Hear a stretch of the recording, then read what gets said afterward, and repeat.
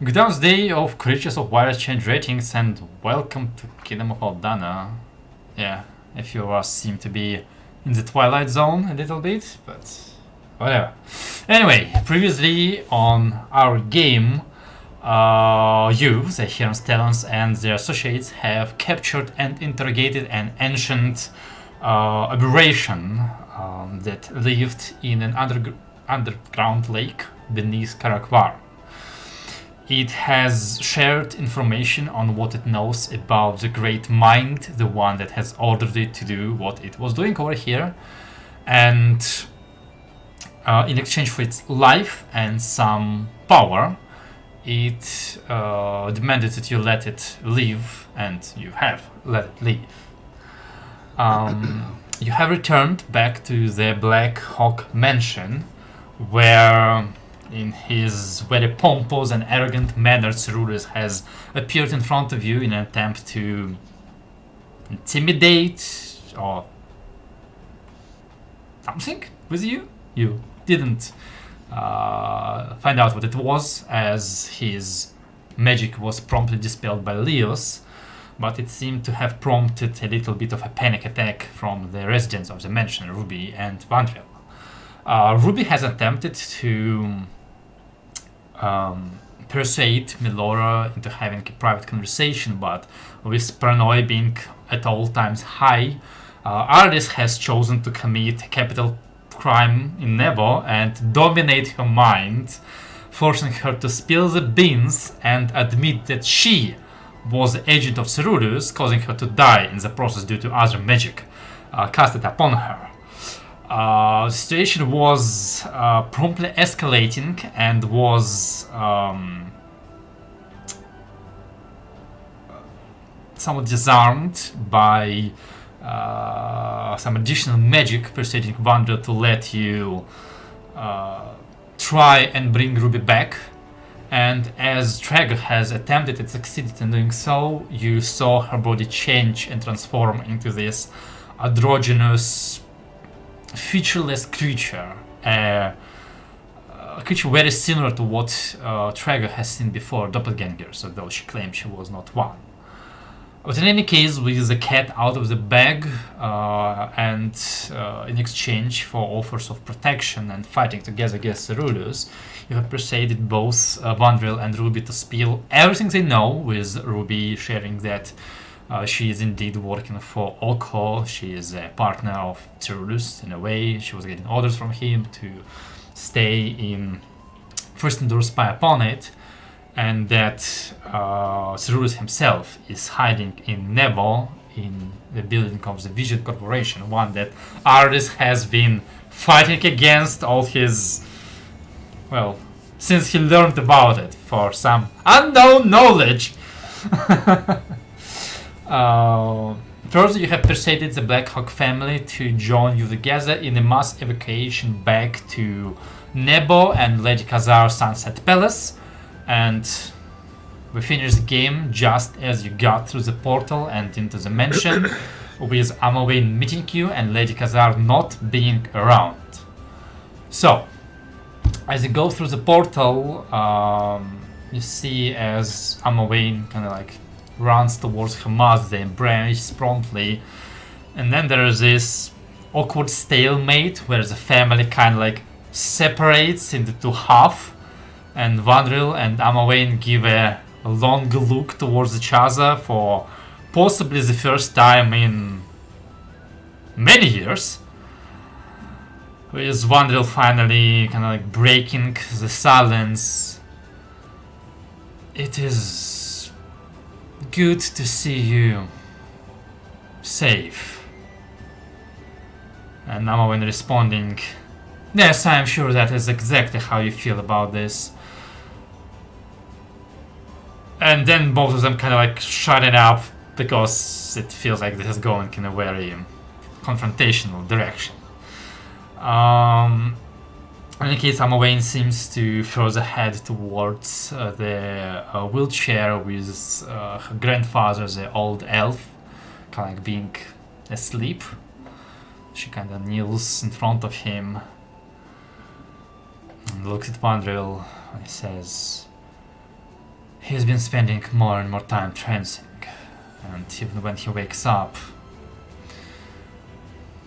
he doesn't remember much. She nods and finally looks towards you. Well, my aunt is not here. I do not know when she will return from her expedition, and it will not be my responsibility to explain why this is happening. But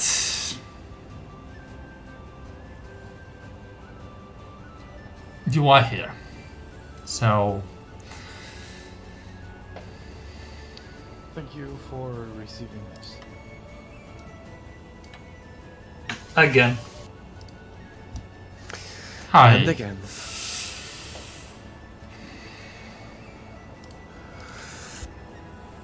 Do you mind, I don't know, looking for a place for all of these nice people, a nice family of yours to stay? I think we need to have a few talks amongst ourselves and some other people, and also with your aunt whenever she might return. Yes, you also need to get out of this room before the golems reactivate. Oh yeah, I leave. You get out. Sounds good to me. So all of you wheel out of the room and get back up the spiral staircase. Bondros once again levitating the wheelchair and bringing grandfather along. There is another awkward moment between them, and the moment where Wayne notices Ruby and kind of goes like, "What is this?" And Wanda kind of like, "Yeah, let me introduce you my fiance." And she gives him another nasty look. But I don't think many of you care enough to really pay attention to this. In any case, relatively promptly, you are left on your own to converse however you desire. Your parents have not been notified of your arrival yet, so if you require some time, you're welcome to go see them, or if you want to talk now, you can stay quiet for a bit. I mean, we'll talk first, then I'll say hello. Sure. Good. I first of all, I tap my hand, and the ring becomes visible, and I take it off, and I give it to Zardos. What's this? This is a ring of mind shielding. It prevents that anyone talks into your mind if you don't want it. And there's some other benefits to them. Like the ring becomes invisible. And basically no one can tell that you're lying via magic. Okay. Is there any reason you're giving it to me? Yes. If we are actually attacked via that mind thing, I think Melora and Trago have a better chance of resisting it. Because since She's calling you stupid. you know, I'm just calling you less resilient. That's fine. I'm also not the most resilient, but I do have other effects for that. Oh yeah, you guys made that deal with the... Devil. Pretty sure that's not the devil. Fish Also- devil. It's hard to tell. Also, I take out the hilt of the blade. I really want to know what this does. Yeah, I think that might be a good Well, idea. Yeah, there's a bigger item for this exact purpose in there too.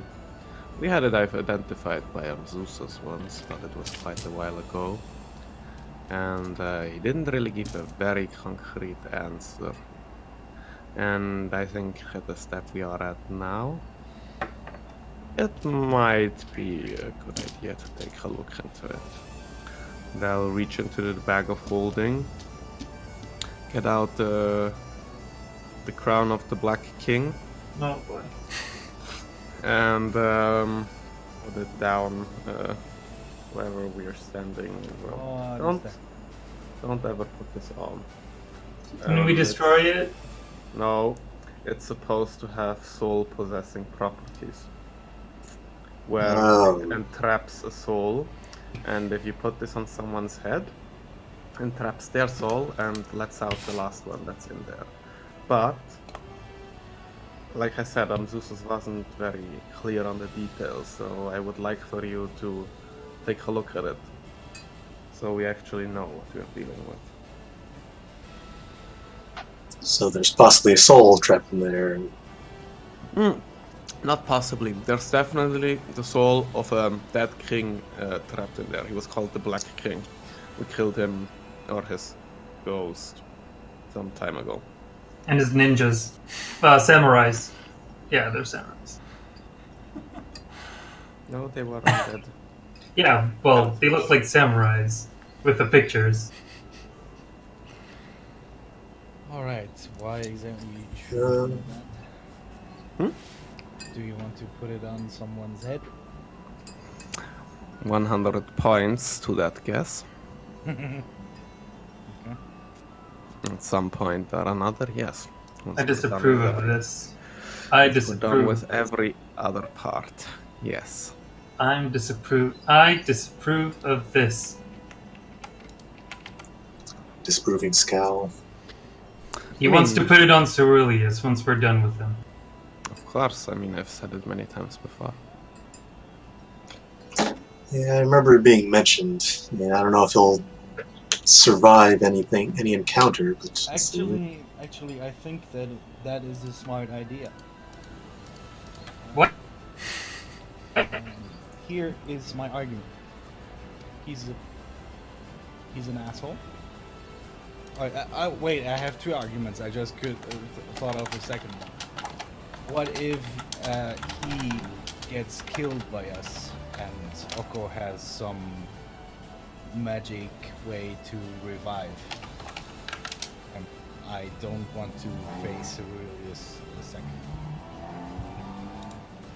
And making sure that his soul stays contained. Make sure that he doesn't appear when we least want him to. Once Oko is been dealt with, we can get rid of his soul. That's maybe I agree makes to me these consider. terms. Yeah, that's a consideration.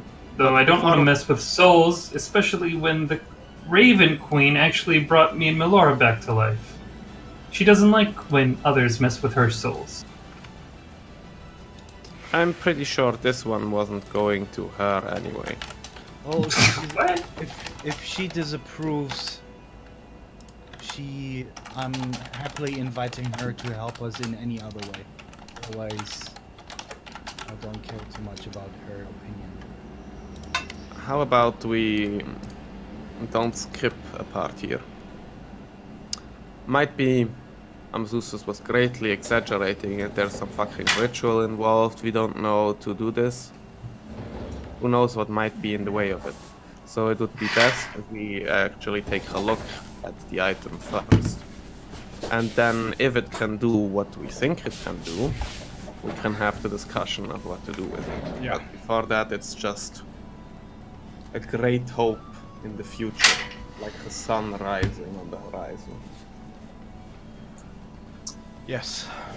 So there's a chance that it's not just put it on the head and instant activation. Yeah, exactly. I Maybe- mean, I don't maybe- want to test it, but Maybe it's also put it on the head and then stab him in the back 14 times. Out of character question, do you like if there's a curse on an item, do you have to attune to it? And if so, can you force someone else to attune to an item? I can. But okay, I can as well. I get it. I can do that 3, 6, 9, 11, 13, 14 times if I like. Yeah, well, that answers the question. Ooh, actually, I could force multiple people at the same time to try and fight for it, and then the winner gets to attune to it. Suddenly in the background you hear wee-oo, wee-oo, wee-oo, wee-oo, and Treg, you recognize it as the alarm of the impact forces. But just passing by. Leo ducks. No, I've never heard it, right? No. Sorry, I misphrased that. Did Leos ever hear about the anti-magical forces of Nebo? I think it was Yes. I think so, yeah. We Yes. definitely at least told you about them because of our paranoia was major. So, It still is major, no. Not as it from- is. It's gone.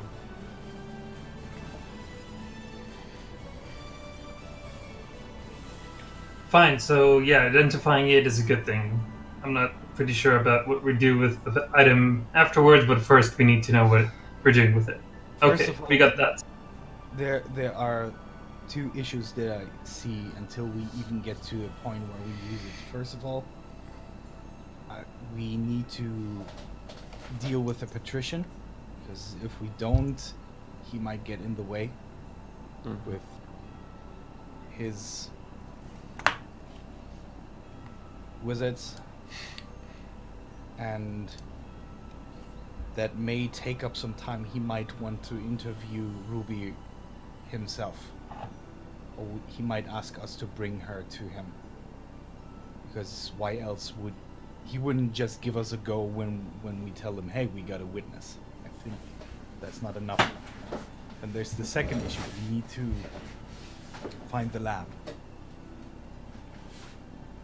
And I thought about this. If I could teleport us tomorrow into the tunnels below the company. We do have that flag. Yeah, but the glittering halls are not beneath vision. I mean, in some way they might be, but they are not in. I thought it was the vision No, company. like imagine here's a mountain, Neb's on top, and glittering holes are somewhere. Yeah, at sea level. but I thought the elevator connected to the company. It connects to no company. It's actually under the control of the city. The company we went with just had a contract to basically go loot down I mean, there. in sea you can teleport down there and dig up until you hit something, but I think that would take too much time. Okay, well, never mind. I mean, there's something else. I thought about it. The way Ruby mentioned it, the yellow robed person was the guy in charge of research. And this little piece of shit right here is what he had on him. So it's possible, maybe it was only developed for his later research, but maybe he used it in other circumstances as well. Maybe it'll serve as some sort of key or whatever. I don't know. That's I doubt it, the that's the guy who did experiments on children, right? Yep, that's him, east of the White Tower. Northeast. Also, I think we can combine those two things. I mean, we are not moving until tomorrow because we definitely will want to at least inform the patrician in detail, and we'll want to go in there with everything we have. And Maybe the patrician might be even open to helping us exactly. if we actually have a viable witness. Yes, I think we have something of value here. And I don't even care about raiding it. I just want some fucking information on that. I mean, maybe they have something like a blueprint of that building, or I mean, probably won't contain any information on secret parts built below, to be perfectly honest. But maybe, you know, there's a close by building that has a nice basement or something like it. Question. Do you think I should ask the patrician for a meeting in person? I mean, if I send him a message saying, "Hey, we have a witness," he might invite us directly to him. This could speed things up. You're all assuming that Ruby's willing actually to testify. I mean, once her connection to Aqua is revealed, she's in danger also. She's already in danger. She was. Well, That's the reason we brought her here in the first place, yeah.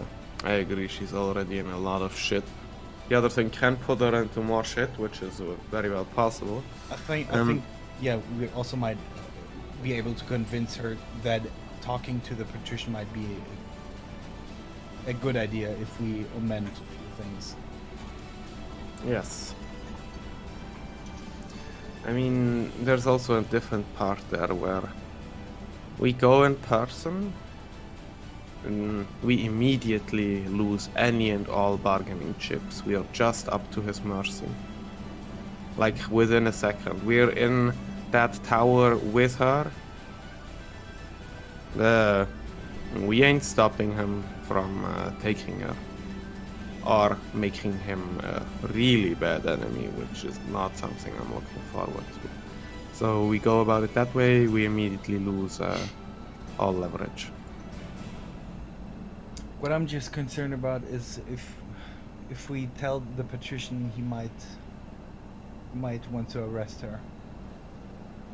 I mean, trying to arrest someone inside Lazy Khazar's mansion is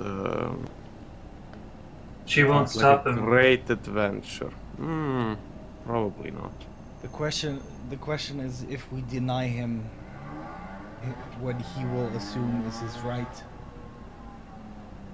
to arrest a criminal in the bounds of his city, how will he react?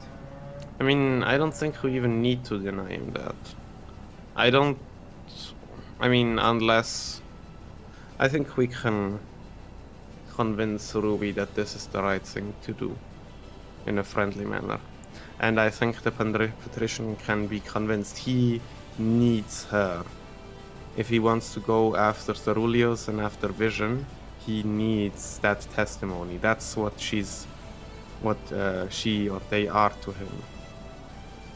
And looking at it that way, I don't think he's gonna be treating her in a shitty way, which is also something we can influence.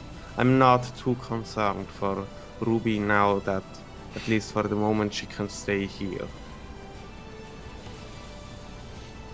Okay. So what are we gonna do? Just contact him, say that we have a witness, and ask him what he's gonna plan to do with it?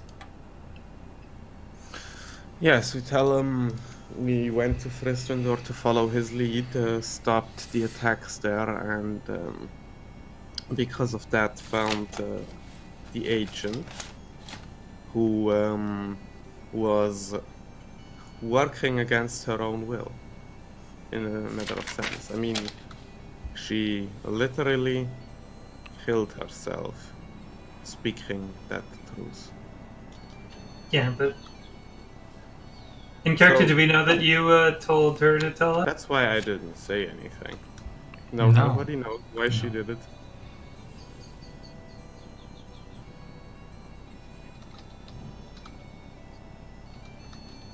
Maybe we should first talk to Ruby if she's willing to be a witness, and then talk to the patrician.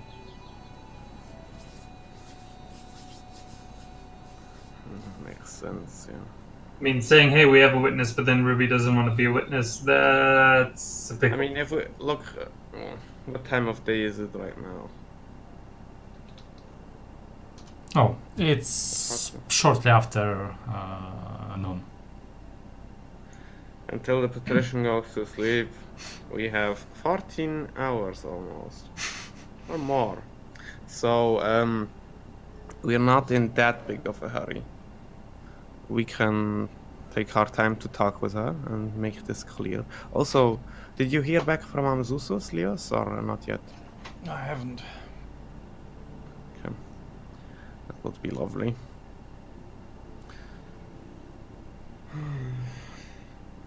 Okay.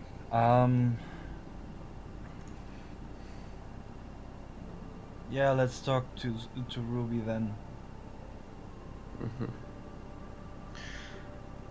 But first, since we are all... first let's identify these items here. The ones Yeah. that we haven't yet. Yeah. I wanna know what that... Can we take a short rest? So I can unattune and then it takes 2. Unattuning doesn't take a short rest. I think. It does. Unattuning... It does? Does it say so? Yeah, we checked it when you did your own swap. No, that was only attuning which we checked. Both. I think we You also can talked start attuning, but you will lose the other item at random. You already raised this question. It's somewhere in the Dungeon Master Guide, like page 137 or something. So, I mean, there's definitely enough place to sit down and start reattuning, taking a short rest. Are all of you just sitting around, or? Well, I'm gonna unattune from the ring first. Well, you're gonna start doing that. Yeah. Oh, you have the ring, you have the necklace, and what else? The rapier. Oh, it takes attunement. Okay, yeah, sure.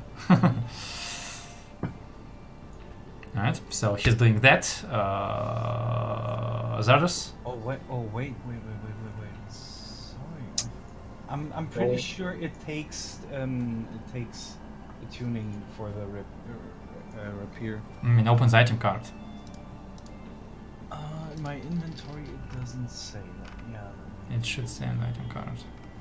Yeah, it does require No. attuning. Yeah. Alright, so you're doing that. Zardos, what are you doing? I guess I start identifying some items. Which ones besides the crown? You're doing the crown and anything else? What else do we get? Hmm? What else did you want me to... The crown and the bracers, you're- but I don't think No, the bracer is fine. He already had identified. the sword then. That The Leos sword took. can't be identified. He already tried. Yep, need to So jump yeah, into that one.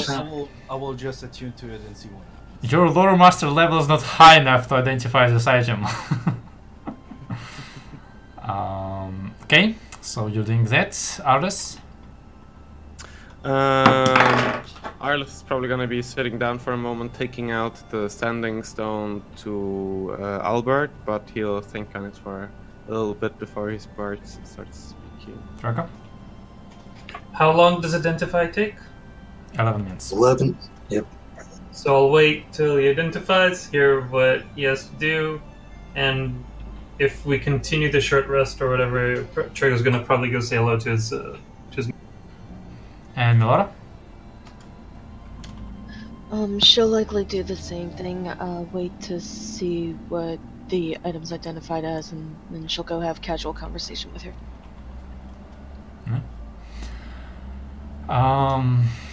Okay. So, in that case, the first thing that happens is, Zardos, you finalize your identification ritual, and yes, it's pretty much as I said. If you put this crown on a dead body, it is immediately possessed by whatever is contained within this crown and animated. And as far as you understand, so long as the crown is not destroyed, it is a very twisted form of immortality. And for a moment your thoughts go to how your father would feel about this. As for what exactly happens if you put it on somebody who is alive, you think there will at least be a challenge for the body, but you are not sure how immediate it will be and how easy it will be for the king's soul to possess a living being. Okay, so that's to start with the dead body, for the most part. That doesn't mean then it sucks the soul out. And No, it doesn't. A dead body, 100% no. no, but Bodies. they don't swap when you put it. Like if you put it on Cyrillus while he's alive, it doesn't mean that they'll swap. No, it doesn't. It means That he's going to be possessed. When I said Well- possessed, I did mean they're gonna swap, sorry. Oh, Yes, okay. yes. The story is the same, I'm not changing the story, I just chose words Yeah. poorly. Okay, so we have an option for that. Does it take any more than just placing it on the dead body? Or Or a live body. Usually I like seeing my friends smile, but this time more or less I don't. I'm sorry, that's hard to control. so yeah, if you're looking to do that, it seems like you're just gonna have to. Stick it out with him for a while. Oh no. What if he resists? What if Cyrillus is able to resist that? Let's see someone unconscious resist. Not dead, just unconscious. He Oh. can still resist. I think dead would probably be a little easier. Dead, he doesn't have a He's soul dead. then. If he's dead, his soul is gone. That's not an option at all. Also, we. That's the- Wow. I mean, let's reiterate this. We need him alive 100%. He's the single connection we have to To Oko. Oko.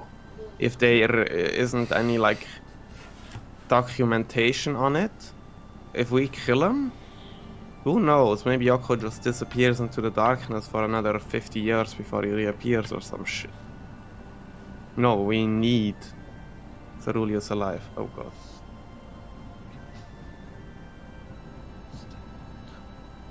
And once we've gotten all the information we want out of him, that's when we'll give him a nice new temporary home for his soul. I'm feeling slightly proud, like, I met a guy, you don't just want to kill him, you want to submit his soul to an eternal damnation. Yes. Yeah, Not what's my eternal, next- just until we get rid of Oko. No, that's what Yeah, you what's- want. I want eternal damnation. So what's the plan after you get his soul into this crown? Just keep him on the mantelpiece for a while, or For a while, I mean, we're looking at keeping him until we're done with Oko, and then we'll look what happens further.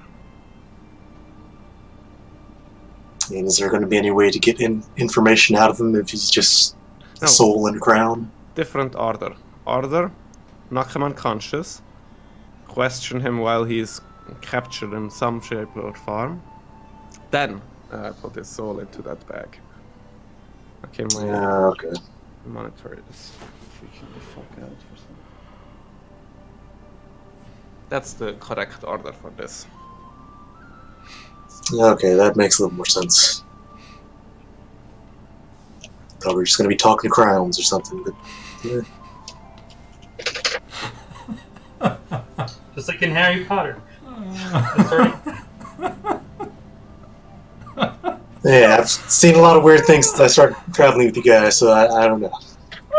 I can imagine 1,000 years later, this crown is considered an artifact and is in possession of some sort of a king. And he like puts it on, and the crown says, "Oh, you're not the king." I'm sorry to disappoint you. Listen, we need to set up the future plot hooks for future campaigns, guys, so we can have our favorite villain back again.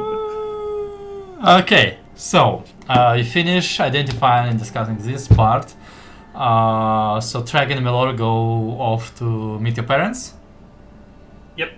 Alright, let's go with that. Well, very conveniently, it is right about lunchtime. So you follow the smells and find both of your mothers on Lady Kazar's kitchen, which by now actually looks like it has been actually used by somebody. And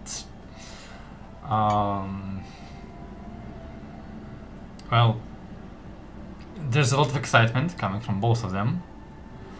A lot of worries, like hugs at first. Dragon's mother hugs him and Milora's mother hugs her. Then they switch and hug the opposite. And well, yeah. What do you want to say?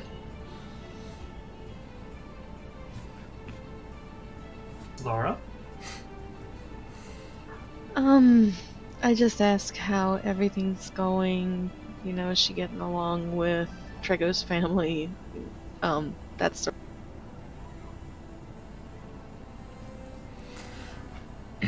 Okay.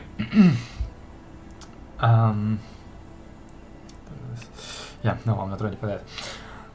She says that it's all fine. It's all fine. They've just been, well, frankly, just staying here. It's right as boring as it is when you are basically under house arrest because somebody is going to kill you in a dream if you don't.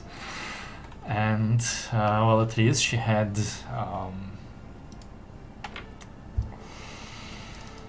Kregus' mother as company, and they can, you know, talk about you two. And there's one good thing about having half-elven children, is that there's a lot of stories to tell. Have a very long childhood to talk about. And they've been engaging in copious amounts of cooking. Honestly, they were forced to hold back because Lady Kazar told them to hold back. So they've been working on a certain project together. It's a surprise. They'll show you later. Okay. But how are you? We're pretty good, I think. Yeah, we are. Been traveling a lot. And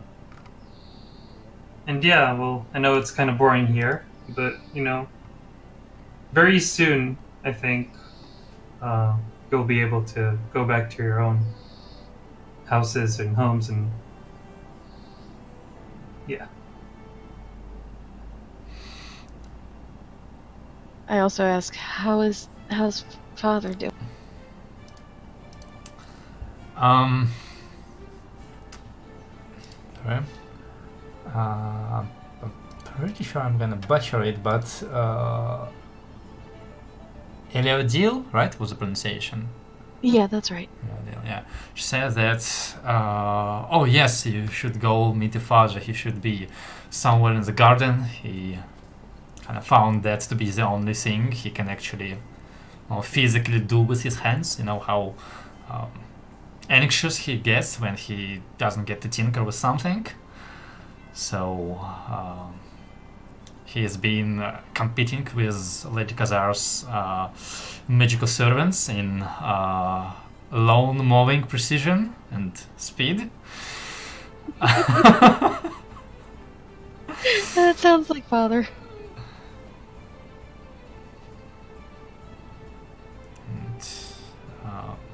Yeah, and that both of you should definitely go and talk to him and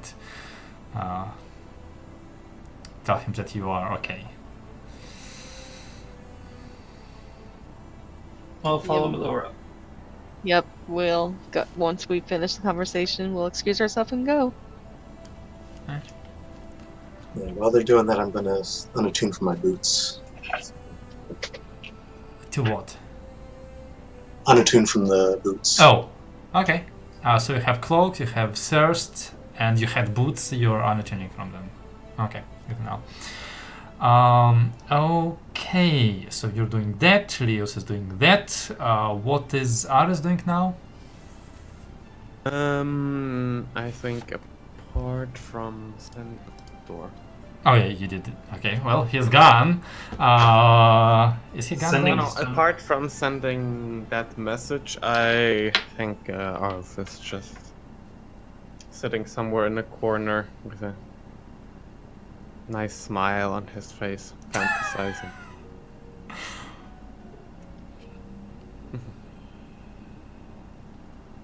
And yeah, I don't think apart from that he has too much to do in this Floating place. on the carpet, petting the crown.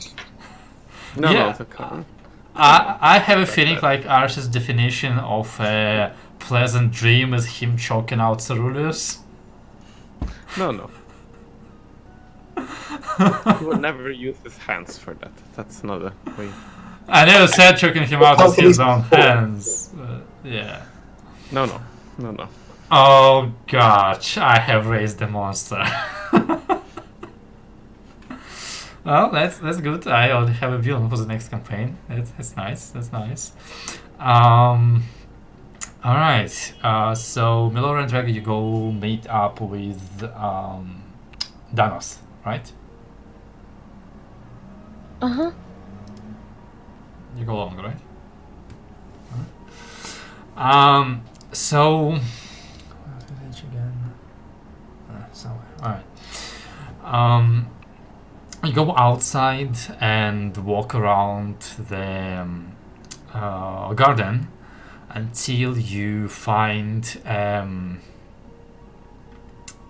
spot of what's called English, don't fail me. Of the lawn, where it's kind of like patchy and in different heights, and in some spots there's just like no grass and just like upturned earth.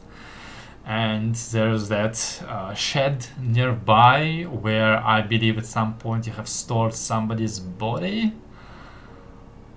I don't remember whose We body did? it was, but I'm pretty sure you had stored the body for a while. It might have been yours bodies while you waited for the temple. Probably. We wouldn't know. You don't recognize the shed, but for some reason you feel like deja vu, you've been here. And you hear like elven slight cussing coming from inside, like hammering. And as you get inside, you find Danos kind of like working on some sort of a monstrous contraption that is about like the size of a small cart. It is very low, has like 4 wheels, and he kind of like, it was like a wooden box, and he kind of took it apart, and there's like some metal parts inside. He's kind of like hitting with a hammer, trying to like fix them, and he's like an elven cousin, like, you damn thing, you get in place. And then he looks up and sees the two of you. I smile and wave. Hi, Father. How's it coming along? He kicks the device.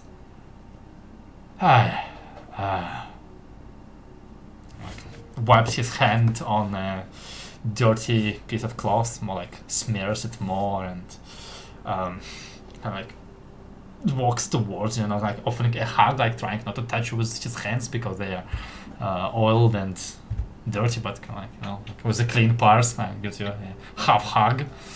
Yeah, she hugs him back. And kind of like reaches Traeger like a forearm to shake. Keep him busy. Keep him busy.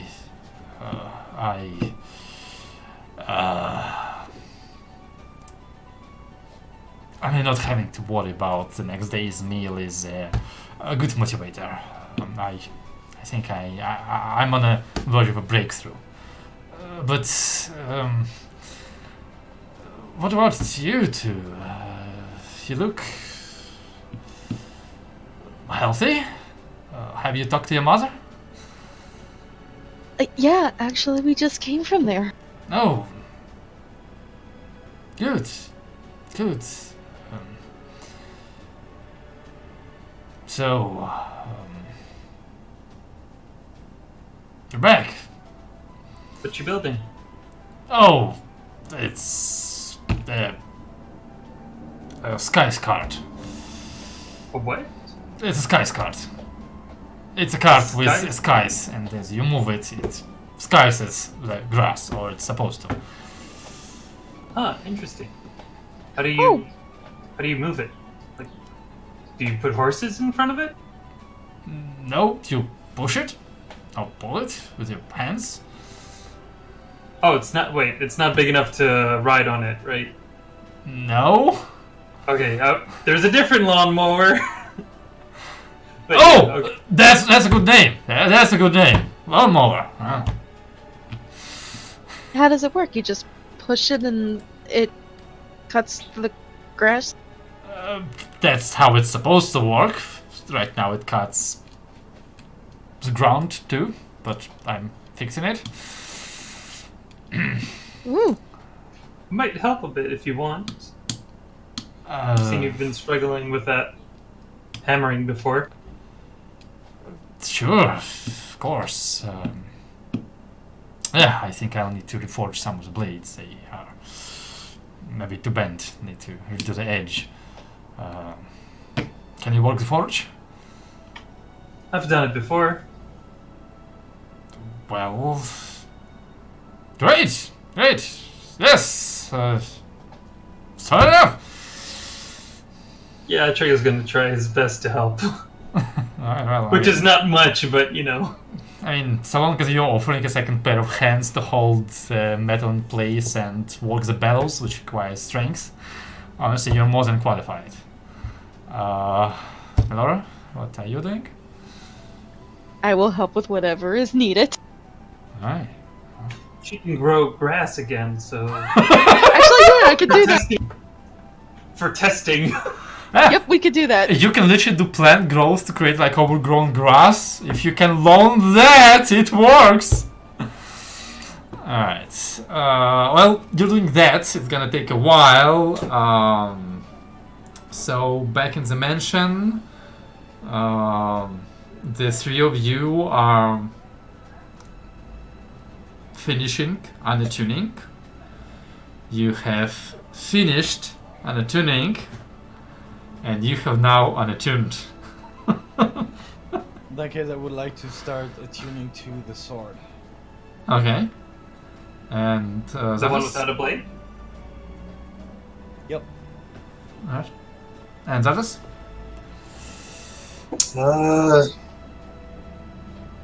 Yeah, I'll put on the ring you just gave me. Oh, that's what you're doing. Okay. Oh boy. And I've just updated your item cards. Now I need to switch it up again. Wonderful. Okay. And Arles?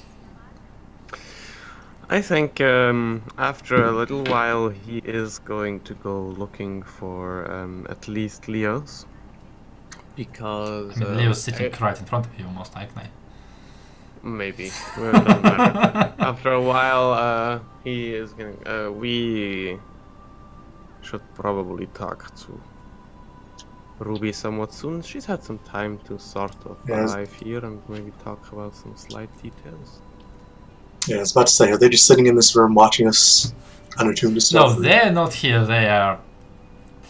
You occasionally hear some like loud elven arguing coming from upstairs, basically. Because, you know, like most, like pretty much the first floor, like the major part of the building is just this humongous atrium with all of the trophies and stained glass.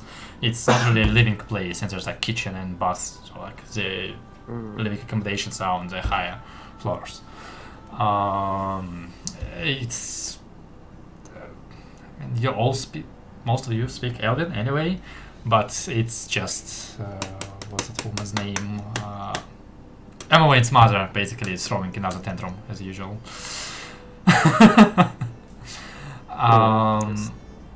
Also, I think we might want to save Emma Wayne from this, or she will rip our heads off before Lady Khazar gets the chance. You know? Also, at some point during this hour of attuning, you will get a response from Albert, which basically amounts to great. He wanted to talk to you exactly today. He's busy. Talk to you later. Did Zeus's return? Nope.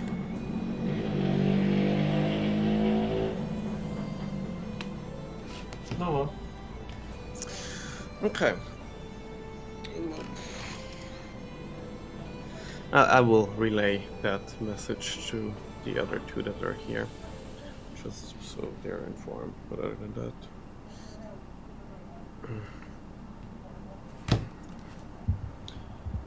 Yeah, What? maybe. let me Do you wanna go quickly now?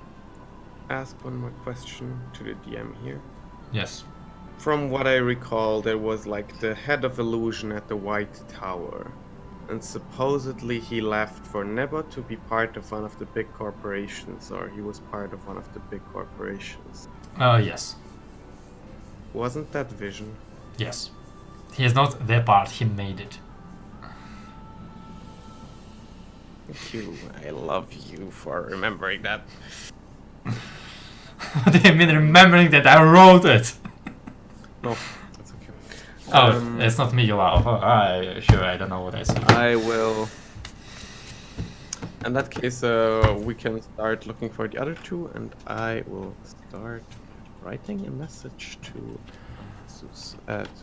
Publius. Also at this point, considering it's been an hour since you've been tuning, I imagine those of you who are inside will be offered to have lunch, dinner.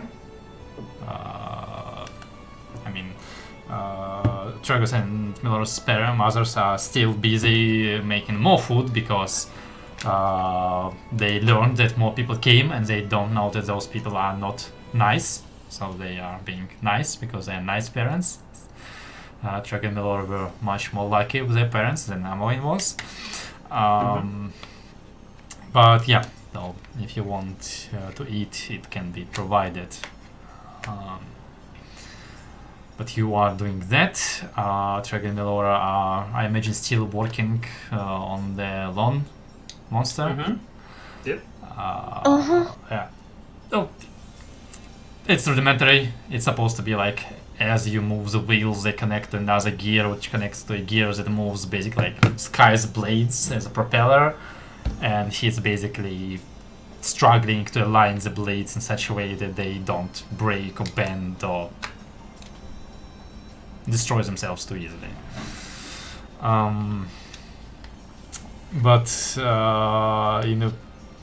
as you, Miller, know, in a very common to him fashion, he swiftly starts getting sidetracked and thinking that, like, but if I make the blades bigger and stronger and longer instead of being a lawnmower, I can make it turn over ground.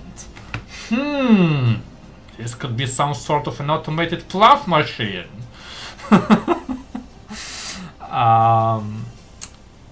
Alright. So, back with attunement. Julius start trying to get attuned to this blade.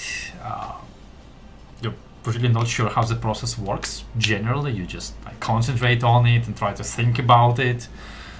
And like stare at where the blade should be and think that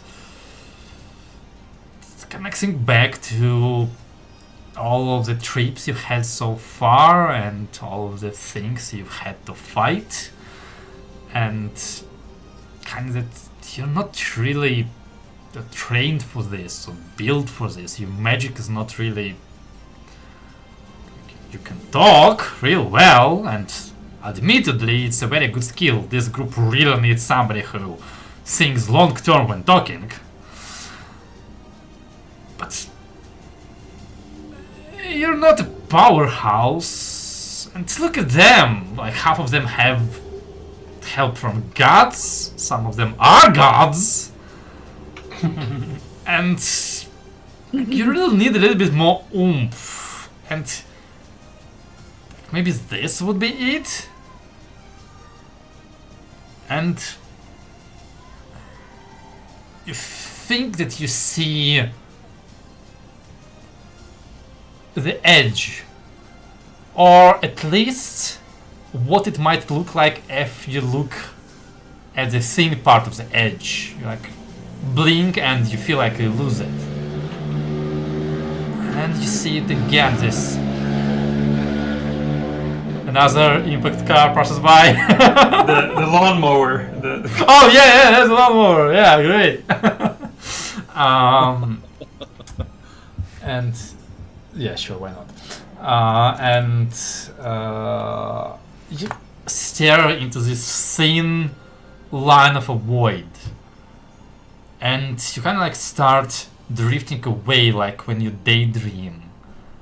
And you stare at it, and once again you have this feeling it's not just darkness, it's something more than that, and less at the same time. Because when you're in the dark, you know that there are things around you. There are supposed to be walls, people, and you're usually scared by those things, not by the darkness itself. But here you know there's just nothing. No walls, no people, and you start feeling that you are nothing yourself, nothing compared to it, and your worries, your troubles, your desire for power is negligible. And then a sudden revelation comes to you. This void, the void offers you nothing and demands nothing in return.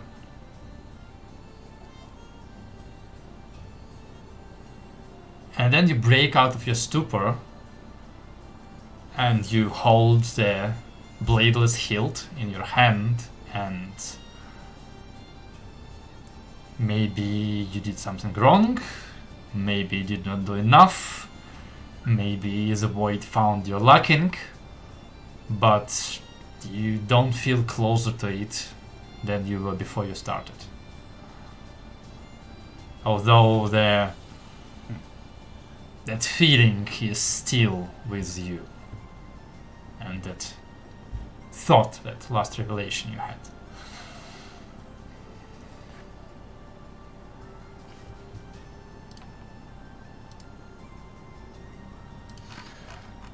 For now, I will do nothing. I'll just think about this. No.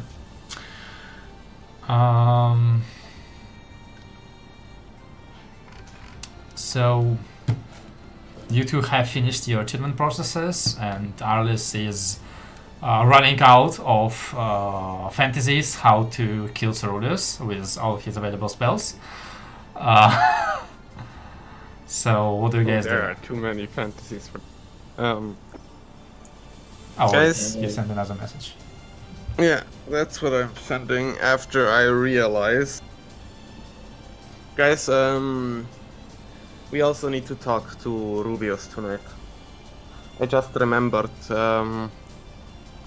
that the farmer or the guy who founded Vision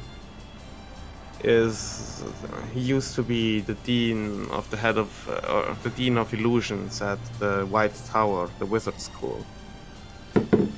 So That is good information. I think that could be invaluable if we learn him. It might also tell us quite a bit about the defenses they are using. That might be that is the powerful mage Ceruleus was using in the past as well, for parts of it.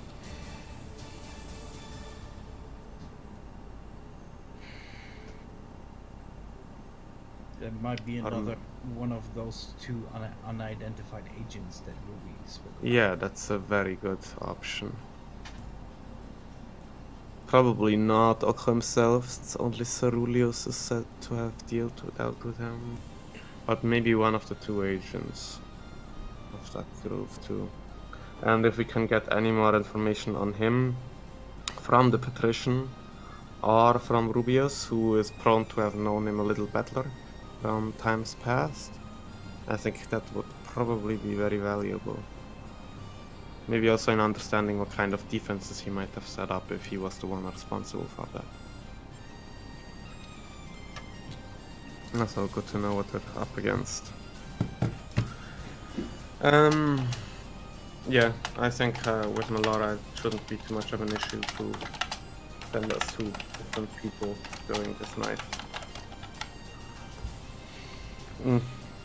But let's see if we can convince Ruby to give some testimony or something. I don't know.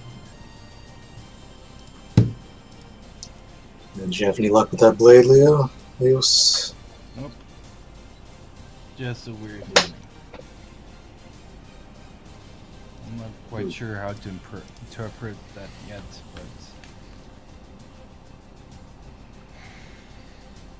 that's what it is. Also, still nothing from Monzusus, right? Nope. But maybe he already replied, but as slow as he talks, the message is transported back. I just spit tea over my keyboard, thank you. That was very close to it. Maybe, Okay. We'll just wait. Okay, since I don't know exactly where they went, I am just gonna call out for Amavane. See if she replies. Amavane? I'll just go like close to the stairs and I'll yell. just follow the up the- bickering noises of Yeah, but I don't wanna go there. Maybe we can take them away from that. I really don't wanna go there. I'll deal with it. I'll follow. I'll listen for any shouts and loud elvish complaining. Okay. Well, interestingly enough, it seemed that when what's her face? Okay. Yeah, no, not her. Give me a sec.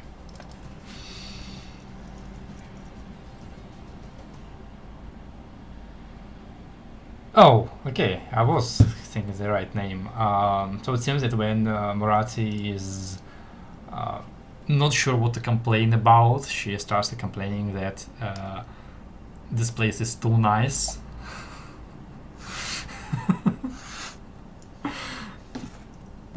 like the pillows are too soft, and like what is this silk? This is like too expensive.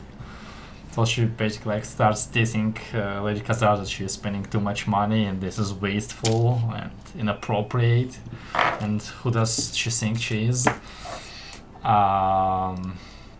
Which is kind of like funny considering that they are supposed to be sisters. But yeah. You will find Amawayne kind of like staying slightly out of torn eardrums range. Hi, have you seen Ruby, the fiancée of Andrew? Oh, yes. Vane, we do need to talk to you for a bit as well, if you could come along as well.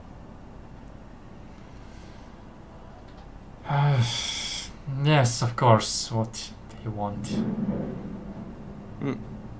We'll talk about it once everyone's together. Yeah, I'll go look for Ruby. You look for them in the opposite direction of. Look for them in the opposite direction. Okay, yeah, I'll go into the opposite direction. I'll basically just walk away with Emma Vane, just like turn the corner and then like whisper to her. I just thought you could use a break from that complaining tone, but you're free to go back whenever you want. I just thought I'd give you an excuse to hide. Oh, I see that you... Huh.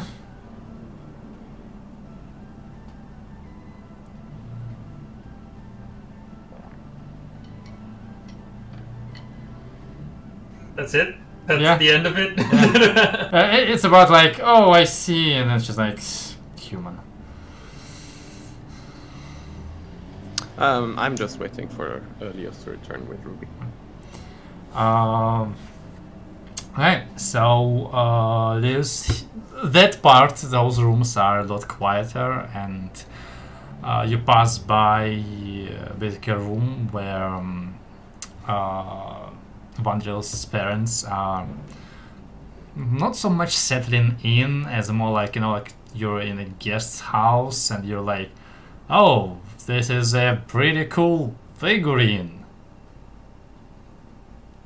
Oh, and what is this? Oh crap, this must cost like half my salary. And the wheelchair is with them, and then you kind of like follow low voices and you see Ruby and Vandal. They're kind of like sitting close but not too close, and they seem to be discussing something. But since you are not trying to be stealthy, as your footsteps approach, the conversation stops, and as you basically like go into line of sight, Vandal has stood up and kind of like looking in your direction, and Ruby is just sitting there, not really looking anywhere. I wave at them and say, would you please follow me? We have something to discuss. Vandal speaks up. Yes, and I've had time to think about the events in the mansion. And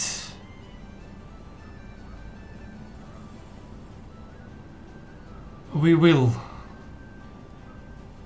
continue working with you. And I do not understand how it has happened. But I wish for neither you nor the young one to be present anywhere near Ruby.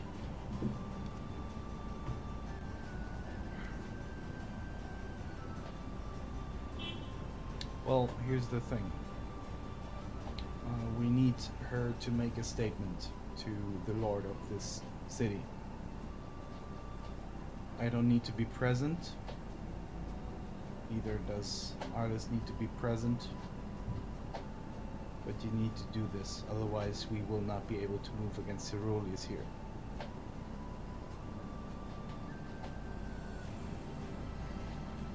And I've come to ask you to do that.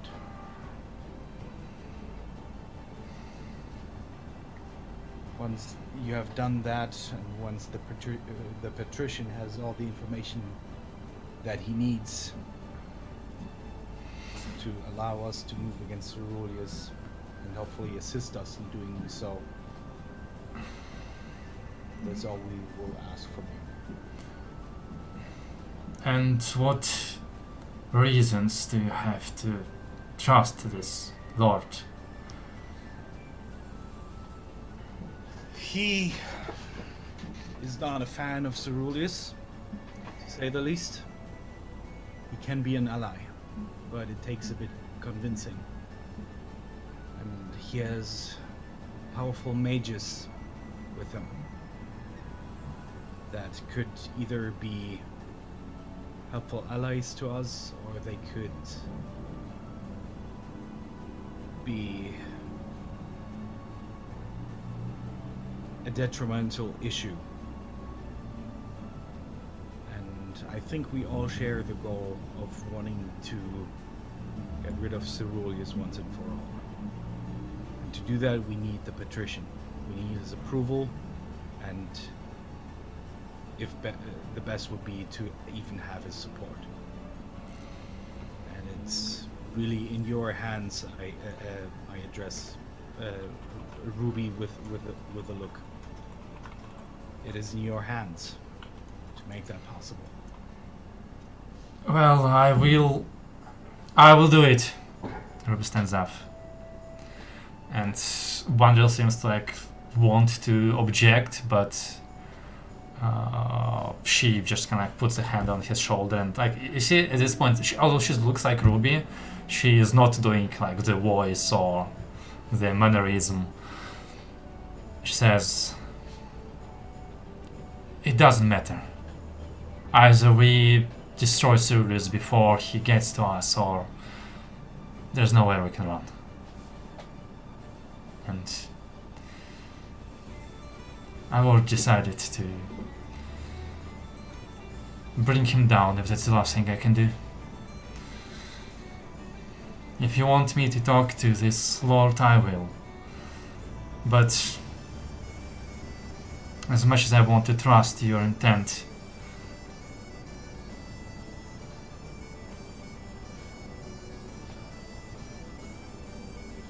I do not know what you did to me.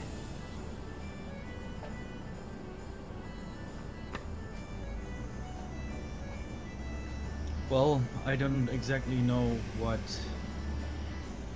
happened to you. I can only just say that I used magic against Vendril to make sure that the situation wouldn't escalate. I apologize for that sincerely, but I saw no other choice than that. Now that, my confession, it was not willing. It was not. But in that case, it wasn't me. That's all I can tell you. Make a persuasion roll, I guess.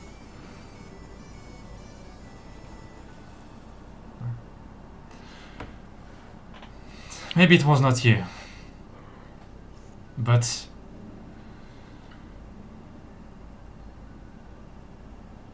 this does not make us friends. We have a common enemy, Yes. but your methods does not make you better than them.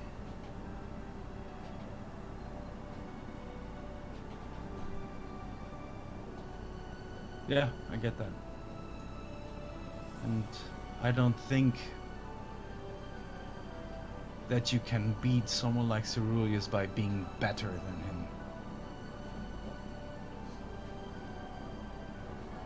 I would have done it differently, but the things went down as they went down. And I am very thankful for your help in getting Ceruleus. That's all I can tell you. Then cut the bullshit and get a meeting with the Lord. I nod and turn around and leave. And go back to Alice and say, Ruby will talk to the patrician, Good. but don't go near them. Vendril and Ruby did not appreciate how things went down. At least was that quite was the their mess. request. It was. Quite a mess, to be sure. So let's get things rolling.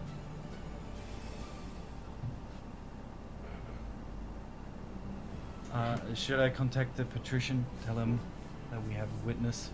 Do you still want to do it beforehand, or do you want to explain the situation in person, or? I would send him a message and tell him that we have a witness. Ceruleus is hiding here under the Vision Company or in the Vision Company, whatever that is, and that we need to talk to him in person as soon as possible. I would tell him that we're here.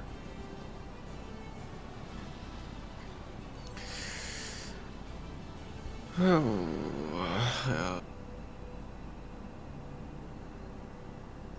Yeah, I can leave out the detail, but talking to him. I mean, you have to leave out the details, you have 25 words.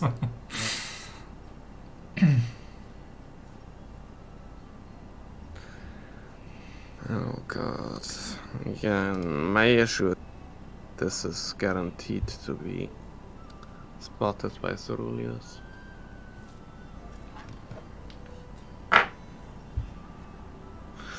But if you think it's best, we can go with it. I honestly don't know what's best.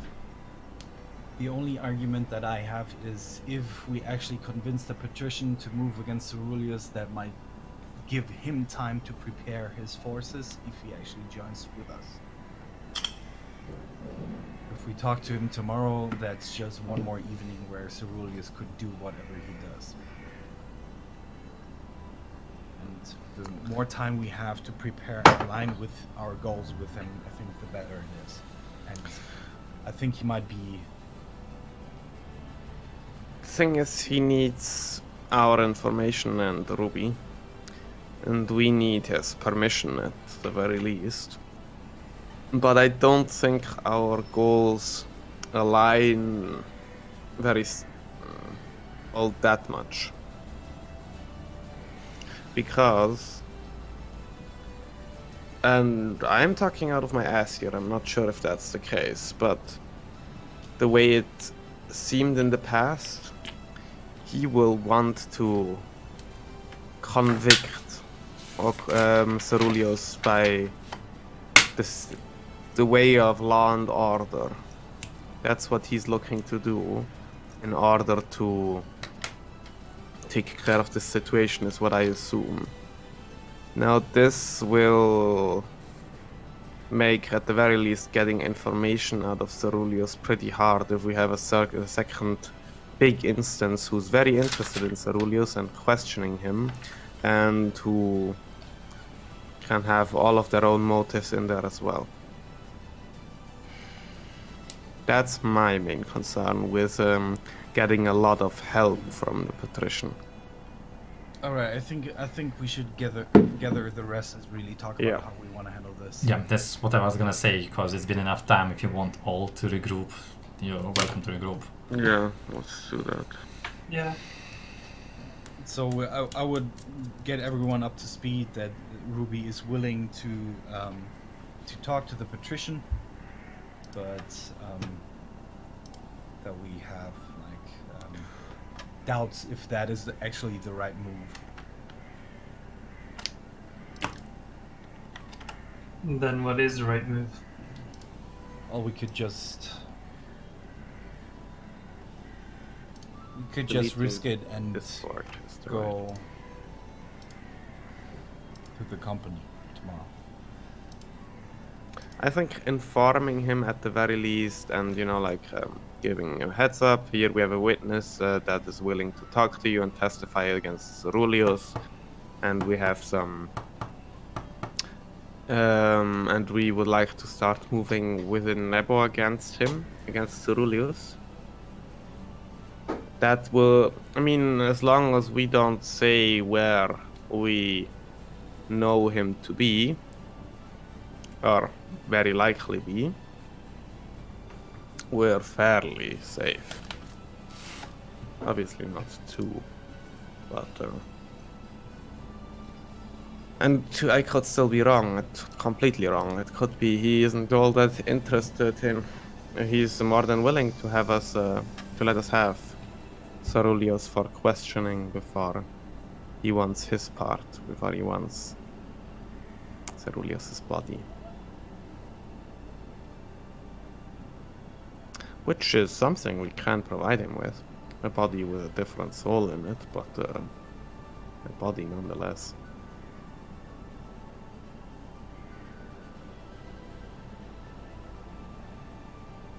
I think I trust it. So you think he would allow us to make a move against him without any... I don't know if it will allow us, but... Wait, I have a sneeze. Okay, never mind. No, I think I trust in him. And he might not show us, but if we behave in an secrecy kind of way, where we keep all the cards to ourselves and we don't share what we have with him, that makes him, more than likely to suspect us in other things or not fully cooperate. So I think we need to show that we're fully willing to. We are not the only people here who have a stake in this, and the only people who have are like powerless in comparison to him. He needs us too. He does, and he hasn't been all that completely straightforward with us in the past neither. He's used us just like any way he pleases. When and given us information that was misleading, to be perfectly frank. It's not as And I don't see the point of being perfectly straightforward just in order to not upset someone who hasn't been that way with you in the past as well. I don't think it's not upsetting, and the thing about using us, we could decide. We can decide. If he says something and we don't want to do it, Yeah, but he has given us wrong information in the past.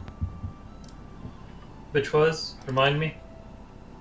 When we infiltrated and stole from Ceruleus's home, when we were just meant to be a distraction and weren't going after anything With the valuable, cat. just bait to be dangled there. He uses people the way he best sees fit, and well, don't think that is gonna change. I think he has the right intentions overall, but I also think he will go about this very differently than we would. Well, I still think we should come forth with all we have, not hiding any cards. But that's just my thought. What do you guys think? Here's the thing. If we contact him with the information, hey, we got a witness, I think he's smart enough to know that Ceruleus is in Nibble. Why else would we tell him? If we could freely just get to Ceruleus, why wouldn't we just do it? That's a great point. Fuck. So as soon as we tell him, hey, we got a witness, we have a case, he will know that we're telling him because we at least suspect him to be in Nibble, or that we are asking, or that we want to ask him for help, which in turn, he's a smart man. He will know that we're most likely trying to target him in Nibble. And that's exactly the reason why I think we should play with open cards. Because whatever we do, whatever we tell him, he will know everything. Directly or indirectly. And if someone does it, the best way to do is to be direct and hope to make a good enough case that they will take your side. Or we just ignore his word. What do you two think, Melora, Zardos? Well, no need to beat around the bush.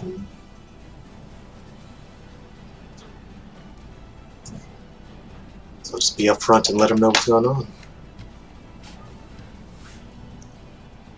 I think that's best too, but my only concern now is the Patrician gonna actually back us up on this? Remember, he says he's against Ceruleus too, but when we went and tried to take him out on that ship, he was quick to allow the people of Nebo to blame us for this, and I don't know. I really don't know.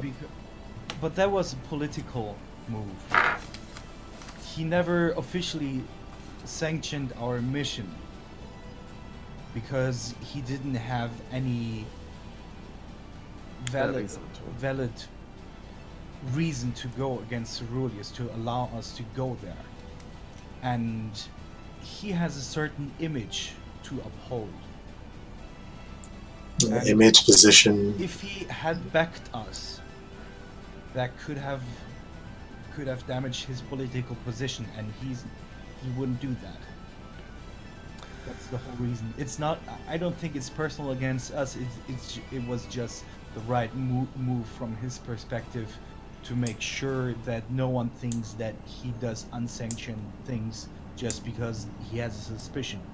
Because if someone like that is accused of this could end his political career, if not directly, but in the long run. Okay, I'm gonna trust the expert on this. I don't like the feeling of it, but it makes sense. Neither do I. But Let's do it directly. I think there's. I don't know if. I mean, we could just ignore him and just go for the company and deal with whatever he thinks of that afterwards. But I think Risky. he will not be grateful. Risky. No, let's just do it. Okay. Do you want to talk to him? No, just send him a message, and I think you're far better at this than I am anyway. So go. I will. In that case, I will. I think I should just tell him that we're already here, or we can be here tonight, and we Completely open. We are already in Nebo, in the Sunset Palace. My god, Impact. Guys are gonna come dangling from the ceiling in any moment. I just updated the impact statistics today, just in case they were necessary. Like, went over their abilities, what they can do, what items they have, how many there are. Freeze! IMPACAT! All right, I have the perfect message, which is exactly 25 words. To Lord Patrician.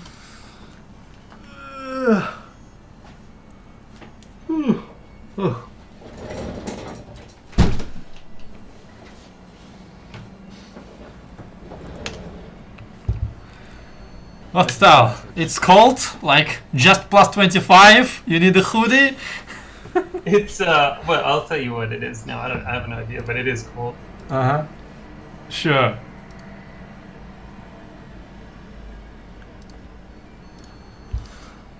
It's 21 degrees, yeah. Celsius. It's 21 and burning up. I can tell him. When global warming hits, I'm gonna survive. You're gonna be living in 40 degrees. That's what's gonna happen. Yeah, I've been living, well, when it's summer, not now. 50 degrees. Okay. That's a lot already. So let's see, and never get started. Company deduct urgently, kind of wait. And there's like about a minute of delay, and you hear basically one sentence that says, "I will send somebody along."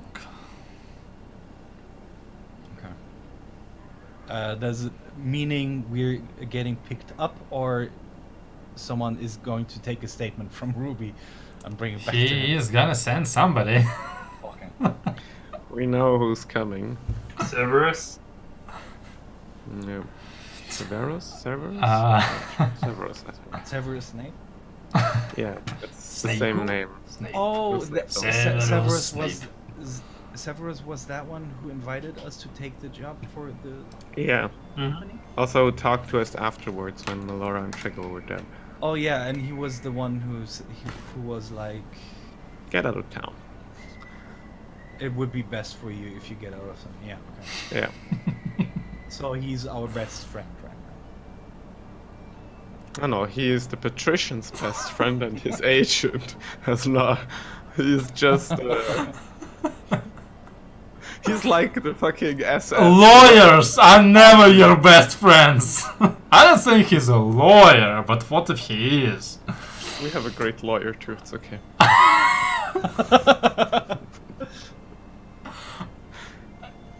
You know, that's a statement like, you're arrested, I need to call the lawyer. Yep. Okay. I mean, to be fair, if you call him like that, you're gonna immediately killed for summoning of devils, but that's another whole story. He's not a devil, he's a tiefling. Yeah, sure. They're not devils, they're humanoid. That's what they want you to believe. Where was I? Is it Zardos? Is it what you want us to believe? It's helpful.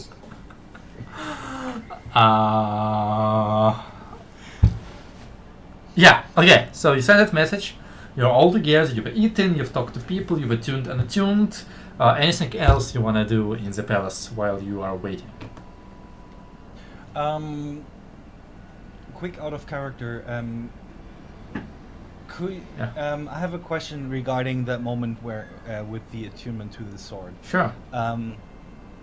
Did I get the after letting that sink for a bit? Do I get the emotion that I'm just not someone the weapon might desire to have as a wielder, or would it be like that I'm lacking something? You've heard what you've heard.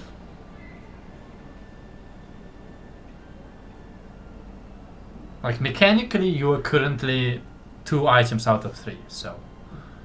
Okay. But flavor-wise, you heard what you heard. I mean, all you can do is try and have others attune, compare notes, and then find out you've just bound your souls to a cosmic entity of unknown proportions.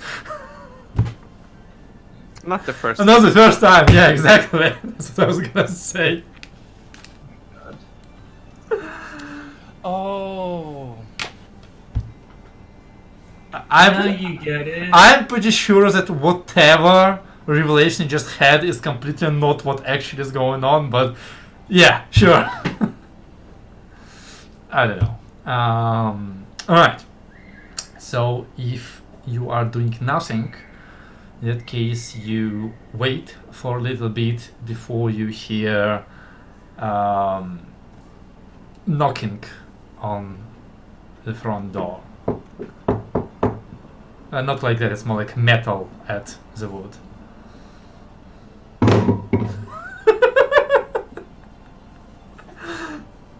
Yeah. Does Amarvain go to the door, or? She is nowhere close enough. Yeah, I'll go. We better answer that before Yeah, before the gargoyles kill them. I'll open the door. Alright. You open the door and you immediately are faced with, you guessed it, Severus Percuson, just dressed in his black coat. He has a muffler and a black hat and a small leather bag in his hands, and he looks at you. Good afternoon, sir. You are Leo something, if I'm not wrong. Yes, that is correct. Yes, Samuel. Yes. Pleasure to meet you. Are your friends Trega Malser, Arles of Kreuzung, and Melora Novell present?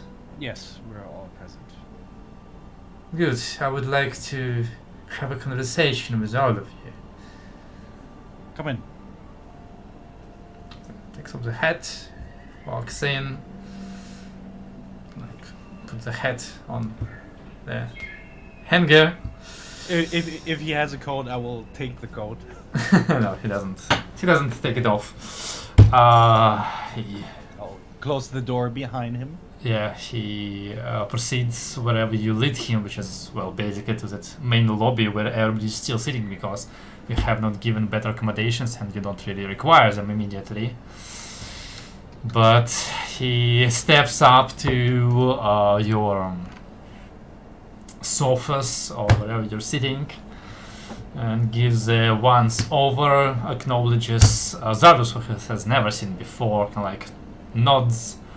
I think.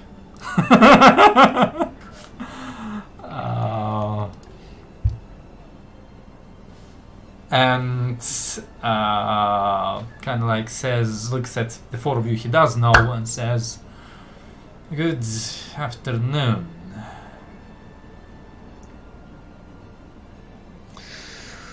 Good afternoon. Nice to see you again. I'm certain you will change that opinion in a moment, as I would like to inform the four of you that you are to appear in court of law tomorrow at 9 in the morning to be deposed on the matter of an accident with a vessel named Minotaur outside of Nebos territorial waters. And consults his papers. On the 19th of November, 347. So just got served court papers. And he passes you out the papers. He just been served. I have a quick question. Does the patrician not give a single fuck about the city? Has he said anything about talking to us regarding Ceruleus and him actually having blown up the ship?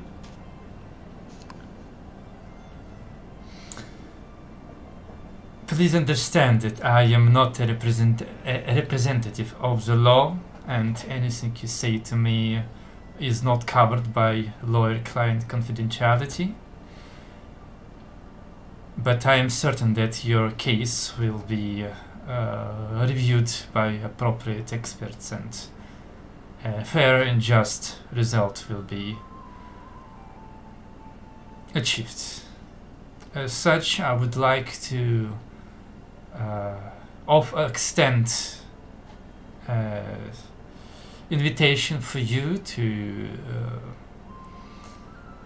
transport yourself to the keep to prepare for tomorrow's deposition, where you can talk to a lawyer, and if you do not have a lawyer, one will be appointed to you by the authorities of Nebo free of charge. Okay, thank you. We've been served an invitation. We will come there tomorrow. No, yes, we're we have coming nothing today to hide. with who's coming along with us. You guys do realize what this falls under. It can fall under whatever it wants. We have nothing to hide. We were not the ones that pushed that button. We were not the ones who set the fireworks on that. Ceres is listening to all of this extremely attentively. Also true, but this is a cover, as usual, with the patrician. So Which is exactly why I said what I said in the first place. will someone get Ruby? Are we to leave with you now? If you so desire. If you wish to depart at a later time, I could organize an escort to bring you to the keep. I will just there stand, any stand up way- and get Ruby. An escort could keep us safe from prying eyes. That could be arranged, yes. Yeah, that kind of escort would probably be wise.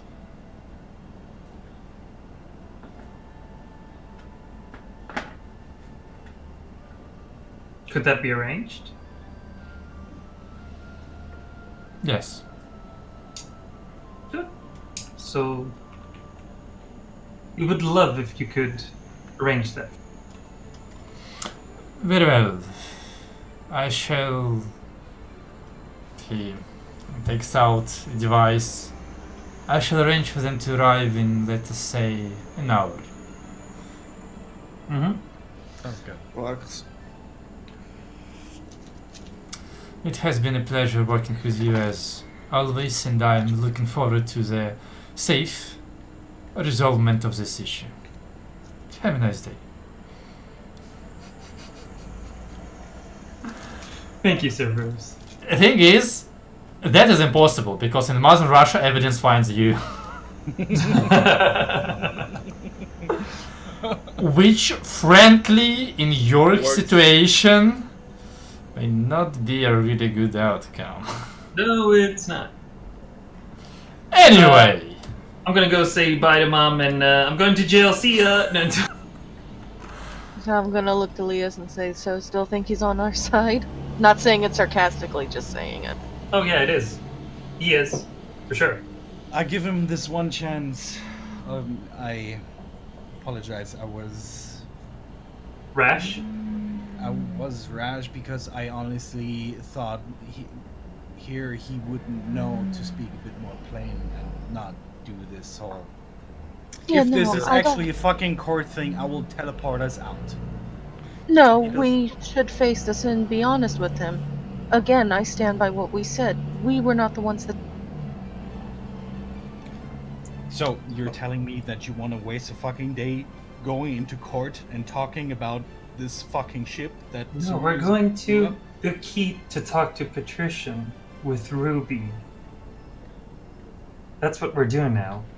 Everything, he was talking like that because he doesn't know if if he can be watched in here, or if we can be watched in here.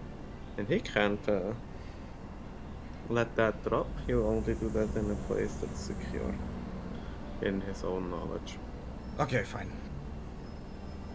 If I will not tolerate sitting through a whole day of being in an actual fucking court. No, that's fine. I won't either.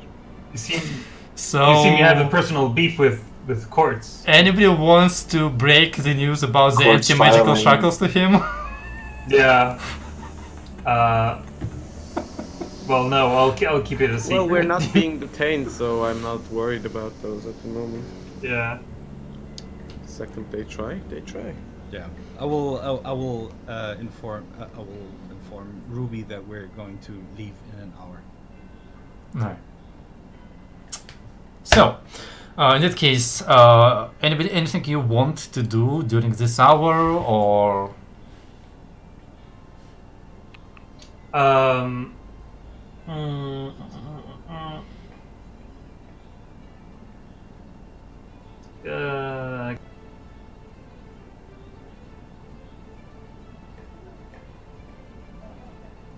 yeah, I'll tell probably my mom that I'll be out for a while. That's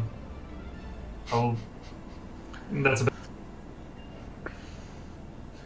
I will actually do something. I will take Alright, out well. the piece of paper that Lady Kazara gave me. That la looks like piece de résistance?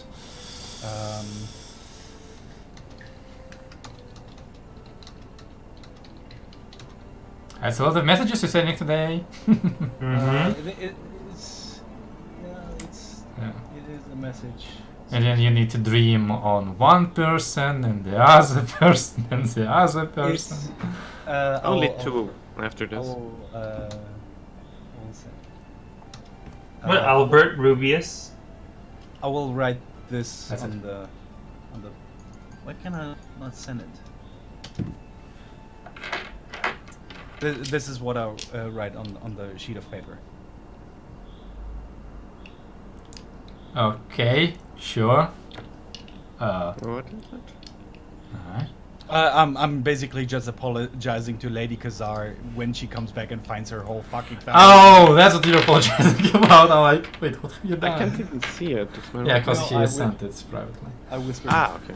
Alright, so in that case, you finish up your business, you get sandwiches to go, because, I mean, how can you not get sandwiches to go? Yeah, they have nice prison food in them. It's okay. But I was talking about Mother. She gave us court sandwiches Okay. with some extra justice in between. Yeah, You like... go to the courthouse. So, the problem is, like, you go to the courthouse, you open up the two pieces of bread, and you, like, open up, and it's just ice.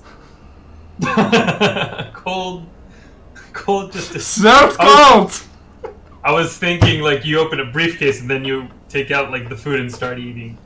Oh my god, I need to take some psychic damage. Anyway, After an hour, you hear some commotion outside of the palace, and as you exit with Ruby and Vandril in tow, because he's not letting you go without her. And by the way, as you're preparing for that, Vandril is gonna approach you and ask you to return Ruby's ring.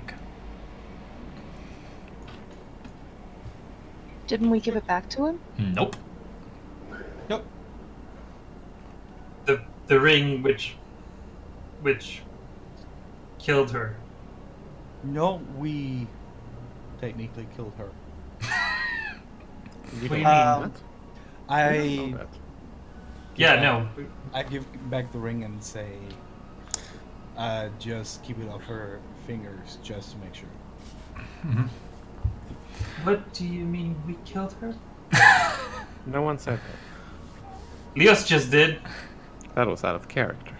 Or was it? Was it our character? He doesn't know. Yeah, Okay. he doesn't know. Leos knows because Vandril kind of told him. No, he doesn't know what I happened literally per don't se. know what happened. I He have also this didn't tell him vision. Well, you can deduct the only one who can do it.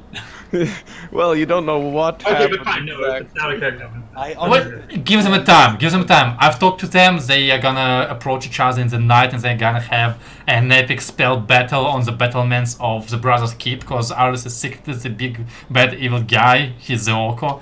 Oh crap! I shouldn't have said it. I have spoiled the surprise. Moving on. You get outside of the palace, and a carriage with, with closed windows is prepared for you. There is armed escort, but it's not like the last time. You're not surrounded by half of the impact unit. So This is good. there's no evidence of, okay guys, here's handcuffs, you're arrested. It's more like, we are escorting you for your personal safety. And the carriage rattles off on the streets of the Nebo. As a reminder, carriages usually don't travel through Nebo. This is an extreme luxury. Just like when we went to Ceruleus. And actually, let me fix the time, cause Remember that first date? That magical night? Yeah, it did was you a go there magical by night. carriage as well? Yeah, he had a carriage served to our inn, and we were escorted to the restaurant. It was not a carriage, it was a It was a horseless horse carriage. It was the shit, but It was yeah. that shit, yeah. So after a good 20 minutes of rattling over the windy streets, your carriage stops in front of the. Actually, I'm pretty sure it stops in front of the. Did Ruby put the ring on that? Out of character? You have no idea. We only told them not to, but they'll do No. what they want. It stops in front of the arcane ring, and you disembark because from now on you basically have to go. It's a bit too steep. And once again, with 3 guards escorting you for your safety, you go the rest of the mountain up, and enter the keep itself. Whereupon you are once again met by Severus, and he tells you that Lord Patrician is ready to meet you and to please follow him. Also, he consider. No, I mean, I guess your conventional backpacks. If you have any, do you have any backpacks? No. Yeah. I have a bag of holding. Yeah. No, and I have a backpack. Well, I assume you're not carrying backpacks with you right now, so I just was gonna say leave them, but you won't have them carrying, I assume. Do you have bag of holding with you? Alright. And once again, he the guards change. Those that escorted you leave, and you are now escorted by the keep guard, which are, as Dragon knows, are far more elite and trained. And they start getting you up all the stairs, one stair, other stair, pass, bridge, another stair. It's a long and arduous ascent up the tower, and considering that by now you are way above sea level, you are getting a little bit short on breath, especially those of you with low constitution. But finally you do reach the top, and as you are like breathing heavily, Severus turns once again back to you and says, those of you who have previously visited know the terms. For the rest of you, I would ask you to leave all your weapons and magical implements here in a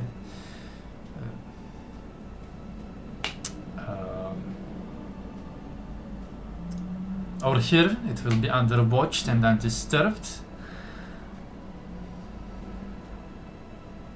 Sure. I put down Okay. my 2 swords.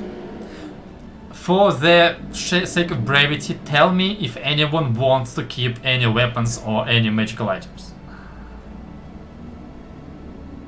Nope. Anyone? Let me quickly check.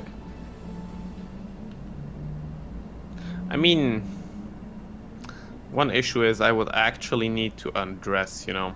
Like, it's the thing I'm wearing. So it is sort of problematic. Do you say that out of character or in character? No, this was out of character at the Oh, moment, okay. but I mean, that is sort of an issue. Can I keep the eyes of my nude seeing? was that in character? Yeah, sure. I'll just ask if I can keep the glasses. They are not a weapon, but Sarah's gonna ask, what is the purpose of these glasses? it just makes me see better.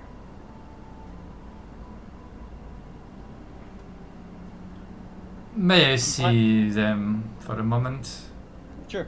I'll hand them over. Takes your glasses and passes over to a clerk who's sitting there, who's basically gonna identify the glasses, like nod to Severus, and they pass them on back to you. Put them on to look smarter.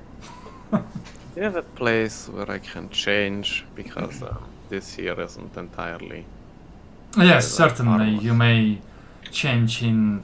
He basically opens up a room for you. If you do not have a change of clothes, we can Oh no, provide some I for you. do. Just... Oh, it's all alright. And I will put on the obviously magical robes that look like I'm on fire instead, since they are not harmful.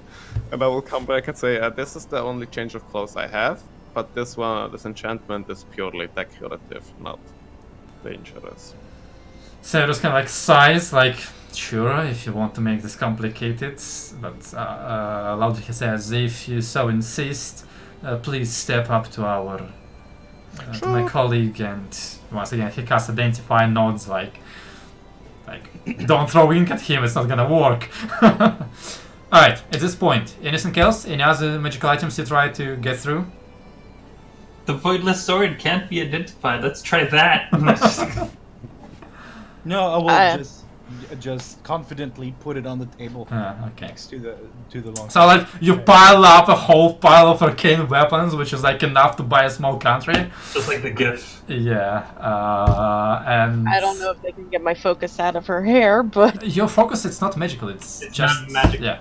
oh, I thought it. Oh, No, okay, no, never no, mind. no, like, Just like my amulet is not. Foci are not Okay. intrinsically magical, they are more like a tool, so to speak. Okay. Alright, so in that case that's it, and obviously you leave the bag of holding. Yes. Yeah. And Wandril, he leaves the wand, and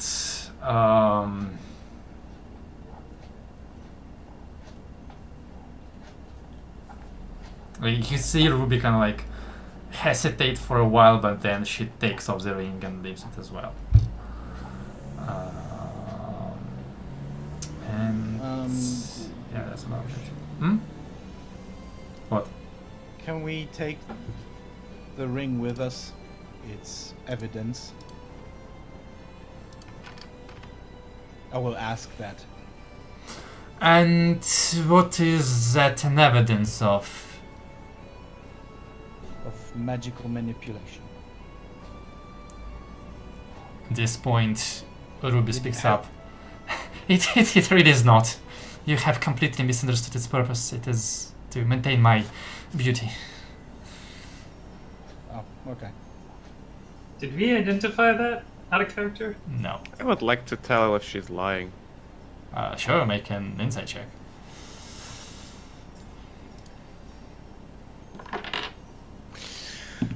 But is she going in with the ring? No, she left it behind. She left it behind. Okay. As far as Probably you just can mind tell, shielding. no, she does not seem to be lying. Okay.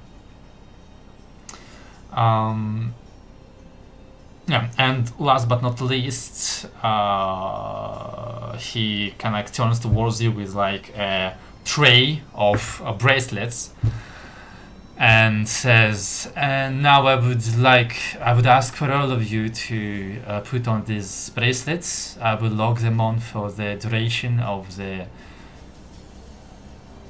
meeting, and as you leave, I will take them back." Is that for everyone or just the people you? Every Summoned. single one of us. So, like, Yeah, I'm put it on afraid the that bubble. for everybody's safety, everybody requires to wear one. is that like identification that we're house guests, or That's an identification that you will not cast any spells whatsoever.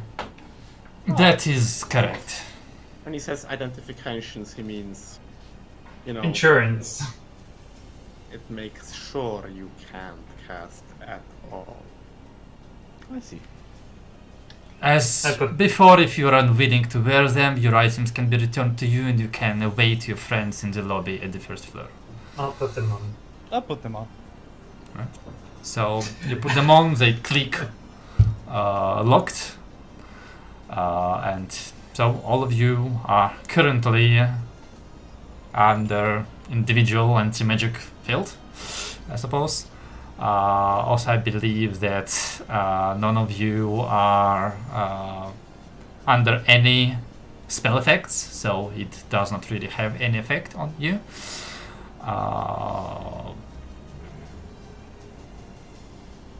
Yeah, so, and after that, the doors are opened and you are ushered into the office of Lord Patrician. As I have Cyril is just sitting there. as I have described previously to some of you, but not to everyone, I shall repeat it again. The office is large and takes up a significant part of the highest floor of one of the towers. On the opposite side of you, there's a humongous window, almost like modern size, spanning the whole wall. There's beautiful ornamental metal frames holding it in place, but it opens a spectacular view on the ocean and on the Twin Peaks Bay. You can see, well, you could see if you were close enough, the sails and the ships in the harbor, as well as the sister mountain to the one upon which you currently stand. Aside from that, the office is mostly just intimidating bare space covered in beautiful carved marble. Both walls are lined with shelves filled with various books and unknown devices. There is a table that contains a diorama of Nebo, and you can see one other door which purpose you are not aware of in the room. But on the opposite side of you, in front of the window, you see a long, beautiful mahogany table behind which sits Lord Patrician. He is dressed in dark, subdued grey clothes, more like looking like a civil worker's uniform rather than one of a lord. His long black hair are slicked back and descend down behind his shoulders. He like has his hand stippled on top of the table, and there is his helper, bodyguard, you're not sure, but in any case it's a individual about 2 meters tall, very bulky, covered in like military uniform, bulky enough to assume that there might be some armor underneath, and his head is hidden under a helmet without any visible visor or eye slits. The front of the helmet is just like polished refractive surface. And that individual just stands like to the side and behind Lord Patrician, and you just hear him say, "Please approach." I approach. Mm-hmm. I give a polite nod, bow, as I do that.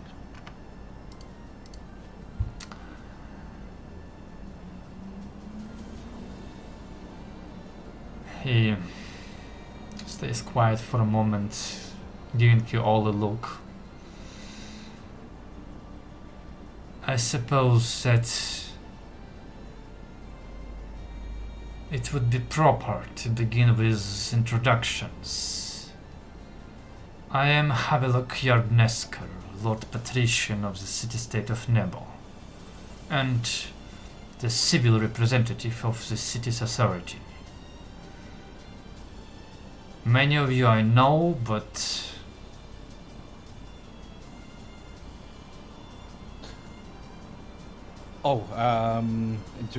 introductions.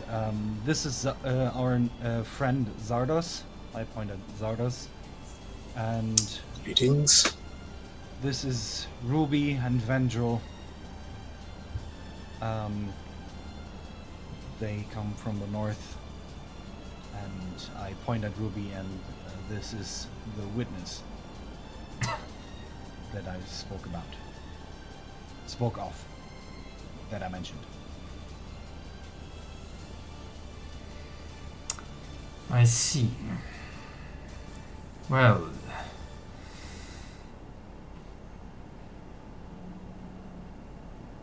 I believe that I have business with all of you, and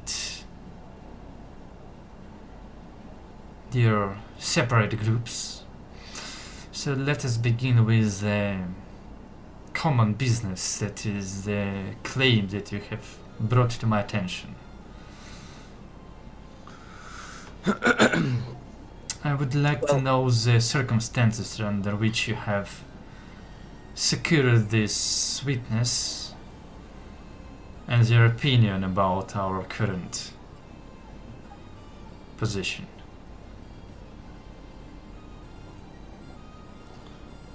A quick recap is easy. I mean, you wanted us to go to Fristwindar a long time ago. Yes, We I went did. there. We went there, took care of the incoming hordes of undead dwarves. Managed to learn from Vandrel that he had business dealings with Ceruleus, though purely business, the way he says. And that way we learned that he was willing to share one more piece of information about the agent that had been hinted at, if we were to help free Fristwindor from the threat. We did just that, went up into the mountains where these things came from, and got took care of what was sending them down here, which won't be the case anymore. And when we got back, well, it went a little out of hand, but basically we found out that his fiancée here, Ruby, was under the influence of a spell that made her by and deliver information to Ceruleus and Oko, even though she wasn't willing to anymore, from what I understand. But I think she's probably the best person to ask about that part in particular. From her, we learned what she can certainly repeat to you, which is also why we are here. She confirms a connection between the spreadings of the mark in Aldana with the different kind of people we had dealings with, connection to Ceruleus and the Vision Company. And, well, I don't know. Where do you want to start? He turns towards Ruby. So you are the one who has been working with under Ceruleus, and do you confirm everything that has been said? Ruby. Yes. Yes, I have indeed been for a long time a agent of Okos and working with Ceruleus and under his orders. And yes, everything that has been said is primarily true. I have been a willing accomplice of his for a long time, but after I understood more about the actions of Ceruleus and their plans, my opinion has changed and I wanted to stop it. I have used these people to bring a stop to his plan in Fristvindur, and I knew that contact with them is my best chance to bring Ceruleus down, for there's nothing else that I desire now. And I understand that there must be a punishment for what I have done. You see Vandal kind of like try to like hold her by the elbow, but Ruby separates. But nonetheless, I am willing to provide you with any information that you may require. Patricia nods. And you have come here willingly and without any influence from magic. You are under no threats currently or otherwise by people present or not. Ruby kind of like looks towards you.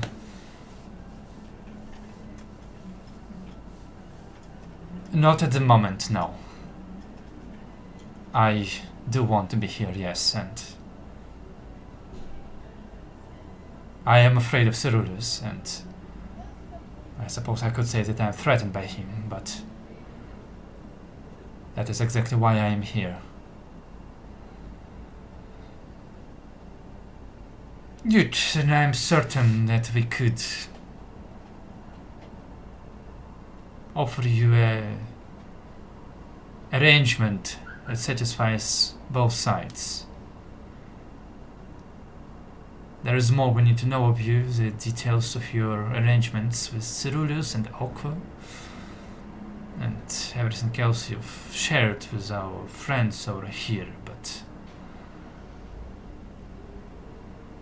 he reaches towards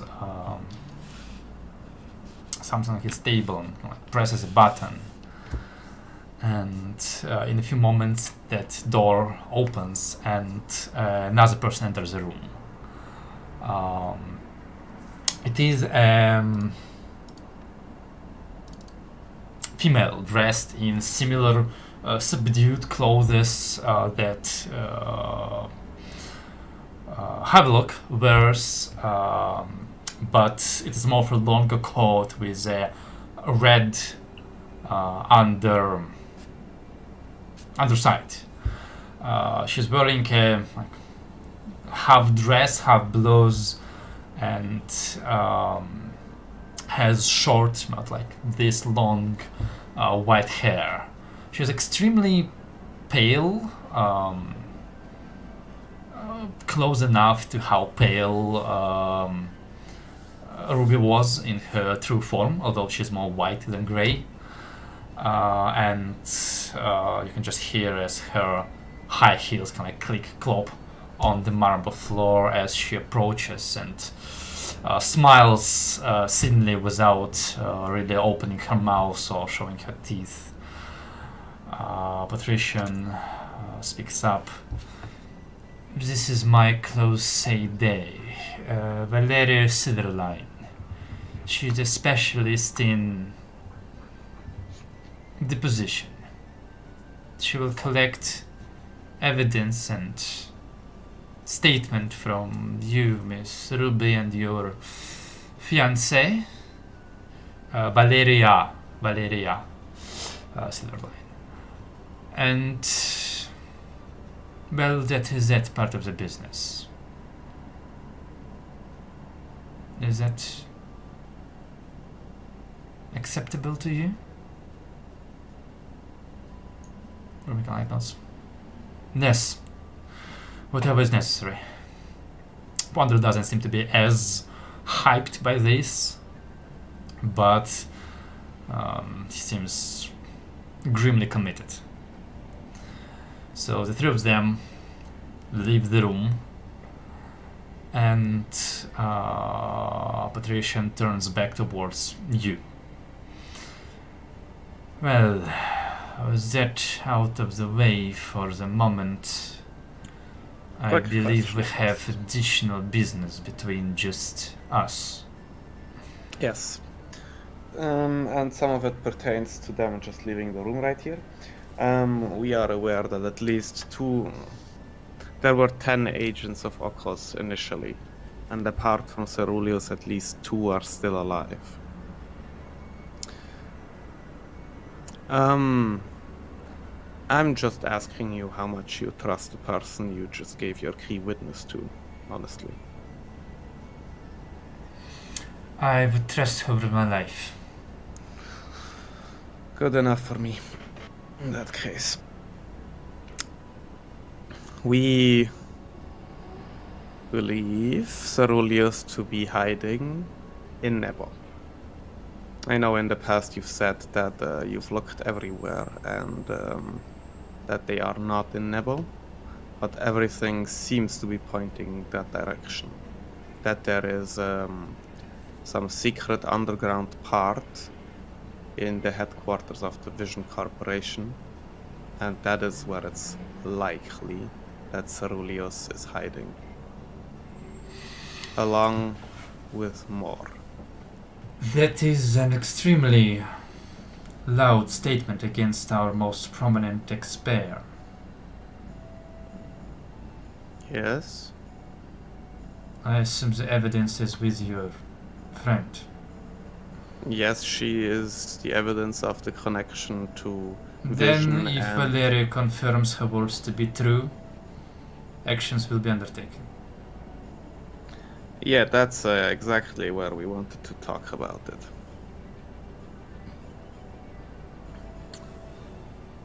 We are here for Ceruleus. That's the reason we came back here. And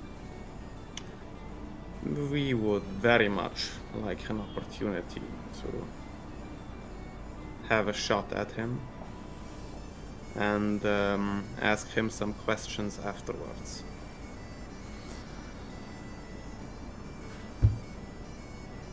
He kind of like fixes a pen on his table. I am very well aware, Mr. Arles, that you have little love for my city or my methods of ruling. Which is why I will be open with you as well.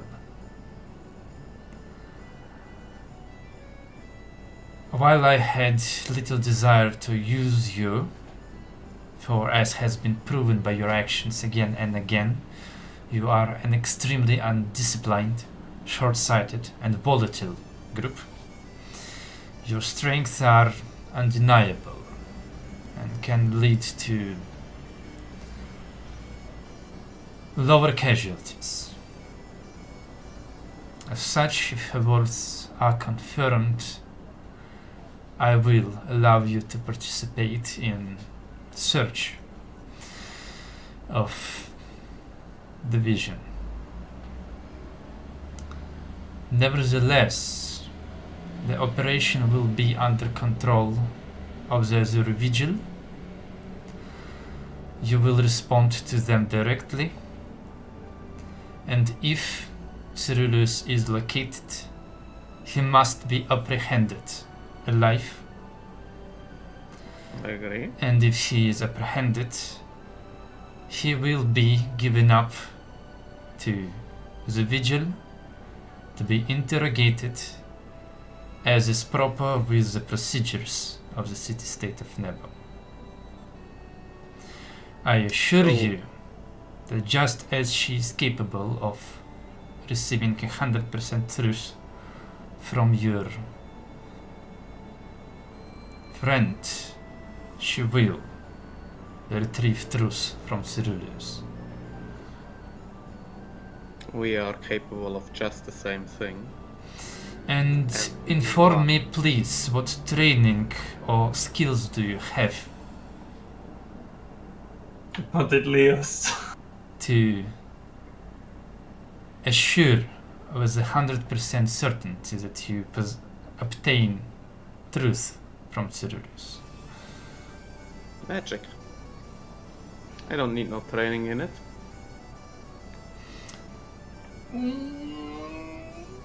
In that case, I would like to remind you that the magic you refer to is outlawed within the premises of the city. I am well aware of that.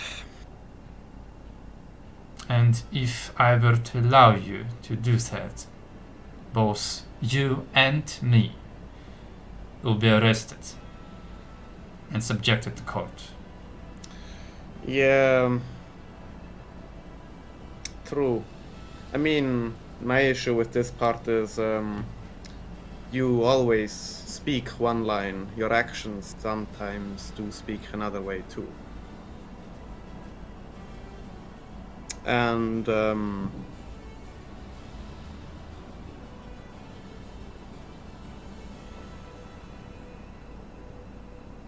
all we need is 15 minutes with him after he's taken. I cannot allow myself to leave you alone with such an important individual. And if anyone observes you performing that magic, the result will be the same. Could we be present with Silverline while she extracts the information from Cerelia? No, I'm afraid that would be impossible. How come? Because she uses just that magic. But just under, you know. No, she does not. But Then that is of no concern. Lord Patrician, we need information that he possesses because we're fighting against Oko. If you can give us a guarantee that we receive all the information that we can get and need to chase Oko, I'd be satisfied to not stare into that creature's face while he's being interrogated. But we need to have a guarantee from you. Because if we don't stop Oko, there is no place left. There will be no Nebo left with laws to uphold. And he's the only one who has the connection to Oko. The only one who has that information. There are 3 possible outcomes to the interrogation of Cyrillus. His master is a Nebo, his master is in Aldana or his master is outside of both countries. If he is in Nebo, then you will receive as much information as you deserve to receive based on your actions in the upcoming operation. If he is within Aldana, then I will contact your liege directly, and if he wishes to delegate the mission of Oka's destruction to you, then it is out of my hands. If he is in neither of those locations, then yes, you are welcome to do whatever you wish. With the information you will be provided.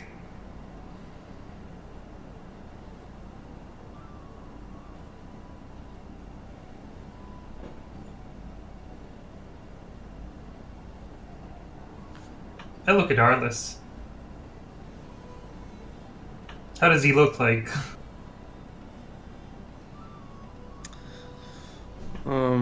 Not too perturbed at the moment. Not too satisfying? No, he doesn't look unsatisfied. Lord Patrician, when do you think we will start with the operation? Because from my experience, he has the ability to teleport out, to disappear. He wears a helmet that has some sort of teleportational abilities. And just want to you know bring that to how? Hmm? And you know that how? Oh shit, Leos didn't see it, but You weren't Nobody on saw the it. ship. I was Wait, Traeger saw it. I saw it, yeah. Yeah. and I'm Right pretty before I sure- died. I'm pretty sure he shared that information. We Yeah, talked about probably. him escaping multiple times. I Well, probably did. I mean, you know that he teleported out. You have no idea how he did it. Okay. Well, in that case, I will say he teleported out. Using this kind of head device. We I don't guess know. it looks a lot like a helmet. You have no idea that he used a helmet to do that. He could have used any other items on his possession. No, but he put it on right before he did the thing, right? Did he? I'm pretty Yeah. sure he had it on already. Doesn't matter. Well, and anyway, I will say that he has the ability to teleport, and that I will wish to give my personal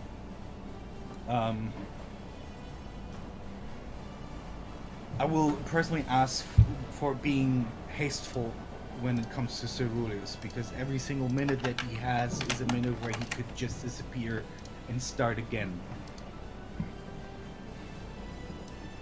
And I would like to know if you get the information necessary, the confirmation from Lady Silverline. When are we starting? When are we moving against him? I am certain we will have conclusive confirmation from Silverline in a matter of minutes.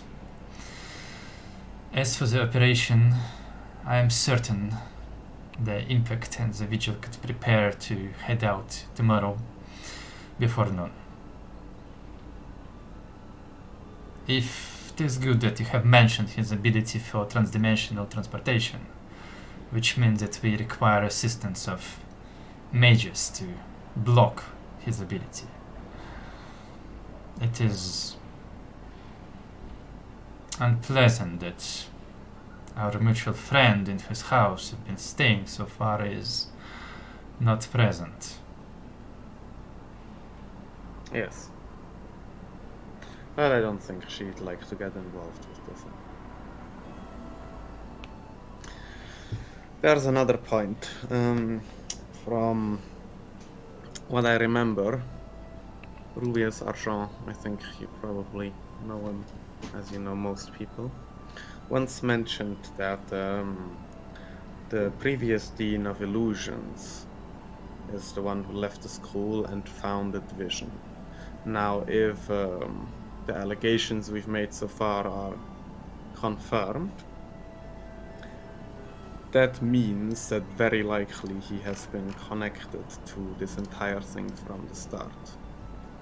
So any and all information you have on the founder himself will be very valuable, and it's very likely that it's him who has set up the defenses in that place, which might also be a valuable kind for the Azure Vigil.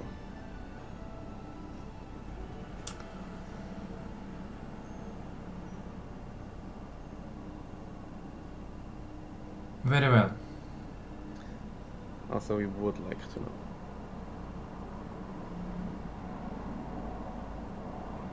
I am certain you would.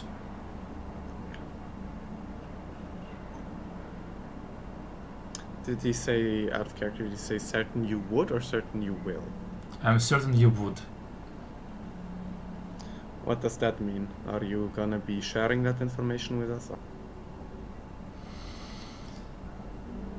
That means As that I we're- have said, a lot depends on your performance during the operation. I It's see something we extreme would need reluctance in advance. your eyes to follow the necessary protocols. Well, you know, what I see is that we are giving you everything. And you're taking what you want. And that's all that's happening here. Arliss, please, we're working together. Now, I'm aware we need this. But I'm sure were the tables swapped, positions at this table swapped, you would be somewhat reluctant as well. And yet they are not. Yeah. That's exactly what I mean.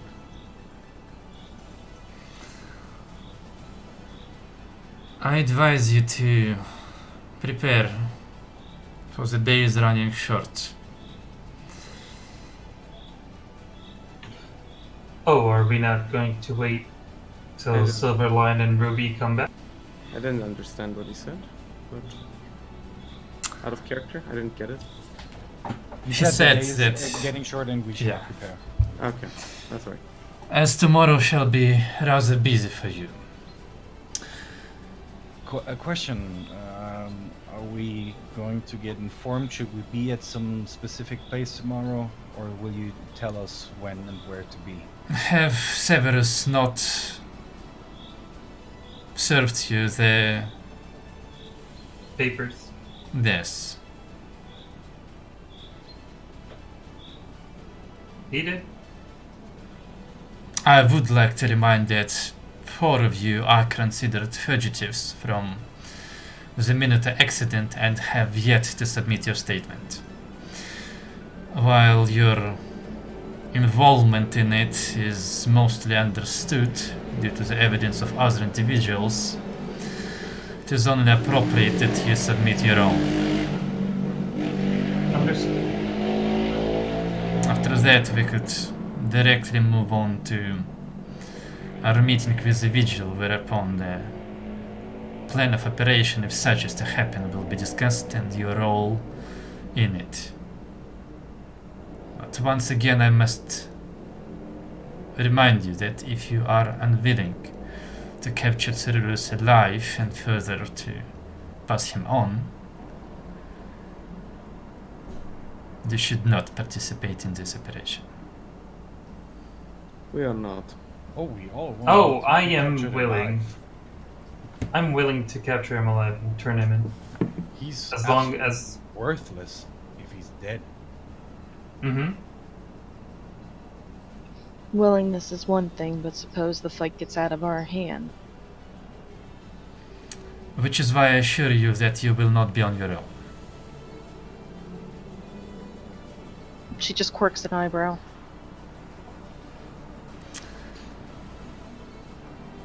But for the previous question I've asked, are we not going to wait here till Silverline and Ruby and Vandrel come back? I do not think it would be of any benefit.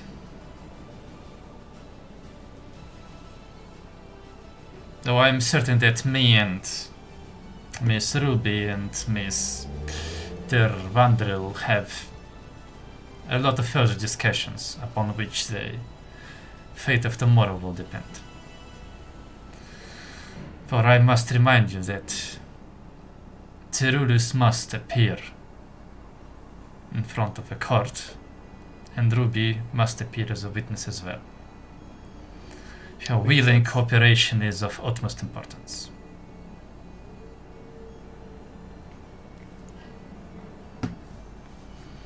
Okay.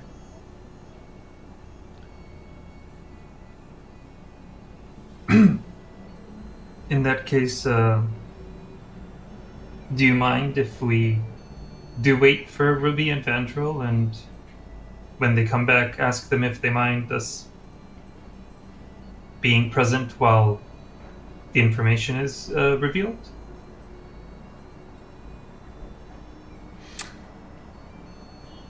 Let's agree on the following. You will wait them outside of my office and I will relay this to them. If they wish for you to be present, I will invite you back inside. That sounds fair. Works for me. Okay.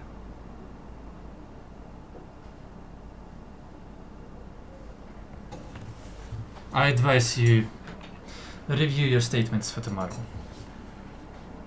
Have a nice evening.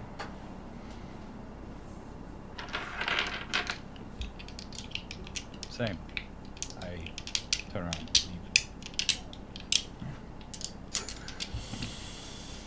Yeah, I'm gonna head outside. And with that, let's take a break. So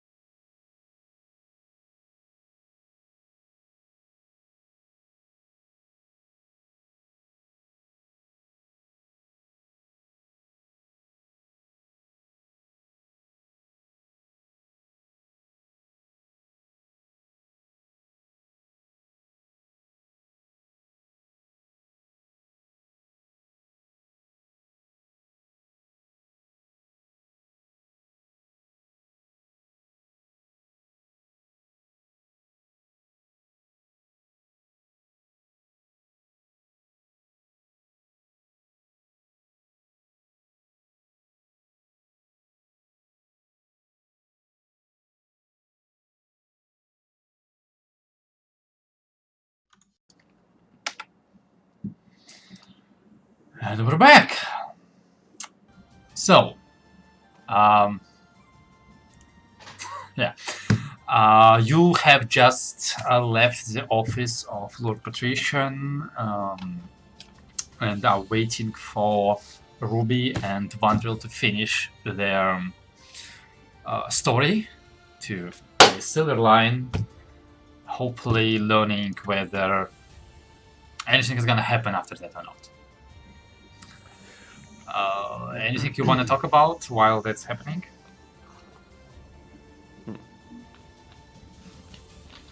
I ain't talking about shit in this guy's home.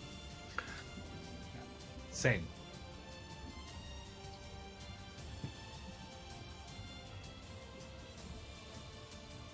Oh, there we go.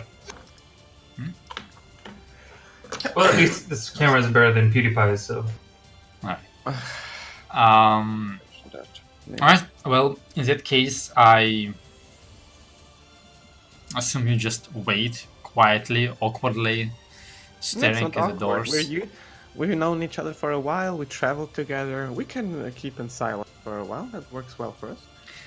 I mean, it's not awkward between you, it's awkward between you and all of the other people kind of present and watching you. Oh, we can make it even worse. Melora, you want to make out? Oh yeah. I'll dance in the background. I'll just dance in the background, just doing this the whole time as they're making out. And just quietly saying, oh yeah.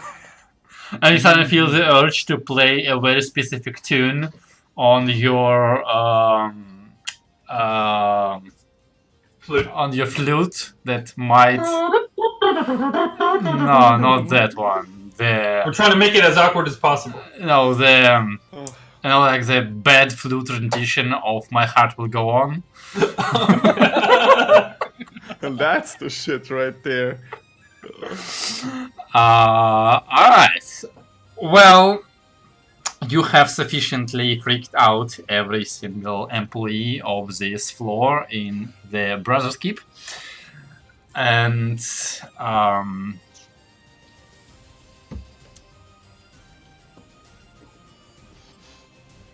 after a good half an hour,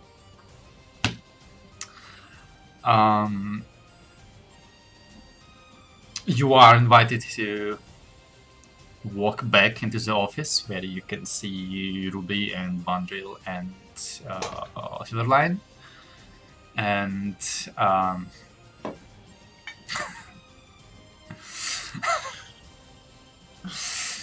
and you approach, and Lord Patrician says,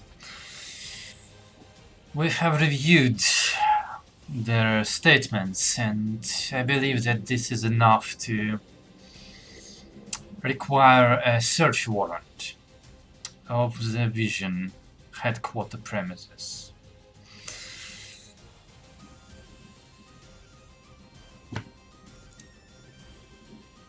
As you will be present here next morning, you will join our operational meeting and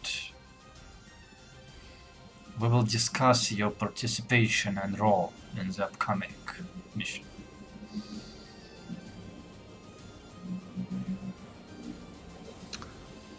Works for us.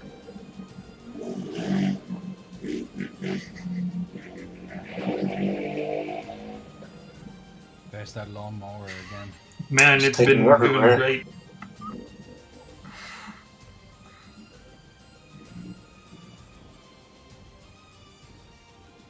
Okay. Is there anything else that we should know? Or should we just go to court tomorrow? And everything else will be taken from there. Wait, out of character. Does this mean that they entered the room, they talked to Patrician, he asked them probably if we can be there, and they said, nah, just leave them out? Come again? To what? Because we asked if we can be there. Oh yeah, And- since they excluded us, yeah, that means that they probably didn't want us present. Well, that sucks.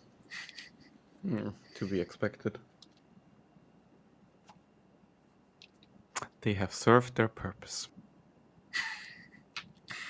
Wow. Ours is definitely such a good person. That was out of character, okay? That's just me. Okay, so tell him he's such a good person. I need to change my place of living now, I think.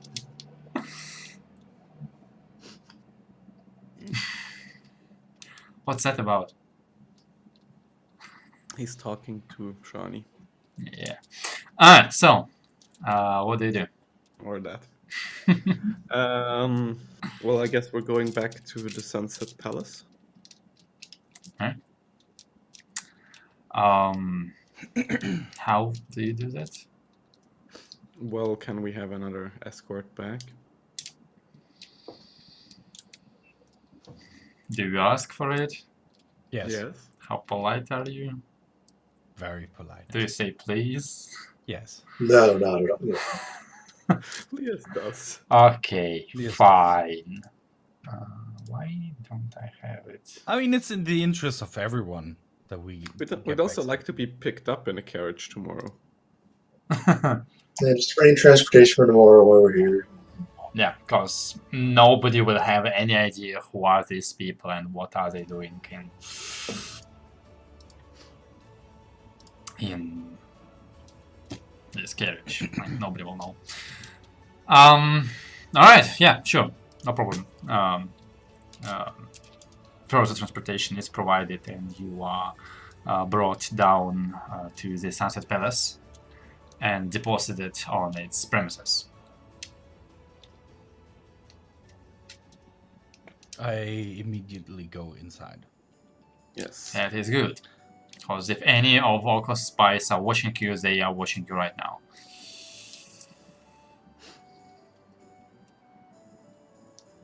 And I urge the rest of us to go inside as well.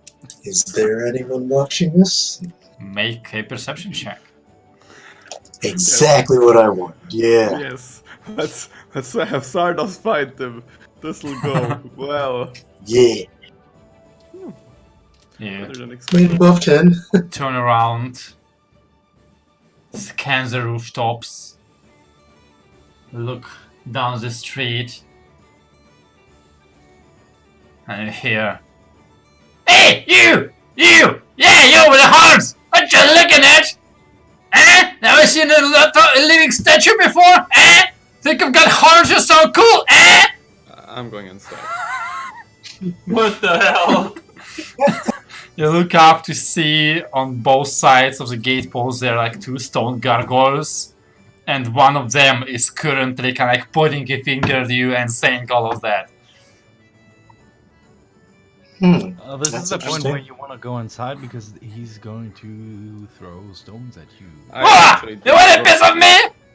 Yeah? I draw a sigil in the air as I walk underneath them, just in case. Nice to see you two again. Okay. And then he just walks in. That's. It's like, he's like, yeah, you want a piece of me? Oh, good evening, lady. Yeah, think you've got horns so big you can take me? Eh? Eh? Pieces of shit. Always an interesting time around you guys. You can thank Lady Khazar for those. I wait till the door is closed, assheads. Did you say assets or assheads? Asshats. Oh, okay. Alright, now, any other plans you have for the rest of the day? Did Damsel respond? Nope. Mother. He's dead. You're gonna receive his message one word a day over the next 25 days. And it starts with Dear Leos. Oh, Thank you for contacting the me. Harrod's talent. Thank you for contacting me. What was it? No, I have not received any amulets yet. Like the last word. That was more like gonna be the amulets you have asked for, I have received. And the last word, not. Yet.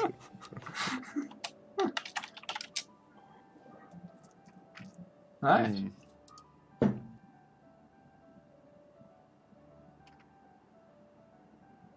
Understand. Actually. That's Yeah, a that nice guy. question. I mean, is there anything we need to discuss apart from once we are going to visit Rubius and Albert tonight? But other than that, I don't know. Do we need to discuss something in particular? What we're going to say tomorrow? Yeah, The we should discuss truth? that. The truth, the whole truth, and nothing but the truth? I don't know. All right. So what was the story? We went to the boat because we knew that Cereals had some crazy shit going on. We came there. He spotted us. He said, "Oh, come into my office, or I will blow up the whole ship. 200 innocent people will die. But now entertain me by killing each other. That is the only option that you have." Oh, that's kind of fucked up. Yeah, it was pretty fucked up. Yes. That was pretty fucked up. And Yep. and honestly, that was pretty much where. What happened? Yeah. That's what Jahan, who isn't here anymore, lost his cool. And that's when the fight broke out, the thing dropped to the ground, and, a minute later it exploded, more or less. Not even a minute, but like 30 seconds or something. It seemed like a device a bit. Now that you mention it, it was like a trigger thing. Mm-hmm. And it seems like maybe a device that Vision could make. Yep. Just saying.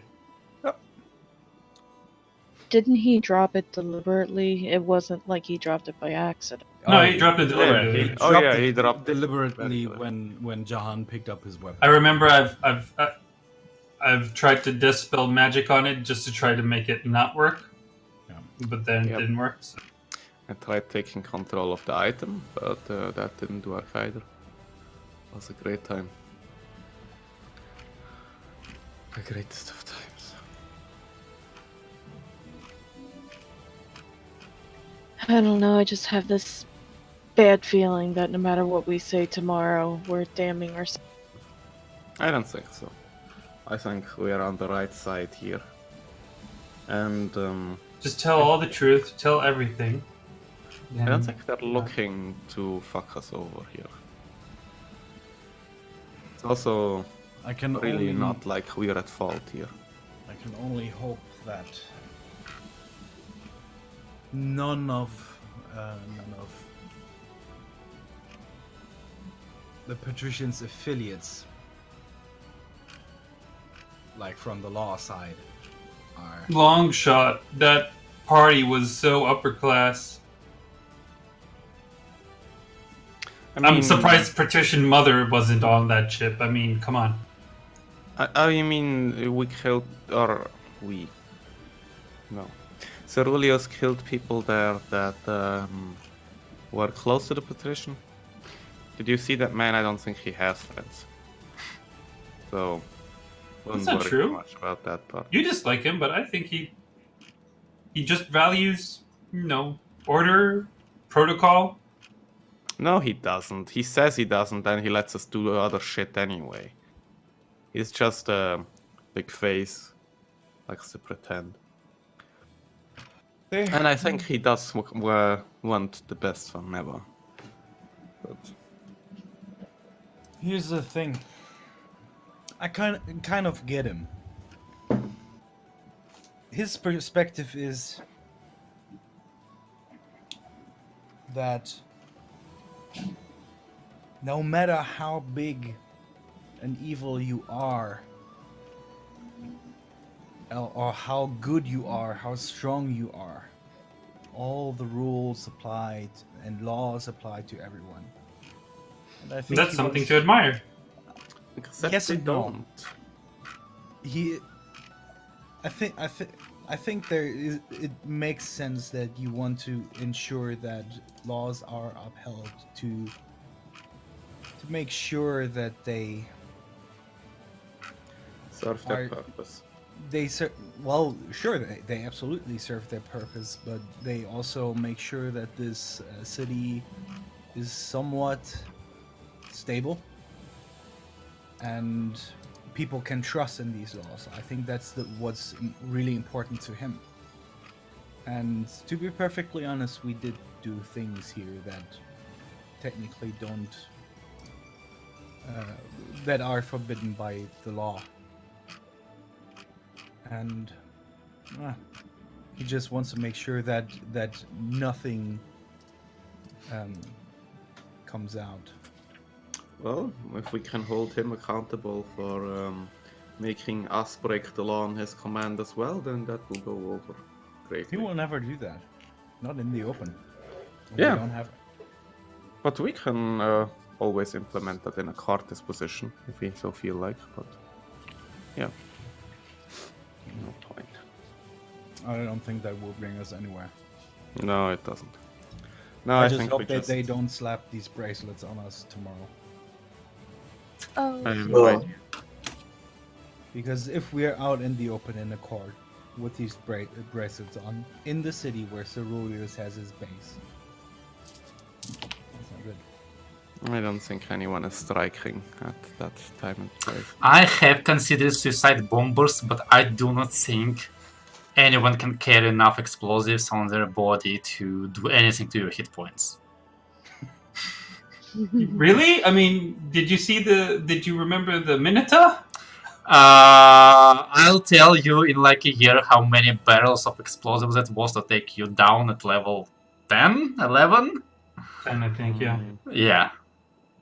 It's been that long. It was.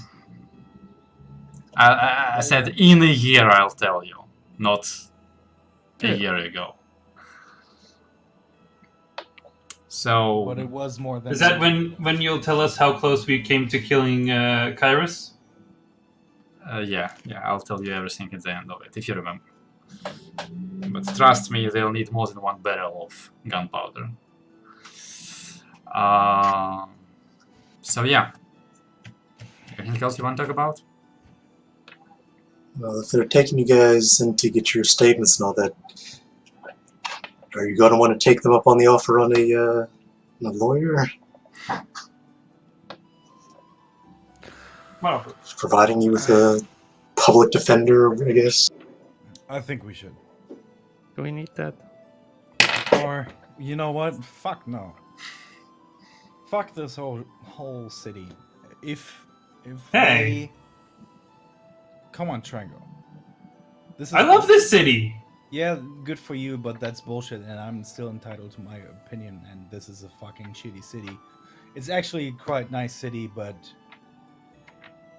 the ruler makes things difficult.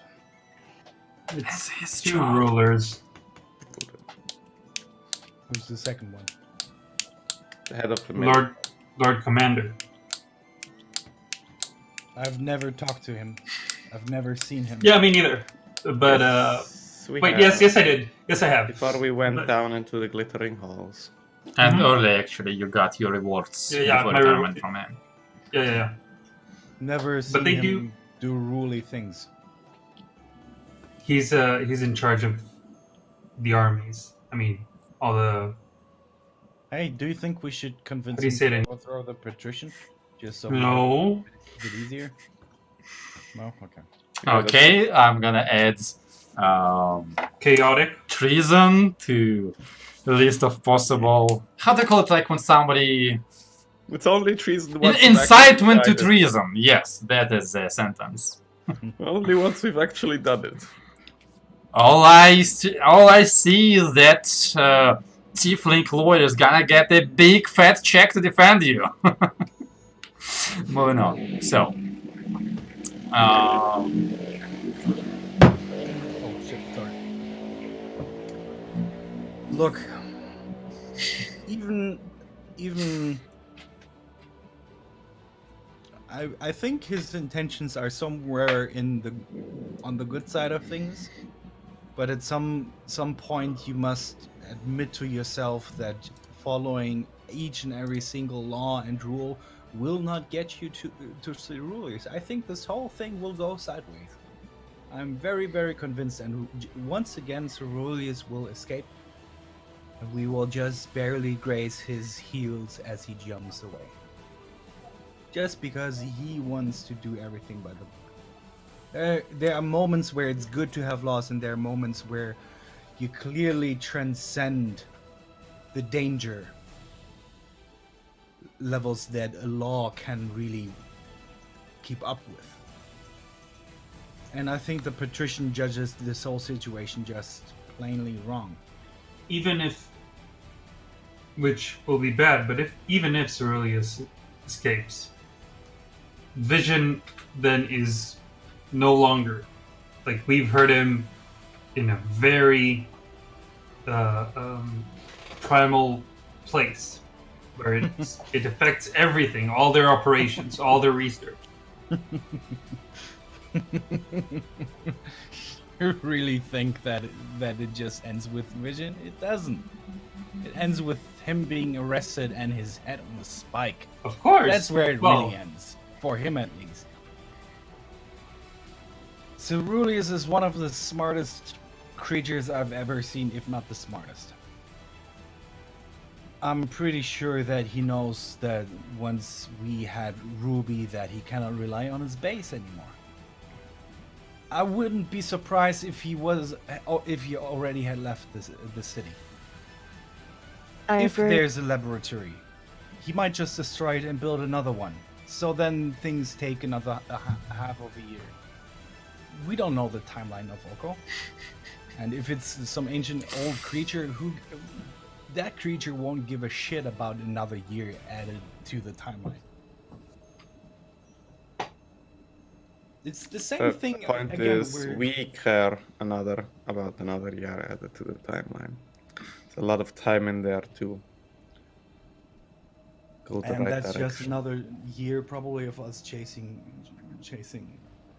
ghosts. I'm perfectly fine with everything that prolongs the imminent situation Aldana is in.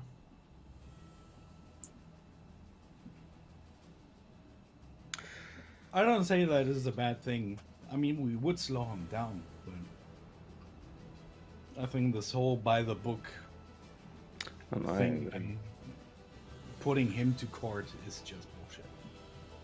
It just gives him time to find a way out, to weasel himself out, to talk his way out, to bribe the right people, or to make some, or make some mind talk to Oko, who then bribes someone else, and things just end up the same. He gets away. So what I propose is that if we get to Ceruleus, we take him. We don't hand him over. I don't agree to that. Because if you do, think about the consequences. What consequences? We're apparently not going to be alone when we go after him. We have some of the patrician's people with us, and some designed to stop magical stuff. Just as they'll bring mages to stop him from teleporting, they'll bring mages to stop us from teleporting, and they're there to keep an eye on us. And if we even succeed doing this, we will never be welcomed again in Nebo. We will never I don't give a shit. But we will never clean our names. Who cares? But what if that carries over into Kreitzen? Remember, we're linked to Kreitzen. No, the patrician... And that's how the Heroes Talent started the Civil War. Yeah. The patrician won't be doesn't civil give a election. shit about anything that falls off his plate. Come on. It's not enough just to take down Ceruleus and Oko's operation.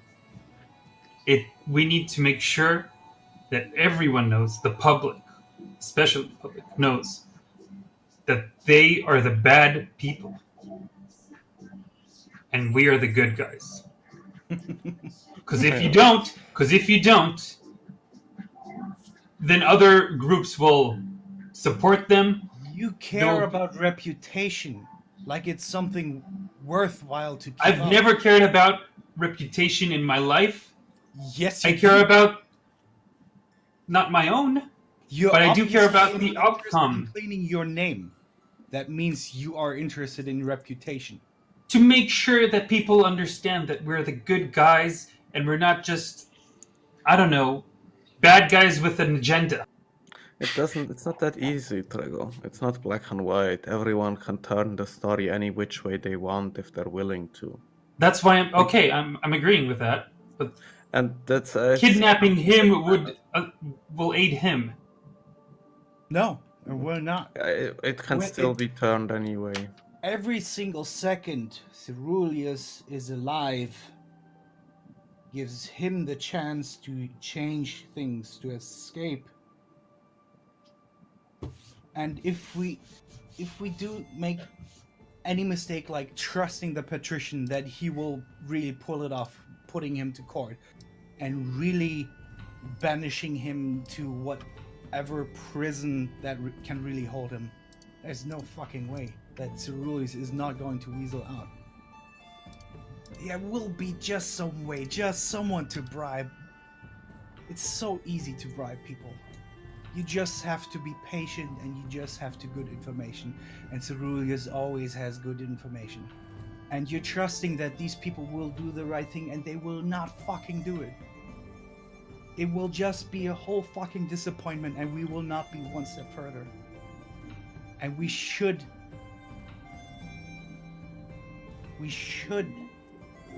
accept the fact that we might not walk out of this with a clean name, and that should not matter. The thing that should matter is getting Ceruleus, getting to Oko, getting done with this thing once and for all. I don't give a shit if the world deems me the biggest, baddest, most evil person, as long as I know that I've done the right thing. And that should be what it's about, if you ask me. Not about the public accepting that or knowing that we're the good guys. That doesn't If help the public does not accept that, then after Ceruleus, it will be more. There'll be more. There'll be someone else. That's always the case. May I ask Sorry? this? If we do take Oko, but wait, I'm sorry. I'm sorry, I'm kind of tired and frustrated with this whole situation. If we do take Ceruleus with us and say, no offense, hun, and she gently taps Trego on the shoulder, screw Nebo, where are we even going to keep Ceruleus? We don't have a place of our own to hold him. How are we going to keep him from leaving? We have this wonderful, beautiful crown. For one. And who's to say that's not going to release something more evil? We Remember, know what it whatever's in that releases. crown, but whatever's in that crown takes possession of the person it's being placed on. Who's to say that if he gets a hold of this Ceruleus, we don't know what his abilities are. Suppose he's some kind of strong magic user. It just makes him more and more powerful, more difficult for us to defeat. What No, if we- we bring him to our king, our actual king, who has an interest, who actually cares for us, who trusts us? I think we have better chances at bringing him to our king than to bring him to the patrician. I also feel like it'll be a very short thing.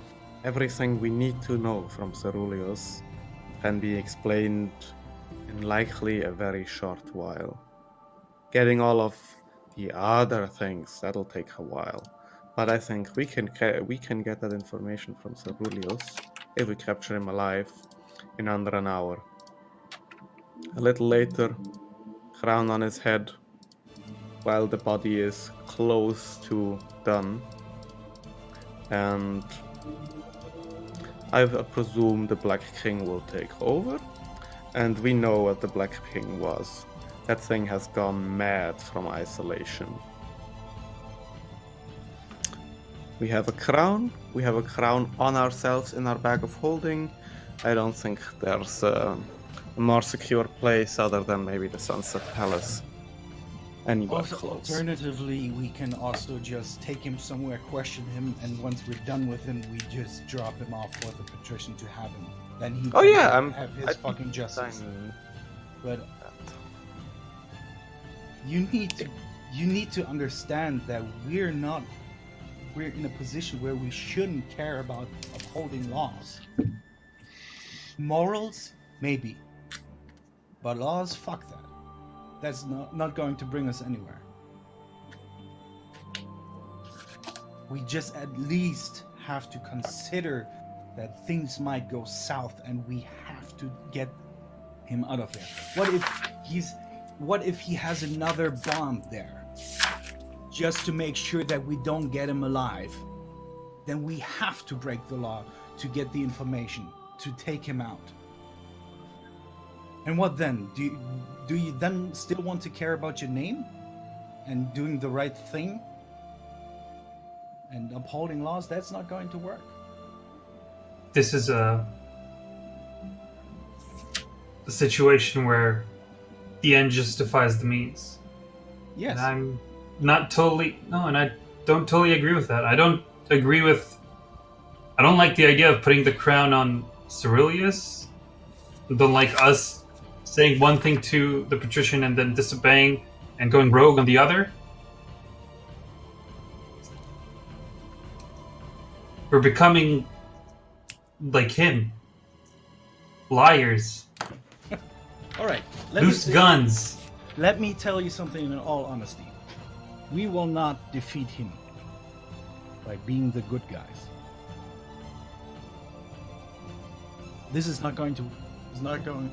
How are you going to take it? Is that a fact? You just put that as a fact. That's not true. We will defeat him only by being the good guys. How's that for a fact? That is bullshit. Here's the thing. If you're the good guy, if you do everything by the law, he knows the fucking law. He knows how to abuse it. I didn't say do everything by the law. I didn't say that. There were a lot of times where this group went not by the law, where I personally didn't go by the law. But I knew that it justified the means.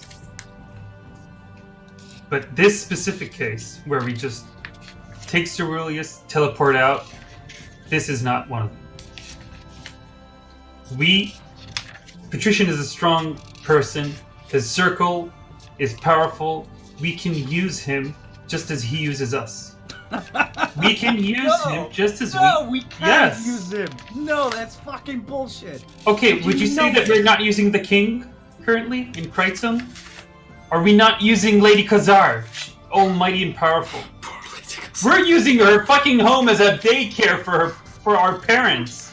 And they are all not the Let's fucking not- patrician.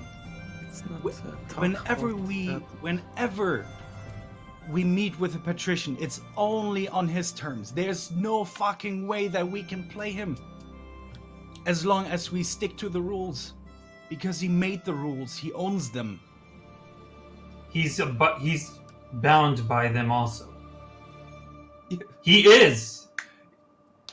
Dude, He hasn't been he's in not the bound past. by the laws. He has asked us to break the laws by chasing him down on the boat. He has manipulated us into doing his dirty work.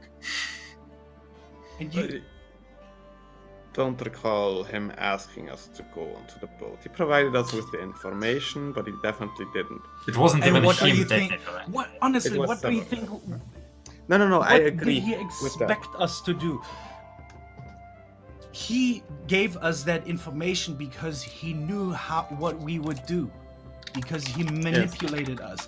And manipulating someone like this is just as basically... That's not manipulation. He gave us that information so we can act upon it. Yes, because we would have to break the laws, which he couldn't. Because he knew that we didn't care enough about the laws, so we would actually chase after him. And in that case, he stands with you, right? Like, the end justifies the means, so not abiding the law justifies the means, which he is then on your side. So why disobey him? If he stood doesn't by mean us, why are we fugitives? Why do we have that title? It's like you said, he's doing it to save face.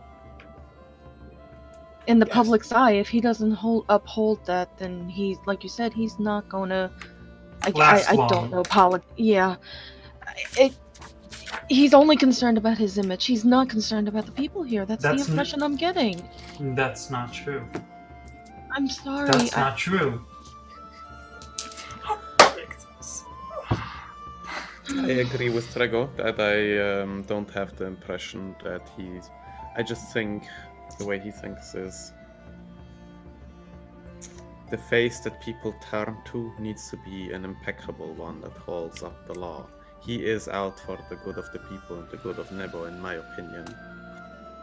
I don't doubt that. I also don't doubt that he uses the law however he seems fit, as long as it doesn't come back at him out in the open.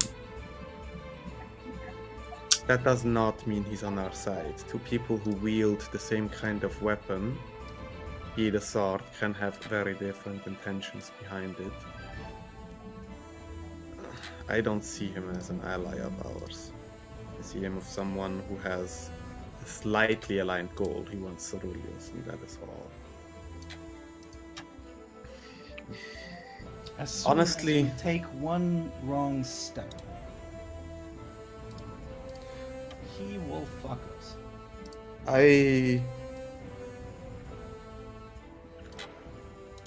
First off, just to understand, you, Leos, and you, Arliss, are up for taking Ceruleus, teleporting you out.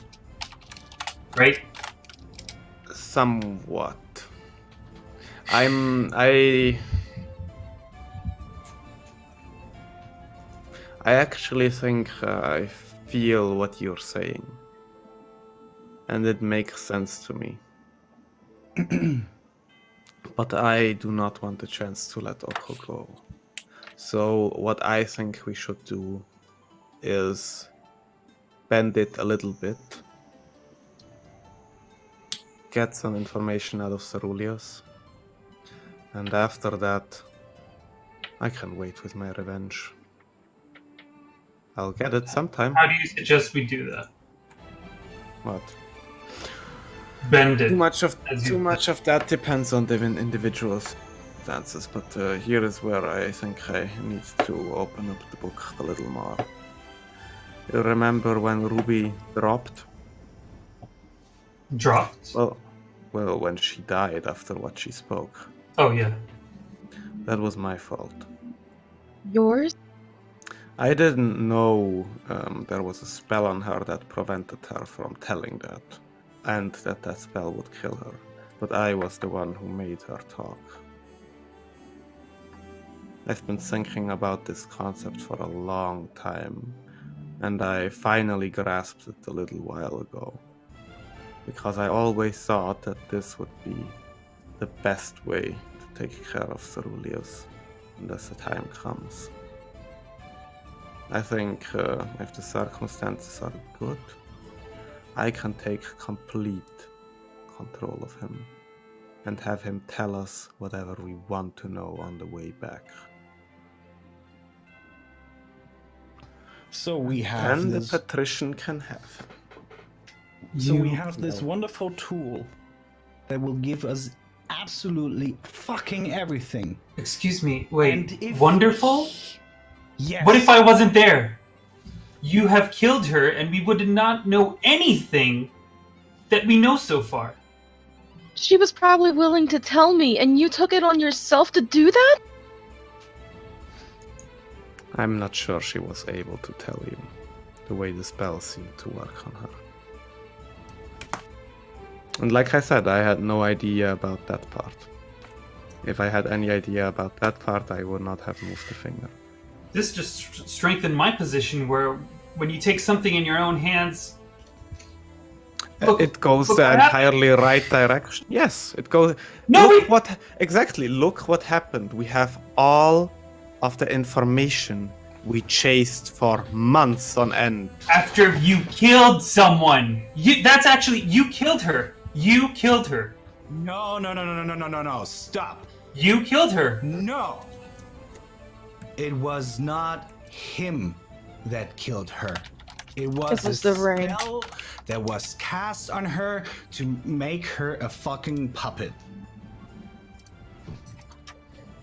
And if you honestly think that Arliss would intentionally kill someone, I don't think he You're fucking intentionally, crazy. but that no. I know it's the spell. He used it because he felt in that situation it was the only way to go to get the information. And look where we fucking are because of that. We have the information where Ceruleus is. We have a witness. We have gotten the patrician to move against him. You didn't give Melora a chance to go and talk to Ruby. You just did it. We wouldn't be here. Did you listen to Vendrell? He said that he would have posed some other...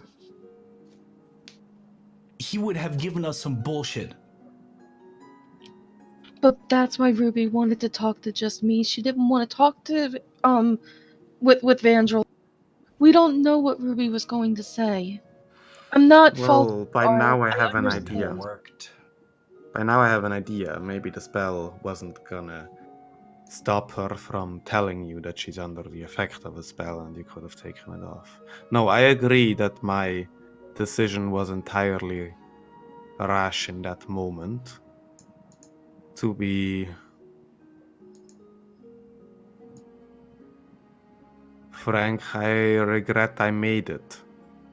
But I'm still glad with the point we're at now, just because it all worked out. I still think that what I did was wrong.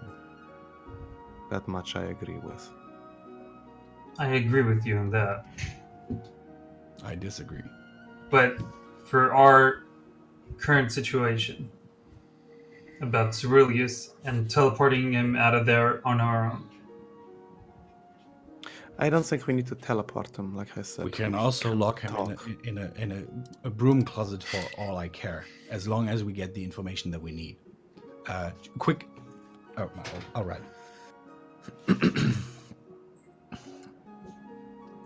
I think if we manage to take him out,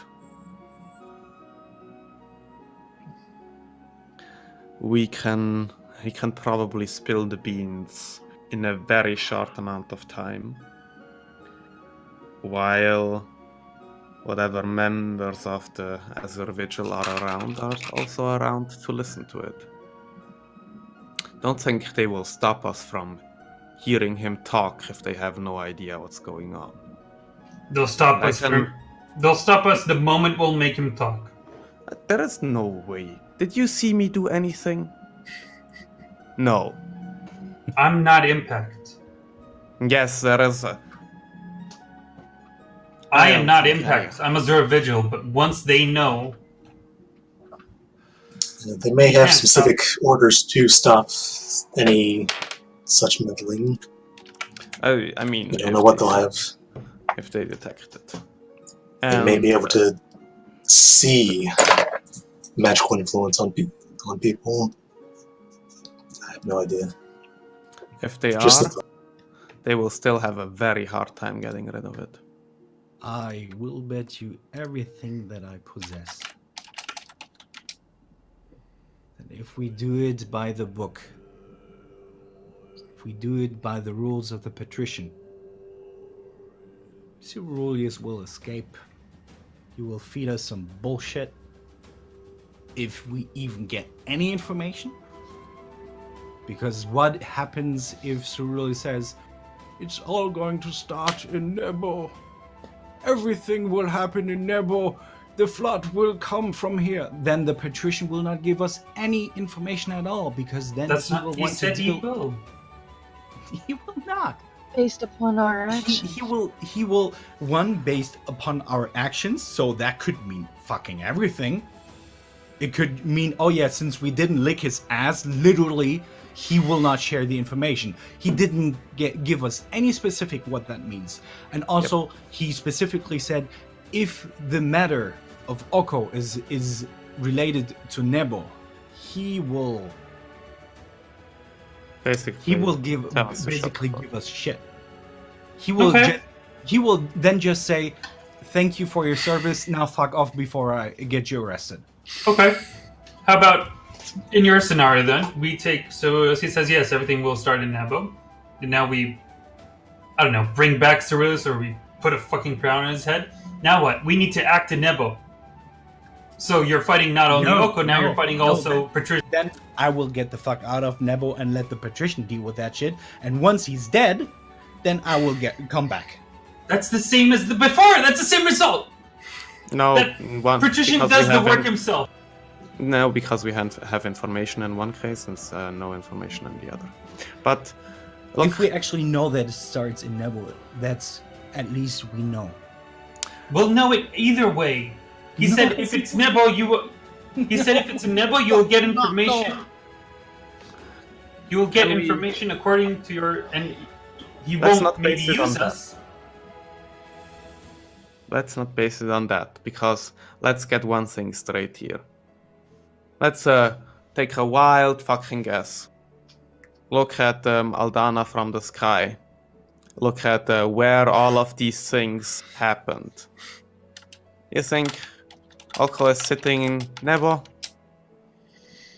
No. Oko is somewhere in Aldana. If you connect on this plane at all. If on this plane, he's definitely in Aldana. Connect all of the dots of... Look at... I don't know, does Lady Khazar have a map around or something? Probably does. Nebo is probably like an escape. Dots. Connect the dots, or every place they wanted to have something happen. The marks are all in Aldana. Nebo is this nice little small piece on the side. But no, not all of them. Nebo was going to be part of one as well. Fristwindor was going to be part of the mark as well. They're not all in Aldana. But most of them are. And for me it looks like, I don't know what it's supposed to be. That'll depend on places we don't know yet. But it looks like something that's going to be happening in Aldana itself. No. Could we actually draw on the map for a second? Yeah, sure, go for All it. we know? I mean, so... you're not allowed to draw in character on Lady Khazar's map. No. In character. Kreitzoom, that's one mark. Ironforge, that's the other. There's one east of Terza Burnea, right? That's around here, I guess, somewhere. You have... Thank you. No problem. No, Nebo is not one of them. Nebo There's a ship here with 200 people dead, that's one. Yeah, but they were trying. That's what the order of the One-Eyed God was after. Spreading the mark here in Nebo. We made that not happen by telling Trishan about it. There's another one here. That's a fair point. Yeah, there is another one here. Or probably rather down here. What's the one you marked down there? That's where South Spire used to be, Neverwinter. But that's Phandalin, where the... I mean, that wasn't... I'm not sure if it was part of the mark or not. But, I mean, the Black Spider probably wasn't there for nothing. Maybe the Blind Forest, but we don't know that in character. Let me get this out of the way in that case.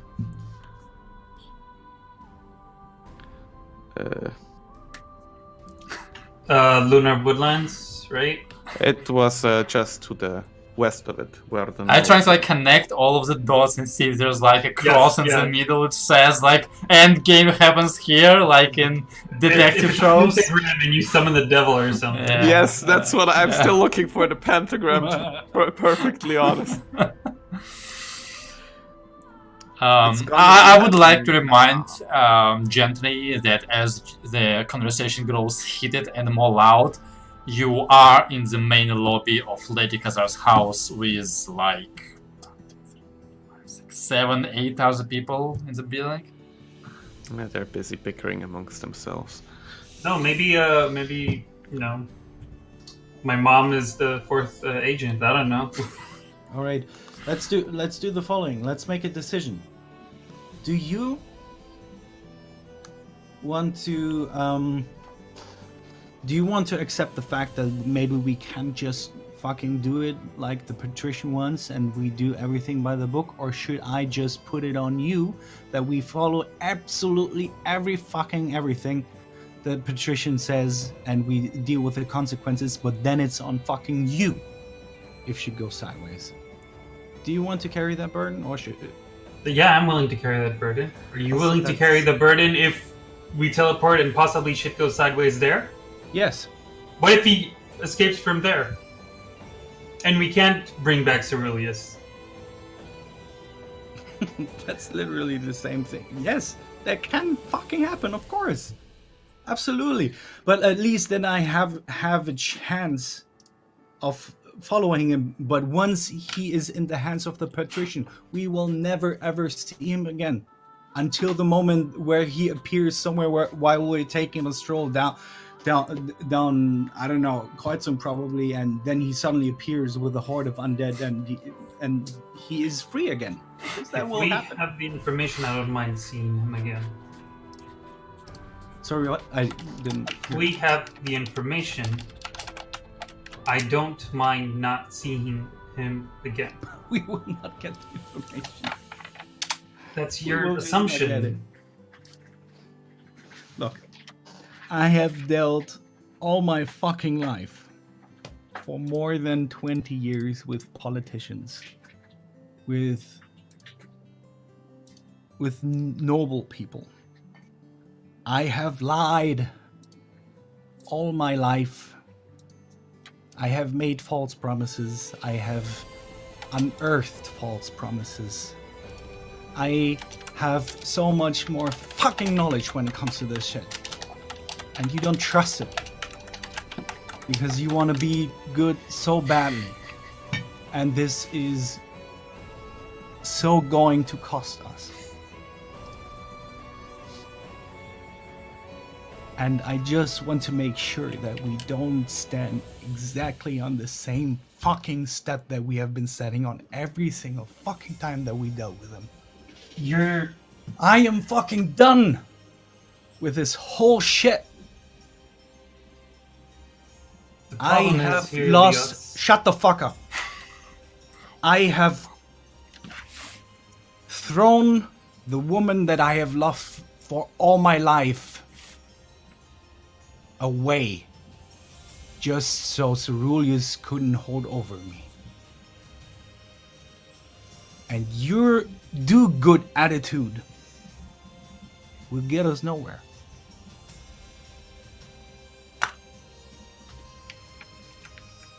And I will not let her death and her torture, because I'm pretty sure if he actually had her, she was tortured. Remember that I got a chest with fucking fingers in them. I accepted that. I accepted her death, her pain, her torture. Just so we can move on Ceruleus. And just because you want to fucking uphold laws and trust in a politician, you can't fucking trust politicians like this.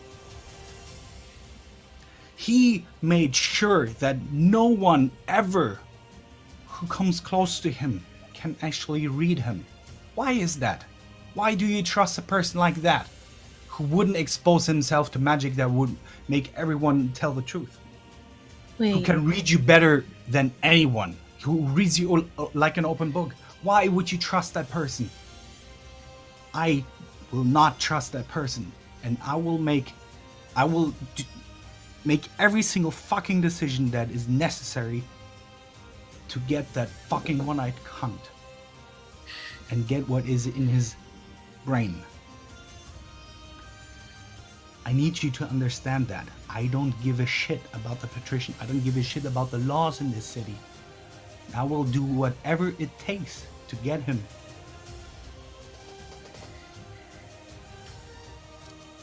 Melora, are you about to say something? actually, no, never mind. I thought about it out of character. Okay. You had. This is all about trust and about trusting politicians, which you do not want. It's exactly about the opposite, not trusting politicians. You didn't trust Albert once. You didn't trust him. And if you would not have met us,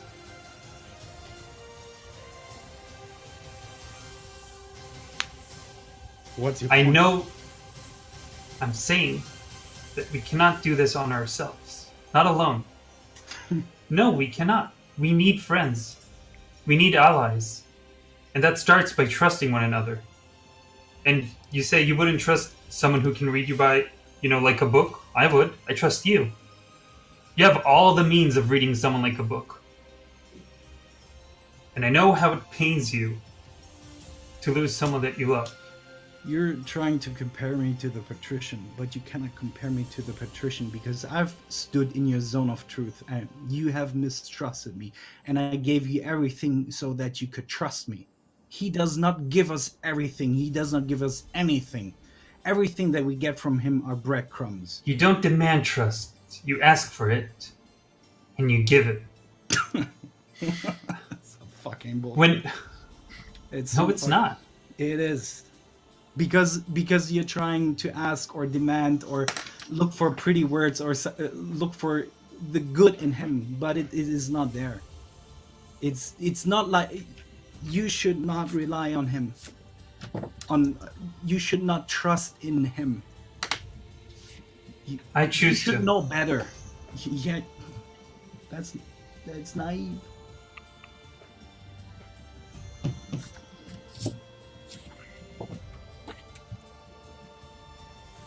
It's so naive.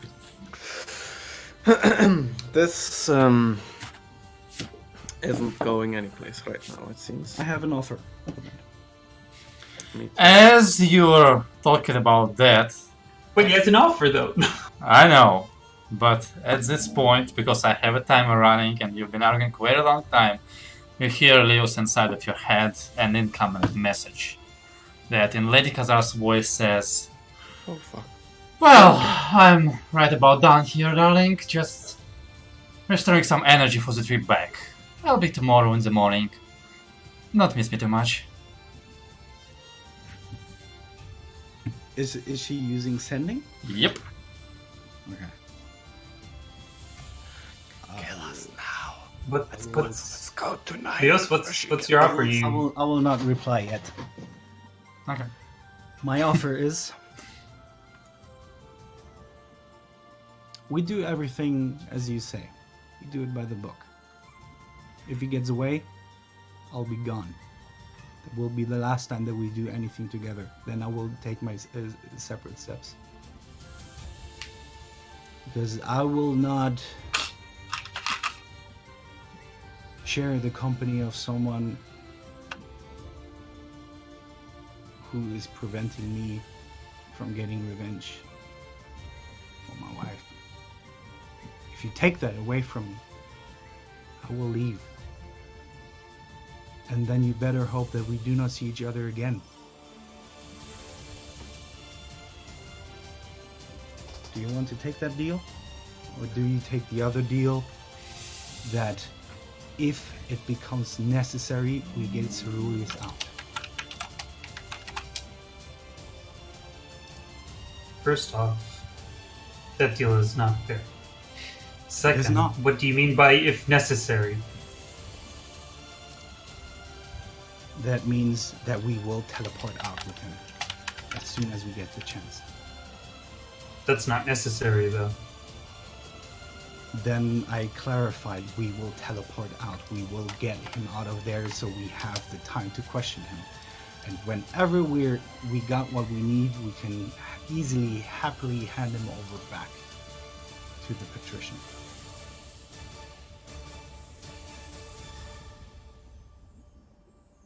Those are my two offers. Because we need to be on one side. We need to be aligned when we go in. But I will be absolutely fucking plainly honest that if this doesn't go the way that I want, I will be gone.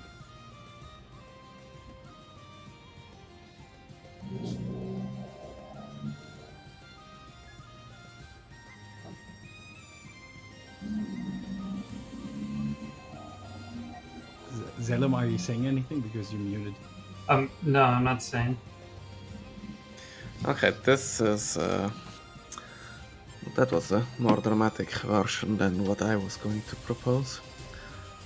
But I think you have touched on one thing that is the most important here.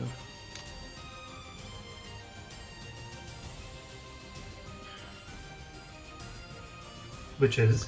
As far as I can remember, we've always done everything by majority vote.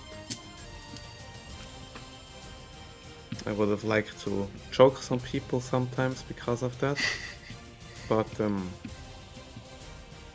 we always did what the group wanted. And the group is what's most important to me. I think shit can go sideways anyway, doesn't matter which one. I agree with Leos that trusting the patrician makes shit way more likely to go sideways, but I admire the way you think, Trigo. I say, let's vote on where we are willing to go as a group. And if after this people are not okay with the consequences of what happened and of our decisions, everyone has always been free to leave. Though I hope it never comes to that.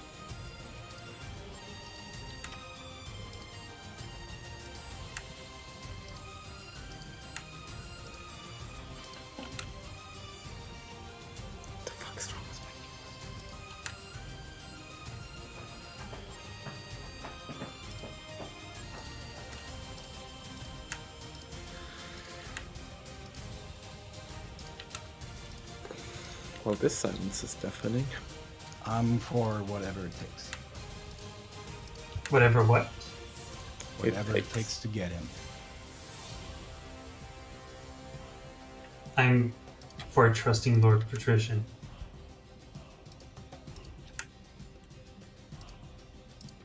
Zardos? I'm not too sure we're going to have the opportunity to get him out of there. The patrician's people there. He would be the better option for getting information out of him.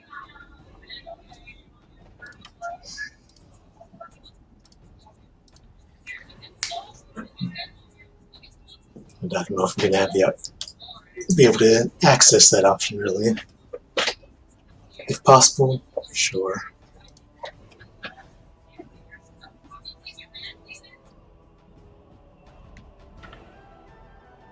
That's So a you say if the two-sided vote. circumstances are... No, it isn't for me. Or let me ask first. You're saying if it's not like, okay, there are 20 impact people in this room and 3 other casters while we have Ceruleus at our mercy, we probably better not try something. But favorable circumstances, we try it. That is a vote for favorable circumstances, we try it. I don't think it's a third category. It's a willingness to try to get the information if the circumstances allow it. And I think, correct me if I'm wrong, Leos, but in that situation, we probably wouldn't go for it either.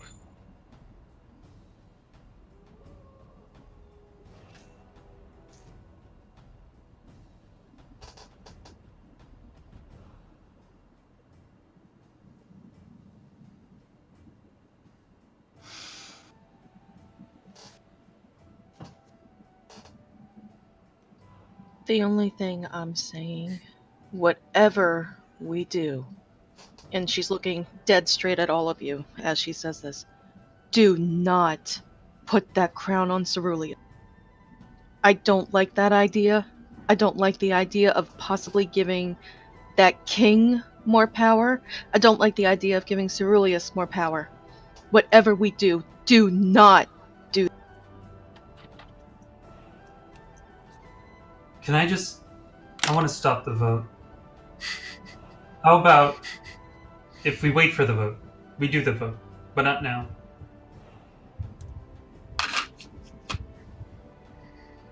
We wait for the situation, and everyone We gives wait- a No, I we wait- or an A. No. We wait for tomorrow to calm things down. Because we're all a bit heated right now. We can do it It's tomorrow morning. possible. Before we go to It's also, the position. Or before we go to the... not the position, the... Before we go to vision. Okay, that time we all have time to think.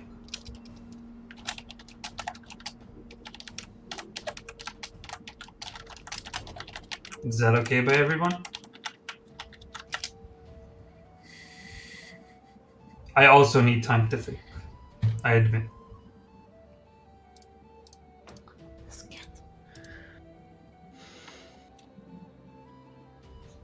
We make the vote before we leave from here.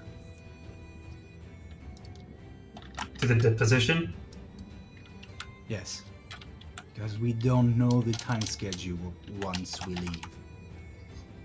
Okay. We have don't no know when the time attack amongst will ourselves. happen, and we will not know if there will be any other chance to talk this freely outside of these walls. I opened the paper that Severus gave me. What time does it show? Oh, the deposition 9 in the morning. 9 in the morning? Yes. Okay. So yeah, we'll make it before we leave from here. Good by me.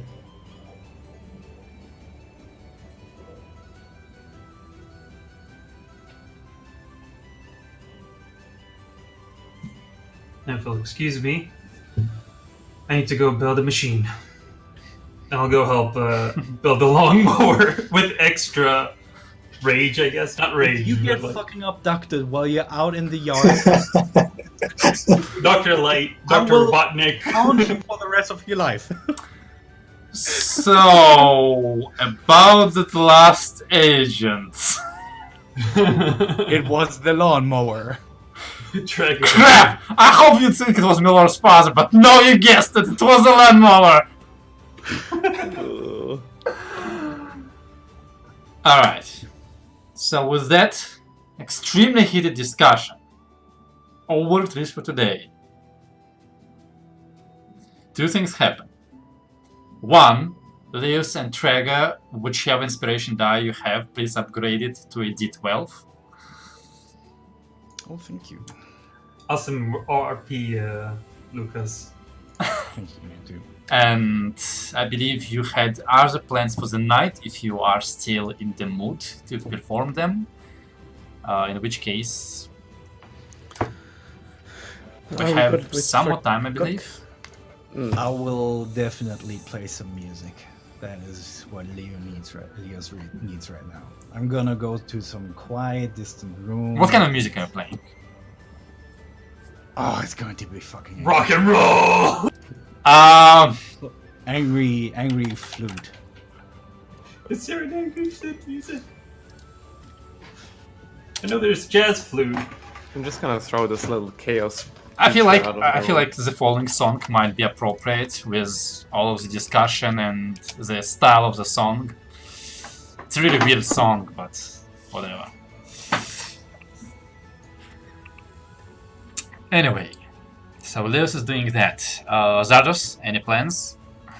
That's been a very heated discussion, something that you weren't really part of, as having not seen most of the things the group is talking about and not being as deeply invested or really understanding why they hate this Ceruleus guy this much, but well, it certainly says something about their mental stability.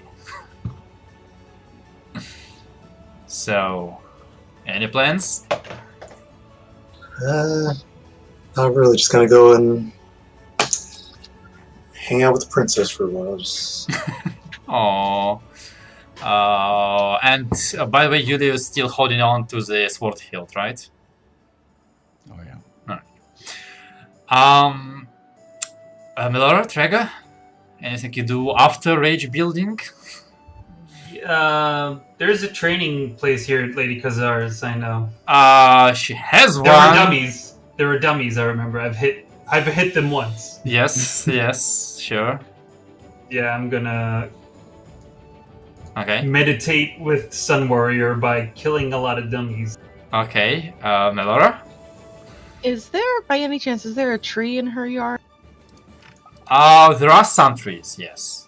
But they're all falling from the lawnmower.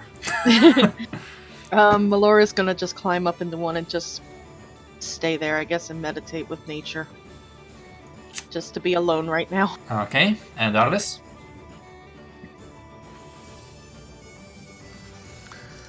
We'll probably just take some quiet time in some room somewhere until it's time to dream at some people.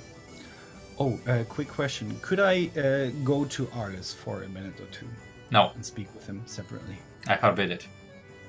Oh. Go ahead. Yeah, I will just come to the room that you stay in and knock.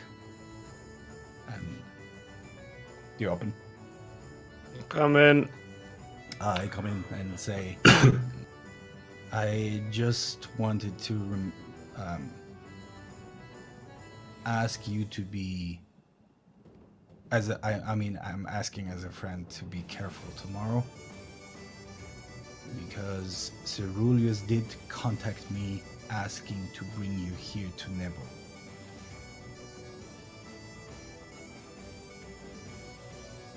Just keep Okay. that in mind, that we might still play into his hand by just you being here. You That is go also his lair. one other thing in there too. I mean, we still don't know what I was injected with, but there is the slight possibility that he can take control of me. Not so sure. Maybe it's something of that sort. What do you want me And- to do if he does? Hmm? What do you want me to do if he does?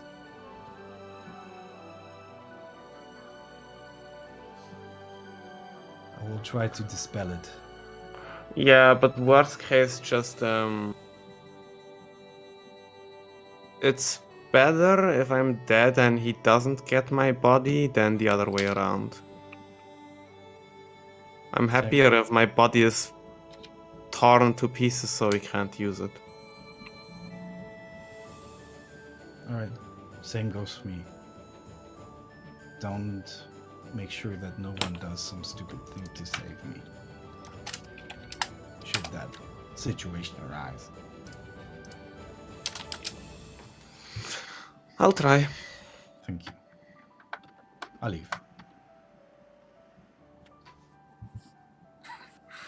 Right. Well, you spend some time cooling down in your own ways. Evening comes and you each in your own ways get some food. The atmosphere has become extremely subdued. Everyone you see, except maybe for Morati, though even she has gotten tired of complaining, seems to be tired and sullen. Finally, the night comes and time for people to go to sleep. What do you do?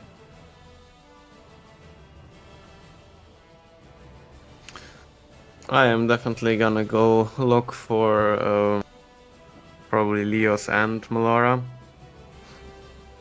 I think it would be best if we contact Rubius first.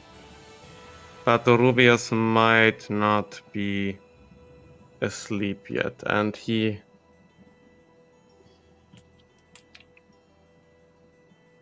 hasn't responded, right? Have you written to him? Yes, it's up here. Okay, it was and way I before have- the entire thing. Then I have totally forgotten about it. Apologies. He actually would have responded to you basically at about the same time when you would have gotten an answer from Albert. And he would have responded about with one second.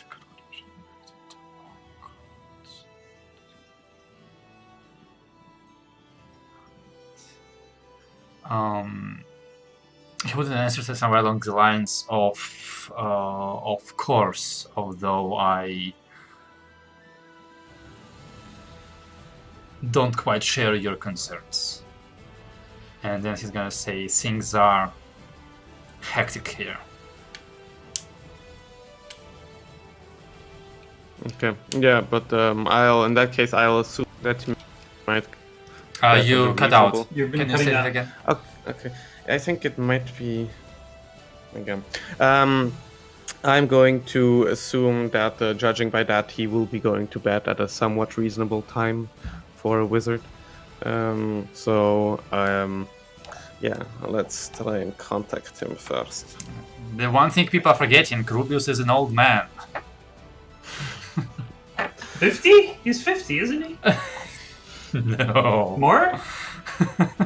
You'll The find out picture you one sent, day. he looks super young. Yes. Yeah, he's a transmutation wizard. Oh. Yes. He developed skin creams. Yes. Yeah, that's what I'm saying, Alright. Melora. Anyway. That 50 is not old. Do you contact Rubius, who's casting the Yeah, spell, Rubius who's first. going into the spell?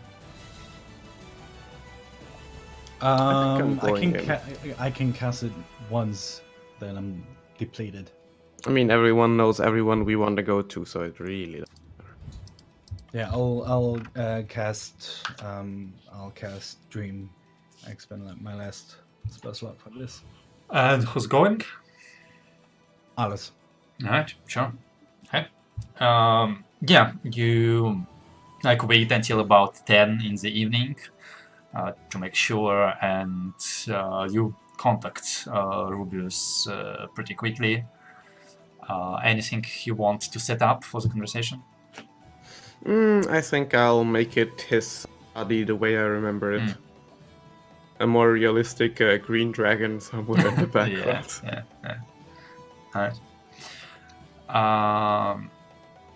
So as he materializes in this prepared space in his wonderful cloak, has staff in his hand, he looks around. Home, sweet home.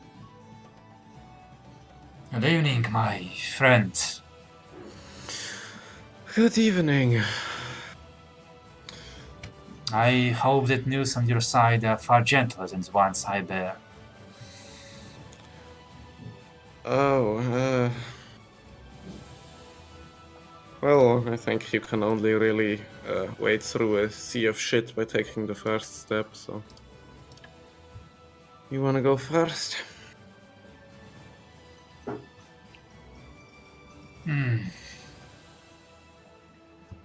The fates have brought me to Grelswick. A conference with His Majesty and the Princess.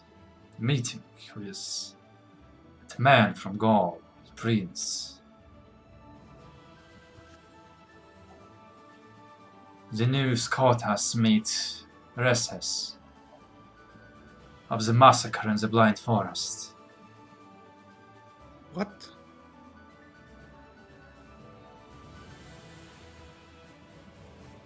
We've lost half of the unit stationed there. And the Elven Elder is dead.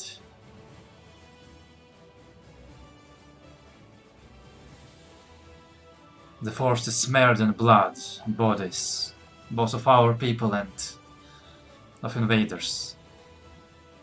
Creatures from hell and undead.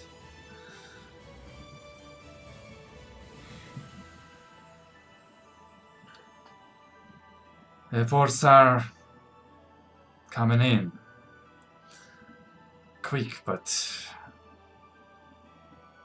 could not afford to go myself. I worried that the disturbance, the bloodshed, would further destabilize the portal. The efforts that the elves have achieved counteract it. The magic is unstable in its place.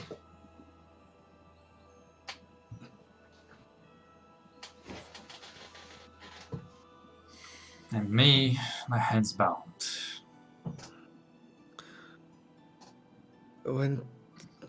When did they say? When did the report say that it happened?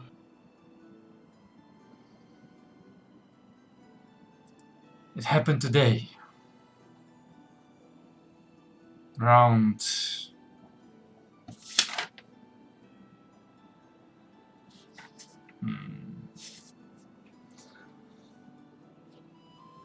slightly before noon. That's when the report came in, or when it's supposed to happen? We received reports through those communication devices. They came in as soon as the assault was repelled.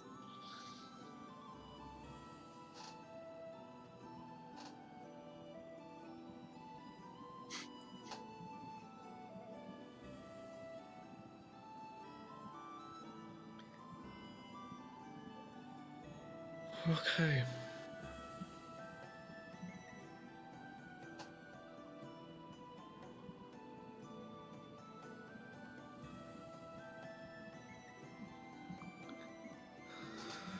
Okay, it's great we're sleeping right now. I could really use some of that too.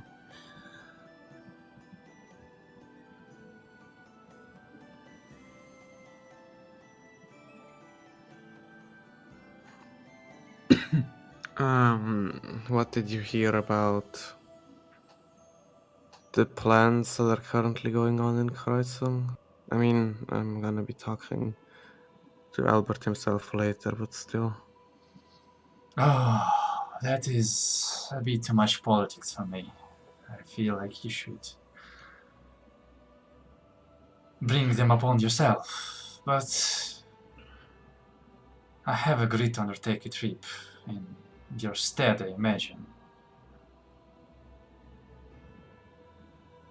Okay, what kind of trip? To go! To talk peace and ceasefire. Albert wants for a strong front before face Dragon. And much as I wish to see that beast alive, this was not the circumstances.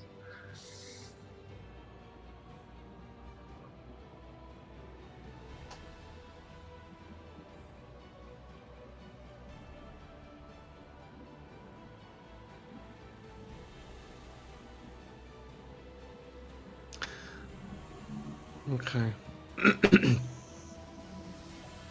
Well, in that case, I have good news in comparison. Very good news, actually. What was going on in Fristwindor is done with.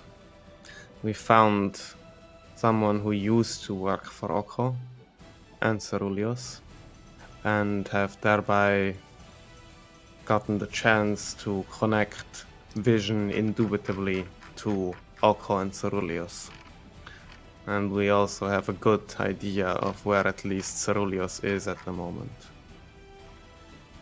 If you have any dealings with Vision, I think it would be best to kill them very quickly. And, well, that is why I was going to ask about the former Dean of Illusions.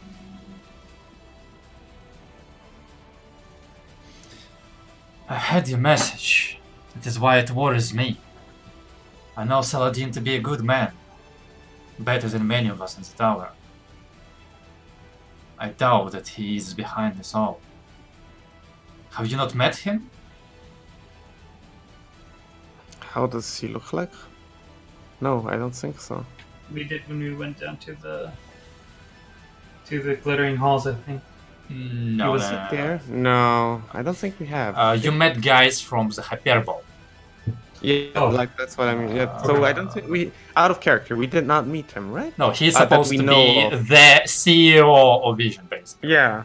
Yeah. So So no. he could be Ceruleus, the same person. Yes, I guess. Something like that. But no, we don't know. No, we have not met him. Strange. Dragon outside of the windows goes. Brrrr. Strange. When I sent you to Neba, I expected you to meet him soon. You had interest in power and magic. I thought he would provide you a liaison in the city. He has power and influence, and many Well- tools that could have helped you.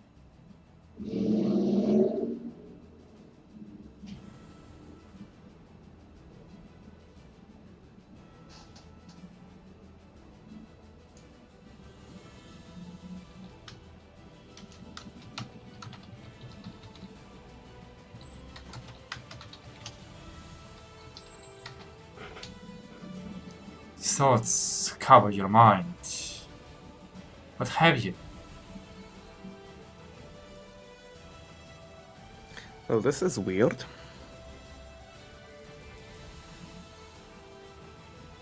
Does he have one eye? Could you describe him a little bit? Decades have passed since we met face to face. I'm surprised that he lives still, for he is of my age. And I'm way beyond an age a man must live. The last I saw him, he had the skin of obsidian, his hair draped in the style of his people. Braided locks, he called them. He sported facial hair and was a man of exceptional beauty. Though his affinity for jewelry I do not share. How long has it been since he left the tower?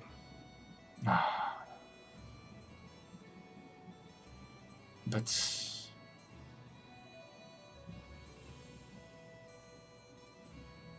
I should be approaching upon the second decade.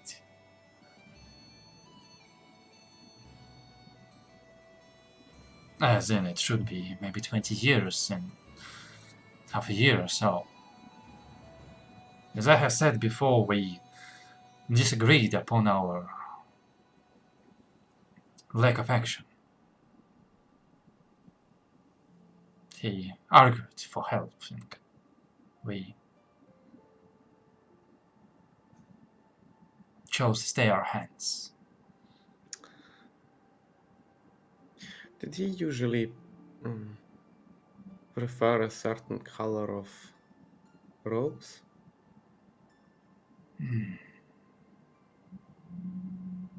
Dark colors, believe he wore. So I imagine his tastes would have changed with acquired wealth.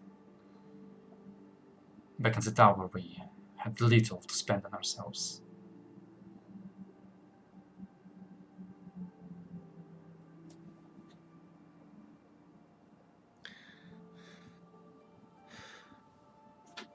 Not gonna lie, I really disliked the part where he said that he had many tools that could help us, when I know for a fact that Ceruleus has contacted people telling them he'd leave them in peace for all eternity if they just turned me over to Vision, if they just brought me to their headquarters.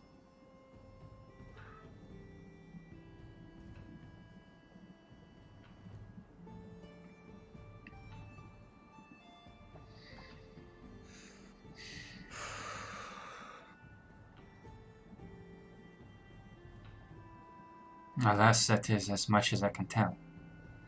He was a dear friend of mine, one who I miss losing. If I could but go back in time, I'll maybe make a different choice. that I fear we both will die with our differences unresolved.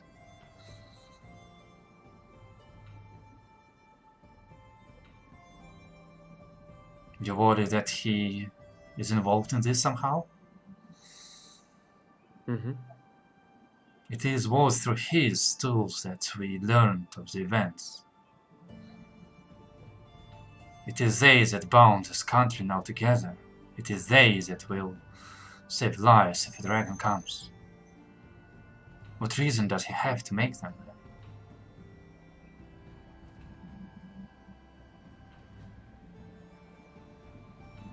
Yeah, more than one news.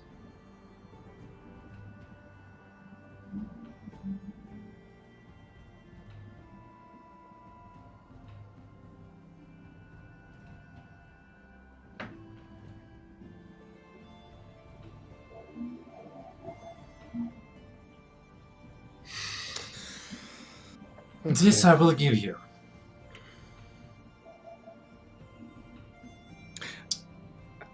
To try and rekindle our old friendship, I will try. See if answers he has any for me. I will not share the doubts you have. But talk to an old friend, I believe I'm long overdue.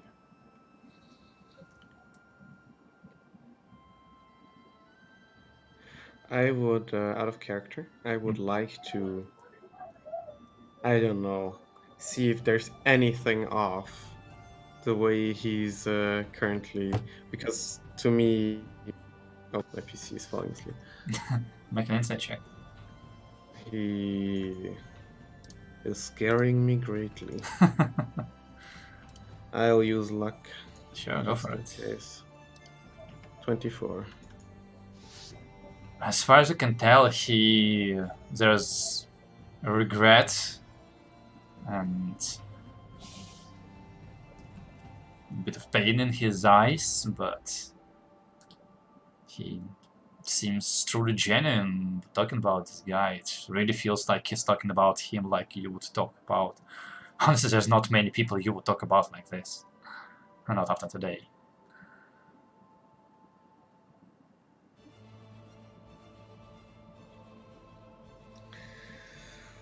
So that sounds like a good idea.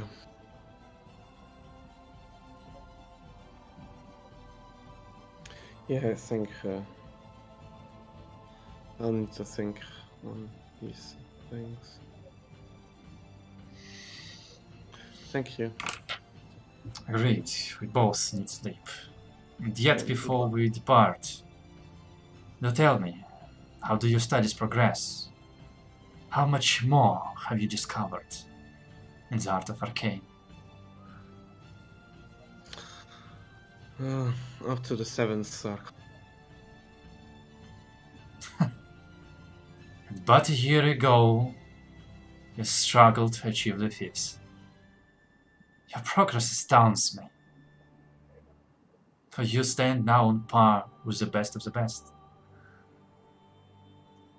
Perhaps when this is over, there is a place at the tower for you. I don't think there's a good way to teach the way I do it. So, no. But... yeah, I don't know.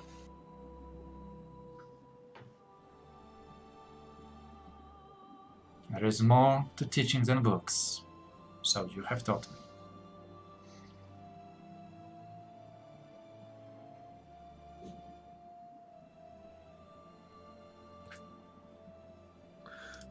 No, I'll ask Albert later, it's fine. Thank you. Have a good night. And a good night to you as well. I'll leave. Very well.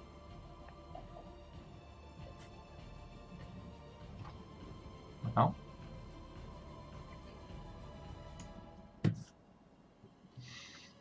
Do I see Arla's change in expression?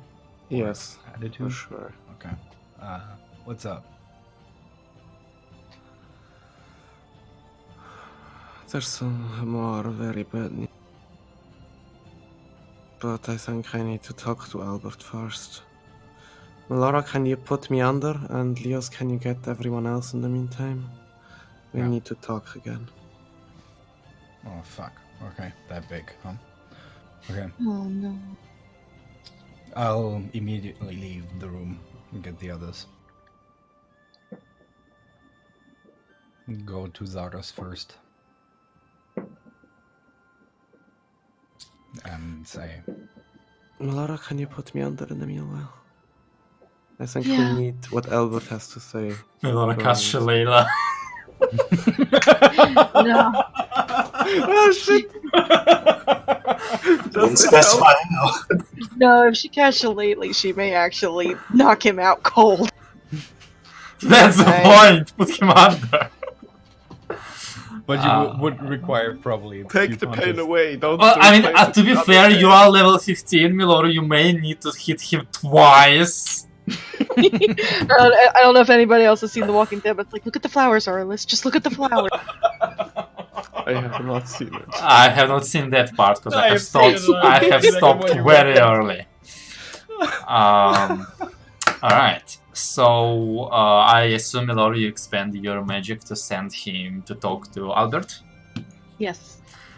and what else? You gather up everybody else. Yeah. Do you want to do this in character or? That's fine. Well, in that case, Alice, any setting?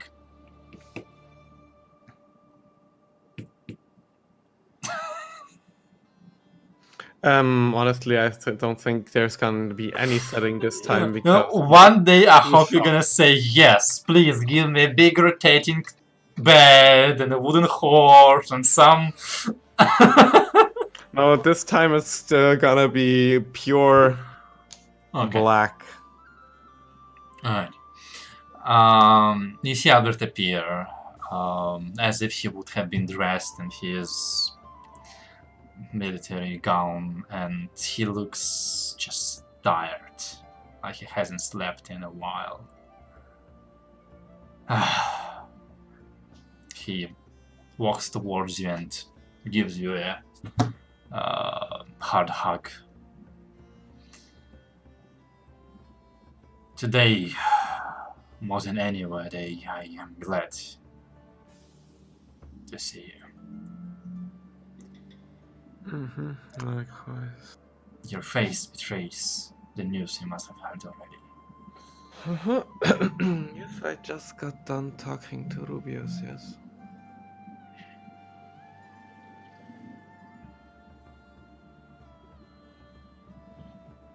The assault, it happened this morning. We did not lose everybody, but that was not their purpose. But we lost beyond 100 men and women. They struck an ambush. Troops poured out of a portal. Hellish hounds, ghoulish creatures that tore into the troops with magic and claw-like. Was there any tiefling among them? With Yes. a big mace? Not with a mace, but a golden knight tiefling with a sword led the charge. He was the one who killed Linner. Our friend Zoe has tried to stop him, but the powers were insufficient. She leaves, but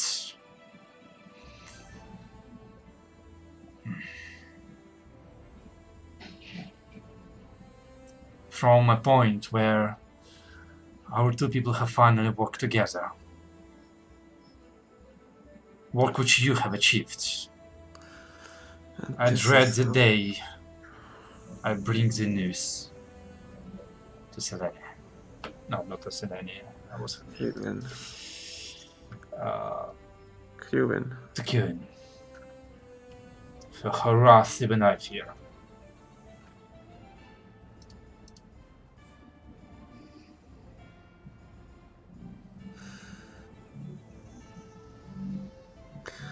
What are you planning?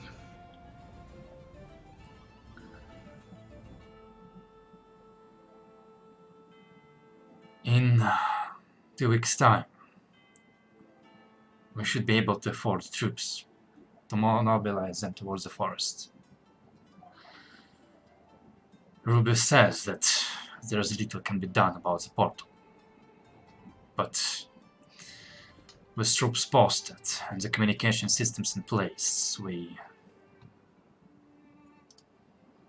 can prevent the worst. I'm preparing a statement for the people of Aldana to share the news of the dragon, for I have delayed too long. I cannot share full truth, but what I can I will.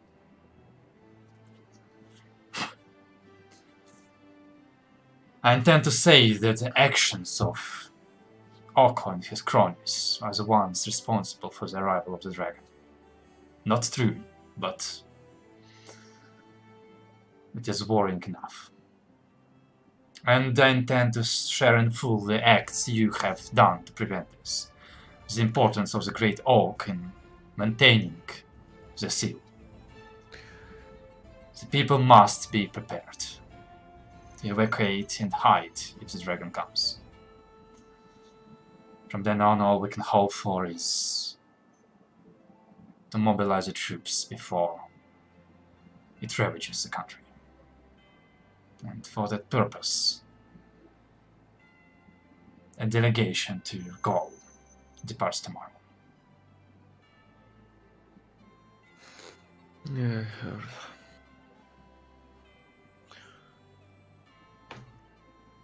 Question is,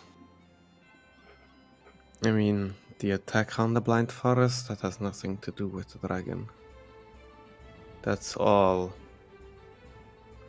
described by the creatures, and since it's another tiefling, it's probably another Melazan. That's all Kairos, and Kairos works with Ceruleus. So it's honestly... You still travel with the son of Kairos. Do you still Yes. trust his intents? What better place to further the goals of his family than by your side? No. More than ever. I am 100% sure about this one. Well, let us hope that at least that is a bright spot in our bleak future.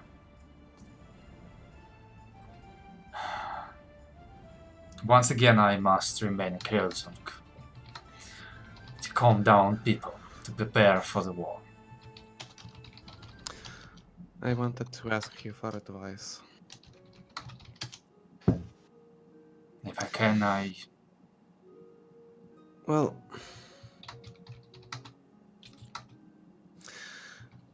we are this close to wherever Ceruleus is supposed to be hiding. We know where.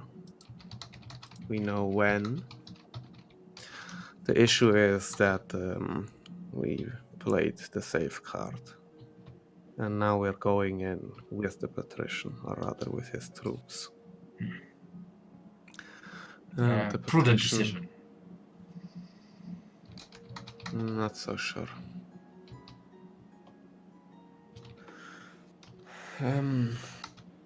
The patrician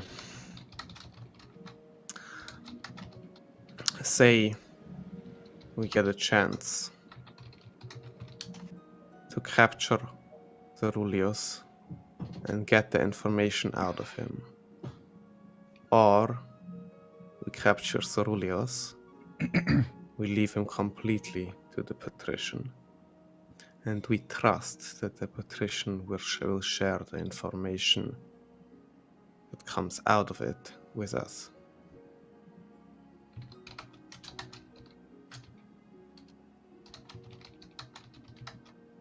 And so you Judging struggle by- with the choice. We are all struggling with the choice. My experience tells me that most of the time,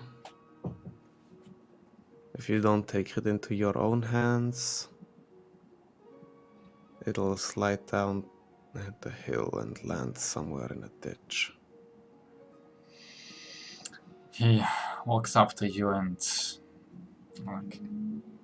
puts a hand on your shoulder. I too have thought that once. It changed.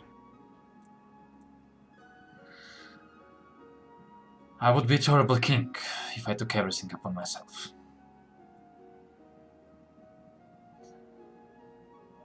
And when I first laid my eyes upon you and Traeger and Laura and Pipip and Salan, I thought myself crazy to trust you. But you have proven me right. I would not call us friends, but I know of Patrician's character. And I see how your propensity for fleshiness would worry him. But the trust you've given me, the trust you've earned from me, I believe you can earn it from him. And if the emotions are not enough, consider this. The dragon comes, and Nebo is isolated. It benefits no one. We'll need their strengths, their inventions to assist in our fight. And they too on their own will not hold.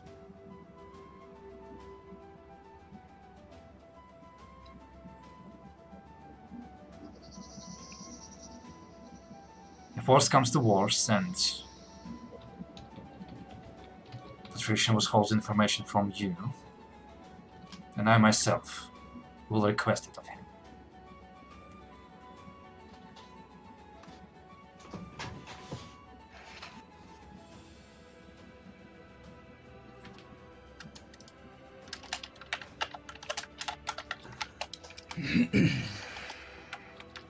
Thank you.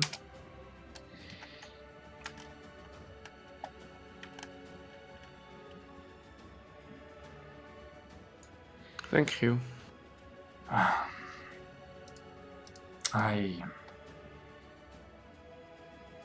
spoke with the delegation, and I too must ask you for an advice. Today we met with the Crown Prince of Gaul, Jean-Luc Mercerie.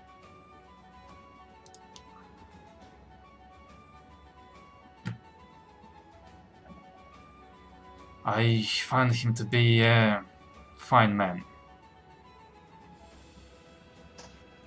His suggestions are sensible, and there is much for us to gain.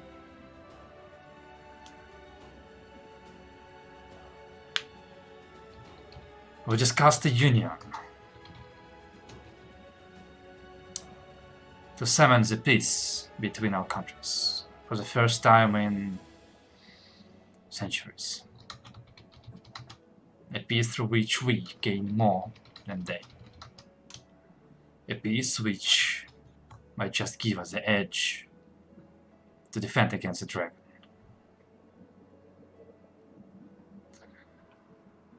I worried where the visit would lead. It was a trap if an accident would happen. It didn't.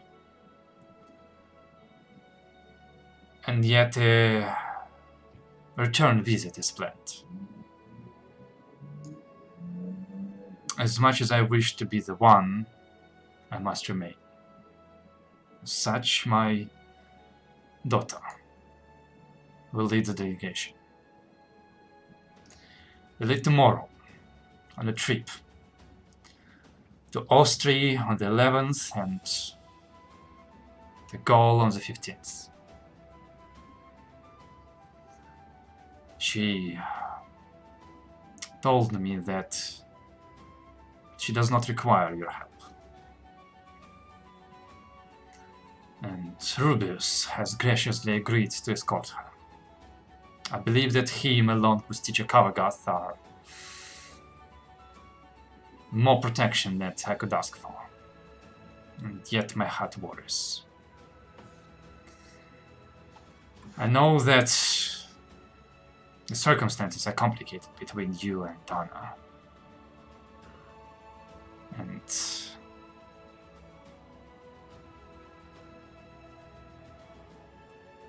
once again, there is nothing I can demand of you. But if circumstances allow, I ask you to help protect my child. For she is the future and the hope of Aldana.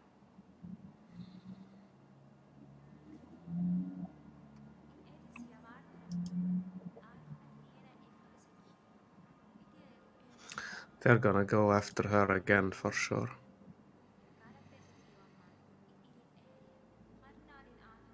I'm afraid that is a likely outcome. And though, again and again, the forces we send seem more than sufficient, Rubius himself is more than enough to bring her out of danger. You haven't met the people that were around last time. She was almost alone. She almost killed Trigo.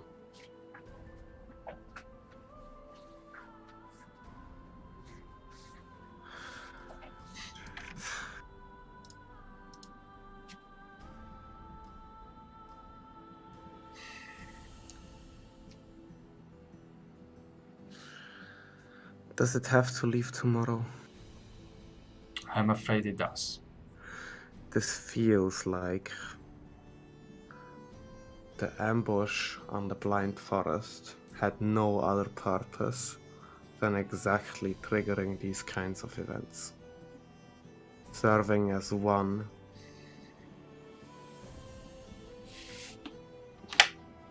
Oh.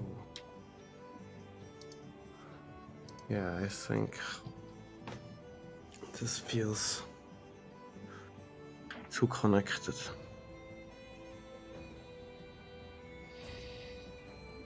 I agree that too long we have been responding to events forced upon us. I pray that your mission will succeed and finally will have an edge. And as always, you have my full and unconditional support. And yet, if Aldana is to survive, we need this peace. If Dragon comes and our troops are not at the border, if Dragon comes and half the country is destroyed, then Gaul will fall.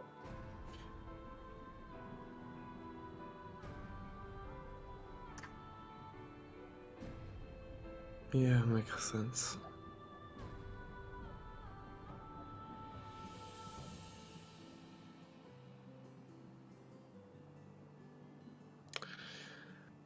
We are definitely going for Ceruleus tomorrow. But after that, I'll see if we can't catch up to the others. There is a teleportation sigil in Austria. If you come to Kreuzung. Yeah, we have plenty of ways to get to Kreuzung. That's not the issue. Yeah. I know that once again I place a heavy burden upon your shoulders. A burden that I urge you to share with your friends.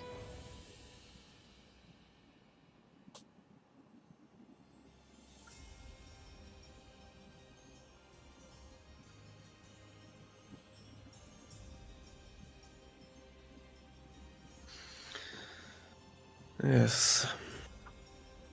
Now, to get to the thing I had originally intended. Vision is 100% connected to Oko. Those devices might have served you well today in learning of that attack. Or maybe they just fulfilled their exact meaning in getting you to move to Gaul sooner rather than later. In any case, you cannot trust that company. You cannot trust those towers they are building or the devices they are spreading. All of those actions are guidelined by Ceruleus, who has a concrete plan for these things for sure. You need to stop working with those. And you really need to stop those towers.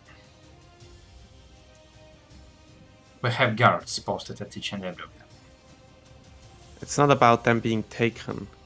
It's about us having no idea what kind of magic might be included. What if someone can listen to each and every one of those conversations that is held via stone? What if there are means of helping spreading the mark in Aldana?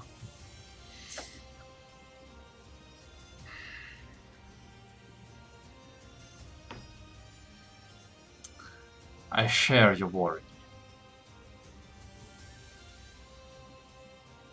And if your mission tomorrow brings proof of Vision's crimes, I'll give the word, and the towers will be seized.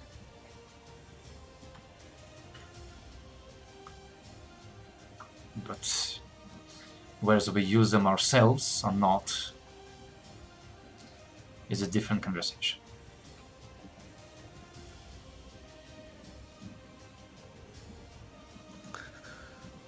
Well, you'll hear from us tomorrow.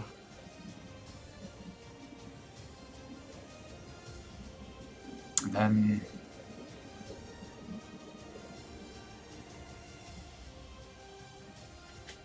for your success I shall pray.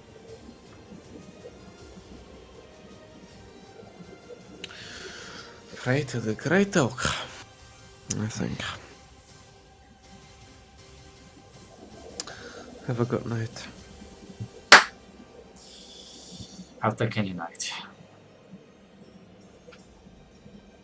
Good luck. To you too. I'll fade to dream out. To see everybody around your room waiting around your bed, or like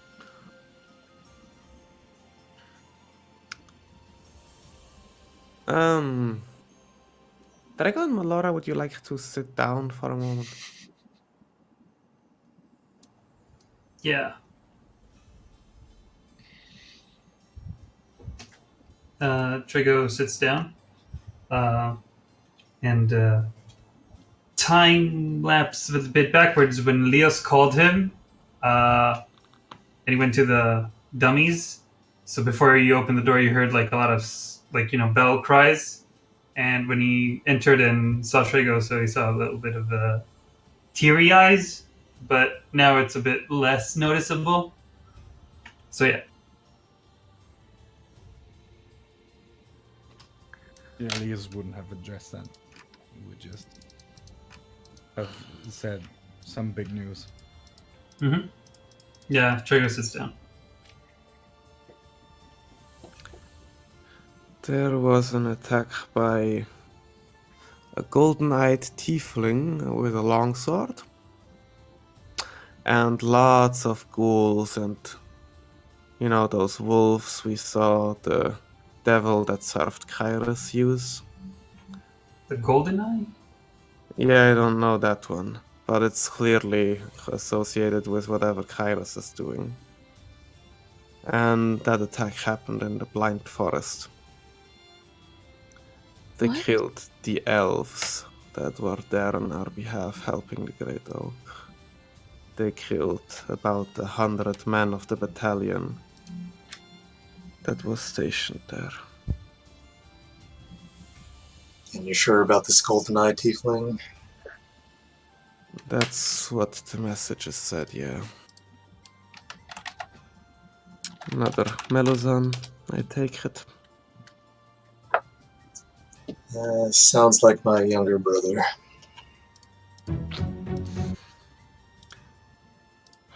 Well,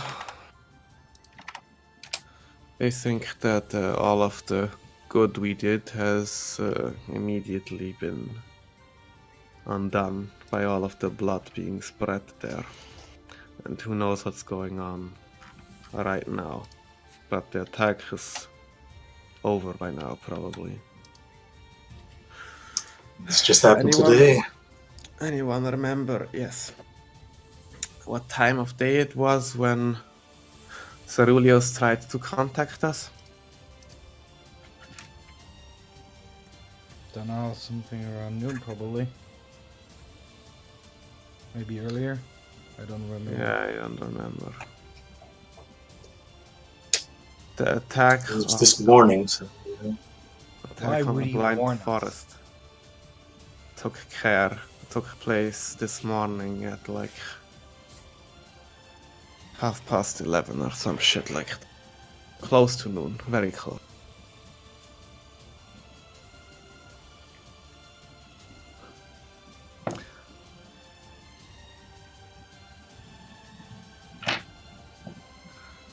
And this has got an immediate consequence and has gotten the king into moving. The king is now gonna try and start informing the populace about the oncoming dragon threat. And because of that, he is also gonna start trying to find an alliance with the Gaul Kingdom, which now in turn is bringing Princess Anna to Fort Austri out in the open again. Which to me feels like this is a 1-2 punch. First you provoke them to come out, and then Valtari gets what she wants once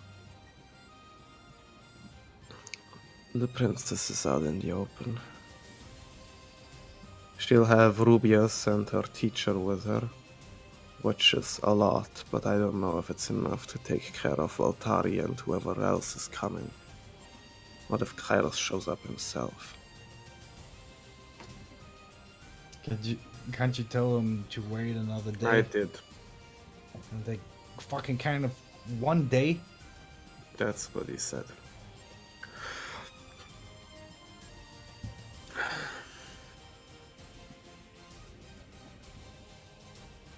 What do you want to do?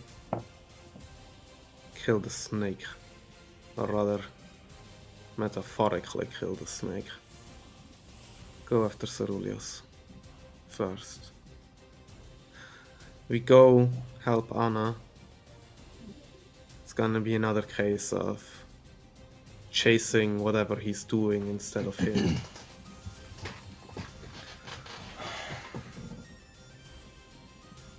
We take care of him, we might actually slow things down. I say tomorrow morning we're going for Ceruleus. Same.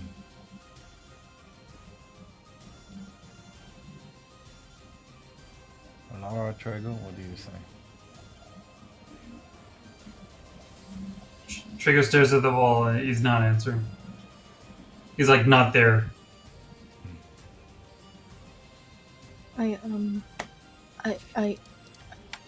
I need a minute, and she rushes out the the door. Out of the room.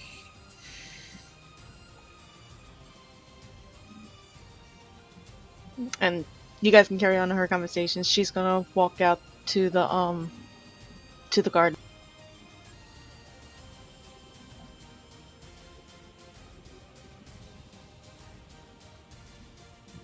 And you got a fucked up family, Zarnas.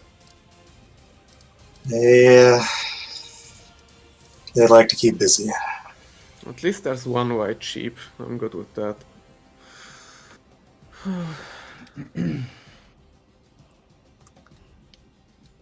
What do you say, Zarnas? What about going after Ceruleus or dealing with this other business? Oh, protecting the princess. No. The alternatives that we have right now, right? Yes, well, say, if anything, family is persistent. It's not gonna give up easily, and definitely will try again. This feels very, very orchestrated. Why Yeah, would seems- else attack that place? Yeah, it's. I said that too. There is no other reason than to draw out the king. They don't give a fuck about the dragon.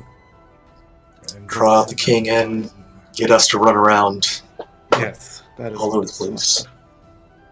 And Essentially, it's- It's a win-win too, right? Either they bet their money on having a somewhat easier time getting the princess, or we're chasing that instead of Ceruleus. should have already moved on Ceruleus today. I don't think that would have been a good idea either. I'm getting more and more the feeling that we're just gonna try to snatch something and open our hands and look at nothing. If we look at nothing, the next thing we do is go to Kreutzung again. We go directly to the princess, yes.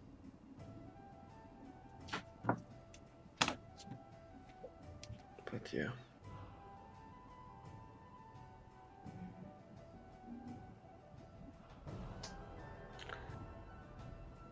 I'm not sure if I'll be able to sleep, but I think I'm gonna look over at Trigo. Stella just stares at the wall. Yeah, I don't think many of us are gonna be great at sleeping tonight.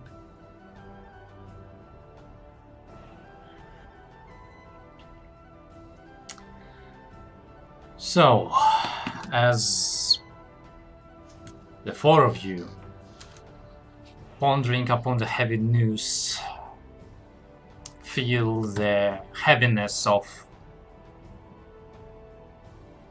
the events of responsibility weighed upon your shoulders. You separate to find whatever sleep you can. To some it will come easily, to some in throws and turnings. Yet all of you will sleep. Meanwhile, Laura is doing something in the garden.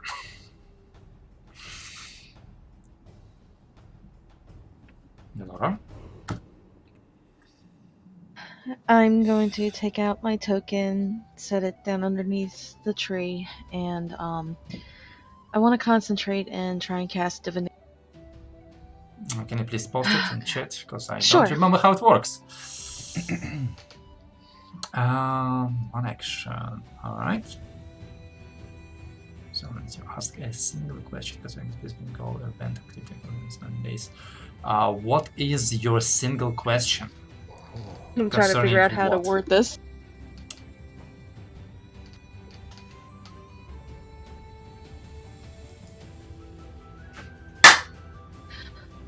Where can we find Ceruleus?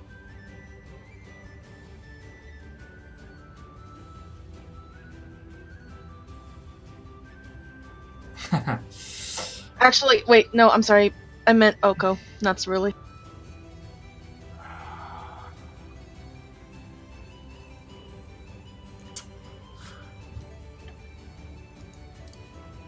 One second.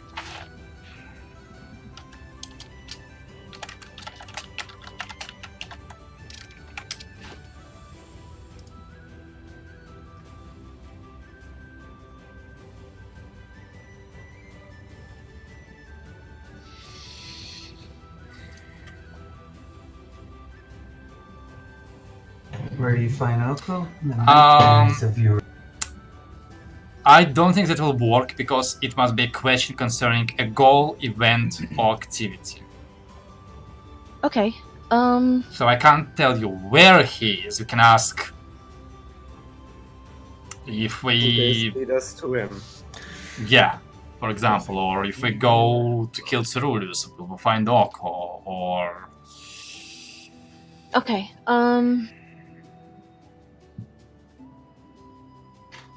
what will be the Can I ask what would be the likely outcome if we go to fight Cerullius, and if we try to keep him for us? One question. Okay. So, well, I mean, you can cast the spell multiple times, though the Yeah, success but I will know. lower, yes, but sorry, a single question. No, I get it. That is a single question. What will happen if we go and keep Cerullius to herself? Yeah. Okay, I sure. Okay. Alright. Alright, so once again, please repeat the question, sorry. What will happen if we keep Cerullius for ourselves and don't turn him into the patrol? Alright.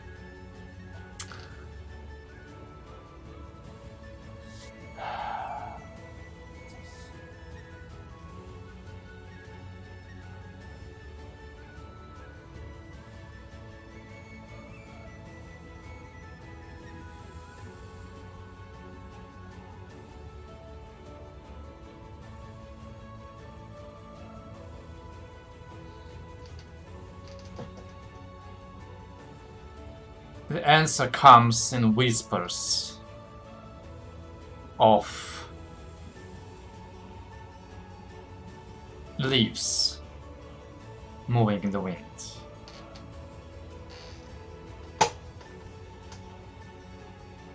Upon broken trust come answers. Upon broken trust comes war. Upon broken trust comes death.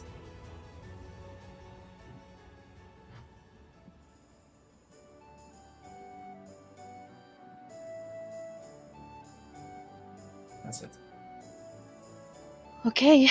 I'm not gonna go back to the group. I'm just going to stay out there and just stay in the Serenity. Very well. Okay. In that case, once again, in your own ways, each one of you seek the long rest. It's been a hectic day, with a lot of information earned, a lot of information shared. Messages and conversation exchanged. Your group has been the center, the nexus of this whole plan. Connecting families, individuals, kingdoms. And yet, the messages don't stop here. But just as you sought out the others have sought out you.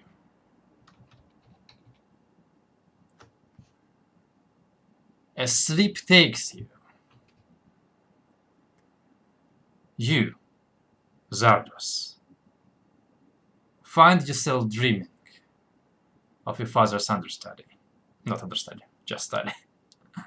We're in Lady Khazar's house, right?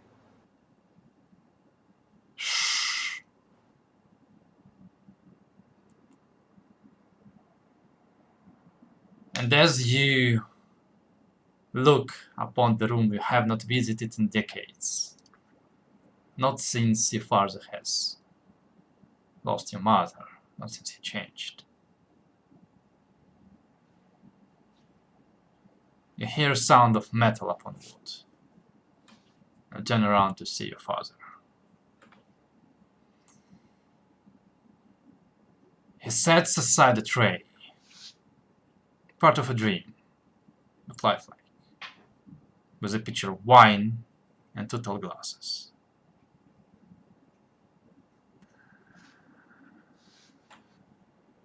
Good night, Zardos. He takes out one of the glasses and fills it. I found myself thinking. He fills the other. During our last meeting, we failed to talk, as is deserving of a family. Too much was happening, and your friends trying to murder me did not help. And yet as the gears turn, I find that this might be our last chance to speak. So I offer you this wine, and let us speak one more time. And with that, we're gonna end the session.